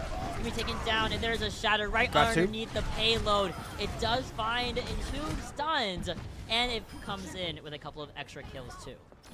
Yeah, you know, Freedom was trying to bubble up the 2 that got popped, but only has 1 to go around. You don't have 2 bubbles to give here in this mode. This is GOATs mode. It plays like classic. We are going to get a late touch here, but that'll be as far as this cart's going to get. Late sound barrier should hold this. Yeah. So we'll get 2 points on the board, but barely making it into point C. What a wild map it was. I don't have a whole lot more for you than that. Like, Freedom seems to be getting targeted here. Freedom it's like live by the beam, die by the beam. So if you see Freedom get opening picks like we do in this early fight, we're able to find NY, but Freedom also ends up getting traded. There was the boop there out of the grab, try to secure the self-destruct kill. A little classic move on that one. But Freedom seems to be kind of the like I said, live by the photon cannon, die by the photon cannon. And it's all based around that Zarya. And these shatters too from both of these Ryans they've either been like the best shatters I've ever seen in my life, or quite literally the most nothing burger shatter I've ever seen. And there's no in between them. They either get 2 or get nothing. It's really funny. But look, again, matching the scoreboards here, for an escort like Route 6, iCircuit, for example, all the escorts tends to be a little bit lower on the stat spectrum, but still very, very prominent. And why numbers? Come on, man. It was 5 and 6. We gotta get that DPS up. Come on. What are you doing? What are you doing? Throwing my GOATs game, I fear. I mean, to be fair, it does have more damage than Brick. But Brick at 15 and 4. I mean, come on. Brick's at 15 and 4. We're talking about the coach for Georgia Tech is outperforming Ninwai, one of the best mates, one of the best supports in NA. All right. I'm putting out my resume personally if I'm Brick. We're already seeing an explosive start here for Citrus Nation. We lose Venus, but you know what? You get the rest of Not Collegiate out of the way. So honestly, it's a win. A win is a win. A win is a win in my book. I was about to call Ninwai main support. I'm pretty sure Minwai is actually a flex support. So that is also, I'll give you, like, playing Lucio is its own monster, I will say. So. I agree. Oh, I can't do it. I couldn't. Nope. No, I can't do it either. Plays Lucio, you got my full respect. Yeah. No, I'm not a Lucio player. A Lucio player is very specifically a Lucio player. So I mean, I'm a big Ninwai fan. I'm just saying. Brick has been doing well here. I like this recontest here. Look at the amp speed out of Brick. They're gonna just rocket Not Collegiate to this high ground. What are we looking at ult-wise? Not a whole lot for Not Collegiate to work with in the ult bank, though. He's going to have a hard time recontesting this cart. Not only that, we also are a little bit behind in terms of the sound barrier charge as well. And NY already has it in the back pocket. Actually going to be able to use it to help. Well, Painkiller actually self-destructs, and that's okay because we make it work with the Diva self-destruct here. And of course, Buffalo can be actually able to not only get a 2K, by the way, but also use that Transcendence in the very last part of this fight here. It's just 3 of the supports from the side, Not Collegiate, running it down against the 1 tank and 2 supports from Citrus Nation. This is what I love to see. The stall was just enough. Buffalo MVP. Buffalo MVP. I've said enough. Buffalo MVP. I don't care what happens. That was ridiculous. That was the most high value, like, transcendence in 2-piece like I've ever seen. Shatter from Derpy's gonna get blocked. Not Collegiate are stabilizing. They're stabilizing. They're doing this. All off the back of just Buffalo's Never mind. Zenyatta, but then 6 people versus 1 Graviton Surge and a bomb. Who might win? It's gonna be the Graviton Surge at all times. It's gonna be a big cap here and even better time bank too. And one of the very few times we've seen Painkiller beat Freedom to the opening on that Graviton Surge, you know, and beating him in the rotation for that ultimate. That one ends up being enormous. Then 2 minutes into point A, we add some time, and look at all the space they're trying to take away. We're going to get another rotation from not Collegiate, and see if they can find room to use this grab. Now, they're going to have to kind of get Citrus Nation off of this high ground before they grab. Oh, and they've already lost Buffalo. Out. Oh, no. Oh, no, Buffalo. Oh, no, Buffalo. The table. It's broken. Not Collegiate, though, coming back with as much force they possibly can, but Nenwire completely shuts it down with a really well-timed sound barrier at the exact same time, but that's just going to be the end of the assault from Not Collegiate as Situation once again continue to breeze on through. Yeah, I mean, you know, they tried. Now Collegiate did exactly what I said. You see Freedom waits for PK to drop. You get the grab in. You're already down on players, though. Louis even circles around to shatter into the grab to try to help take the shield out of the equation. You get nothing. Ninwai blocks them both with 1 sound barrier. Now Rowley, Shatter, Self-Destruct, all here from Citrus Nation to try to get these doors open. Oh, they're calling it the world's smallest bomb, but it's going to be enough to get Buffalo again! Kind of out-peeking the bomb, and Nodi barely with a sliver of health left gets the re-mech here. But while we are seeing the D-mech from Nodi once more, we're going to see a trade-off. Derpy taken out of the fight early on. We're also see Zeb's rally get expended here alongside coupled with Venus's Transcendence at the exact same time. So the sustainability Buffalo is just way too much to bear. Can Buffalo, Kashir, and Brick do it again? Not without Sound Barrier, not without Transcendence anymore. Buffalo tried. Buffalo came for like downtown, hit the Transcendence like right as you go into the box room to try to get back in time, and they just could not quite make it back to save their team. Nodi's gonna get D-Max late. This might just be Citrus Nation taking our championship here, Mott. It's gonna be the Gold Box victory is being passed right on over. There's gonna be a touch coming in from the side of Brick and Buffalo, but it is to no avail.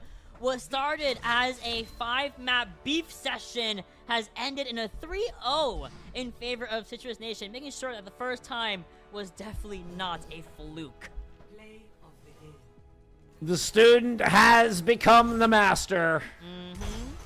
Derpy is able to rise up and beat his former teammate in Louis, in the MTD, in the Rhine v. Rhine between old school Dallas Reinhardt players right here in my hometown. You see Louis opening up so strong. Look at that massive 5-man from Louis. Oh, but the overstep, that fight cost Not Collegiate their map right there. And you see, I think that was a little bit of the story all series long. They would do so well and take it right to the brink, and look like they've got it in control. And then in those final moments, just a little bit of overstep. You'd see Freedom, who was normally leading the charge in damage and ult charge in the grabs, you know, ends up becoming first pick late in the fight, ends up falling behind in the grab late in the series. And then PK comes swinging it back. This is Freedom popping off. This is still early. This is their first defense. 0.8 Kings. You're still thinking Not Collegiate's got a chance here. But as it goes on, more and more Citrus Nation steal this one away. And we'll take your championship crown Kings of Goats as of winter 2026. What a fun time we had along the way, Mott. Truly, and again, I just love to see the difference between what we have now in 5v5 versus what was previous of 6v6 GOATs meta, and even just kind of incorporating it a little bit with a little bit of Overwatch 2 mechanics, and really just it was a pleasure to, for me, not relive, but to experience a little bit from the eyes of such talented players, right? And this is the scoreboard, or at least the maps we had seen, and it has just been neck and neck. Yeah, 3-0, that quite literally does not really even showcase how close these rounds were, these maps were. 2-1 on Lijiang, overtime rounds in Kings Row, and then going pretty much to the wire, a little bit shorter, but 2-1 on Route 6. It was a lot of fun. You know, it was quality over quantity here in these grand finals. All right, that's my story, and I'm sticking to it. I mean, I'm still inclined to give Buffalo MVP. Is that weird? Like, Buffalo on the Zenyatta was so amazing. Is that a hot take? I'm still inclined to give Buffalo MVP. I have it written down right. Buffalo MVP. Like, I'm writing it down. Like, that is my MVP solely off of the triple support hold on first point. Yes. The double kill transcendence triple support hold. Oh, amazing. Amazing. And again, this really does. This is such a fun composition. It's fun to relive this composition because it really did teach us a lot. It really does bring us back to some fundamentals. We become better players ourselves when we get to take a look back at this composition. We get to see what made this so fun, what made this work, and what skills it took, and how fast you had to read the game, what read you had to have on your ult charge, on your ult tracking for the opponent's side, on your pathing and stuff. It was on such a different level that we learned a lot as a scene. We grew as Overwatch players in 2019 when GOATs was originated. I think we grow a little bit more every time we revisit it, Mont.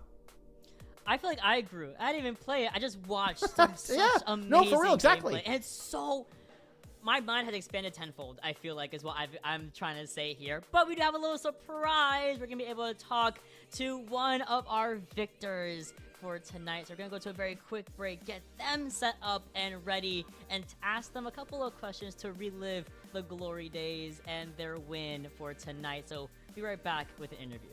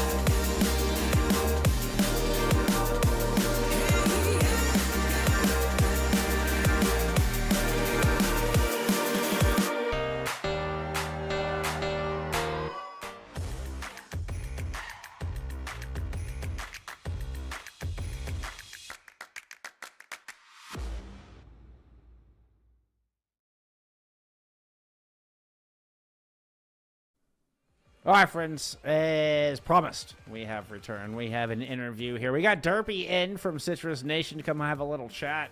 What's up, my friend? Derpy, I was talking about like a lot of you versus Louis, kind of the student rising up and becoming the master. I always love this matchup. What are your thoughts? What are your thoughts when you heard you're going to be taking on your former teammate and a fellow Reinhardt player in this grand finals? Well, Louis is never that good at Rhine. I think like he played a lot of Winston back when he actually played the game. Fair. The reason he got a lot of shatters off was because Kashir was 3-2-1 bash shattering, and they're screaming in the mic, and we were kind of just playing for fun. I mean, we signed up for fun, and so our macro wasn't quite there, but we dialed it in on that last series, and it was fun. But you know, always a pleasure playing as Louis. He definitely had his fair share of shatters, but he lost, so. But, but he lost, so therefore he's bad. I love that. So you talked a little bit about, like, you know, the olden days when you guys would play this comp a little bit more, right? And you know, how does it feel kind of tapping back into that skill set again, tapping back into this composition during these GOAT events on the CGL host? Is it kind of like riding a bicycle and you kind of remember it all again, or is there a little bit of pre-planning when you're preparing for these weekends? I actually never really played Ghost when it was like good in Overwatch 1. I was plat. I have now 3 rings in these tournaments, so I guess I go back to like what I learned in those tournaments, the CGL tournaments. You kind of have to adjust your playstyle a little bit because like in Overwatch 2, like 5v5, like it's a lot more deathmatchy. You can kind of like go wherever you want, do whatever you want, but like in this, like you have to hard shield main pretty much the entire game or just do nothing and like really be patient with your swings and stuff. So. But once you get used to that, it's pretty fun, and it's like it's a much better game in terms of like communicating with your team, like what ults you want to use, and like the whole team play aspect is a lot better with GOATs than it is a regular game. So it's nice to play these every now and then. I was going to ask what was kind of your favorite part about this, and that's kind of one thing that I kind of was talking about was GOATs really taught us that level of team play and that overlapping of cooldowns and how you want to rotate and stuff like that. Is there another aspect or something like you either learned from GOATs or like you just have fun doing? Like share another positive aspect with us about GOATs. Tell us how much you love this composition. There you go. I'm just going to pry some more positivity out of you, my friend. Yeah, I mean, it's just super weird. I mean, like compared to the normal game, I mean, there's so many ults they have to consider, and like pretty much everybody's getting all of their ults like every fight. So it's like there's so many different things going on too within the game, like what your Lucio Diva are doing, or like what your Reinberg want to do, or like the angle that your Zenyatta's on. So you're left to like listen more than you like talk and communicate. That's very different than what I've seen from like Overwatch 2. I'm also noticing that like a lot of these teams are pretty even. You know, like. Yeah. Our roster going into is probably by far the best on paper, but like we put up close matches against these other teams, and like credit to them. But I think GOATs makes these games a lot closer because there's less display for like mechanical skill, and it's a lot more like who has the better macro, who can scrim, like more like I feel like a lot of these teams scrimmed. We kind of just built a team and played the tournament, but you could kind of tell that there were some teams in here that play GOATs a lot and scrim outside of just this, so it was impressive to see. Yeah, the level of knowledge on the macro is good. Yeah, yeah. No, first, I completely agree with you, especially someone who didn't play Overwatch 1 and watching kind of just the development of this and kind of bring it back and seeing the clear difference between modern or quote-unquote modern Overwatch 2 versus GOATs, right, is absolutely insane. And speaking about, you know, the match real quick and your run back with not collegiate, were you guys kind of surprised that, you know, you had gotten knocked down to lower finals? And while you were going against Goat Milk, what was the prep between the end of lower finals and the beginning of grand finals that made you guys want to win this, to make sure you guys got the 3-0 win? Yeah, I mean, our first series against them, we were up 2-1, and I think we like trolled Volskaya map 4, so we just lost that map, and then like they kind of had us on Lijiang, so I think we could just won 3-1. After that loss, though, you know, we like came back. I think we made some swaps. Like we put Zeb on Brig, and somehow that worked out super well. Zeb like farmed the lobby on Brig. We swapped some people up, and like we stopped losing fights. I also put on a better skin. I had the default skin on before, and I put the cardboard skin on. We didn't lose a map after that, so we made some swaps. That's the cardboard swap definitely the big difference. I was hesitant on it, man. Sometimes I put that skin on and I don't want to fight, but it was the inverse case. So. Dude, yeah, it's a high risk play. That is a high risk maneuver. I mean, I thought putting Luke Mino on Diva was the high risk play here, but it was actually the cardboard skin swap.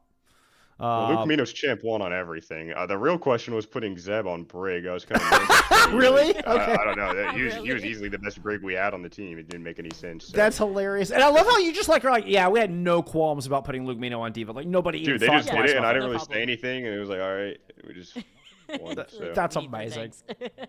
Oh felt good, so we played it. Yeah. Any shout outs you want to give? I know you were playing a lot of your former teammates from UTD here in town and stuff, but any shout outs you want to give? Also, I know you've been streaming like for like 19 days straight or something ridiculous. You'll be sure to go follow Derpy's stream. Dude's a monster. Appreciate that. But yeah, plug whatever you want. Floor is yours, my friend. Yeah, shout out the guys in the chat watching. Specifically, we got Cody L in here. He's been doing a lot of the when I'm on a rerun stream, he'll be a moderator in that. You got to shout out Cody L. Got to shout out Fry3. I think he's queuing up ranked right now. But outside of my chat, I mean, like, again, credit to the guys that we played. It's always fun playing against them. And I'm sure I'll probably be getting lit with them in a couple of weeks when they come into town. And, I mean, other than that, shout out to... I'm trying to think of one more. Who should I shout out? Let's give a shout out to Frankie P. He's been doing some good stuff over there on Frankie. Twitch. Frankie P 423, some respectful stuff over there on the Twitch. Yeah. And yeah, that's gonna be. I think that's all I got for now. There you are. I respect the Frankie P shout out. Let's go. And shout out to you guys for casting this. Cheers. It was a lot of fun. Of course. Thank you for playing. Yeah. It was awesome. Congrats on yet another GOATs championship. You're just piling up trophies, my friend. Yeah, I got 3 rings. I'm telling Yeah, let's go. Let's go. The 3-peat. Appreciate it. Brady, yes! The 3-peat. Yeah. All right, big good. All right. We'll see you soon. Thank you guys. See ya. Bye-bye. There you go. Oh, I love it. 3-time champion, Reinhardt Derpy. There you go. I fear might be the humble MTD. I'll say it. He basically implied it. Really well done, honestly. Not just from Derpy, from everybody from Citrus Nation, as well as not collegiate. Even getting a map win off of, or a whole series win off of them earlier is a feat in of itself, you know. So gotta give flowers or give credit where credit is due. Gotta give them their flowers. But that's the Bullskunk. That's the end of the Winter GOATs tournament. I know you Sad and face. I had very cry face at this point. Like, Right. I had a lot of fun. It was genuinely a pleasure to have your experience and you on the broadcast with me, you know, kind of guiding me through the ins and outs of what made this comp the comp. Yeah, no, and it was for better or for worse. Took a lot of hate. Still, Brig release is looked back on as one of the craziest things, but we learned a lot, and it's always fun to revisit and learn more every time we revisit this composition. If you haven't watched the run of Shanghai Dragons coming back and destroying GOATs and completing full circle, it's an interest, like the release of Brig in 2018 and the end of think King's Row and the Great Bamboozle, and that how iconic that is from that time all the way up until Shanghai Dragons winning stage 3. It's such an amazing story that is GOATs, and it finally got broken by Shanghai with a triple DPS wrecking ball composition before roll lock hit. The narrative completed itself. That's why I was I think it was the perfect amount of time, because the story actually did have this wonderful conclusion in the end of the trilogy, and we got this satisfying end, and the music faded out in beautiful orchestral style, and I guess we'll just leave it at that. We're going to fade out in beautiful orchestral style here. Thank you for hanging out. It's been amazing. We'll see you next time. Have a wonderful rest of your night. Bye, friends.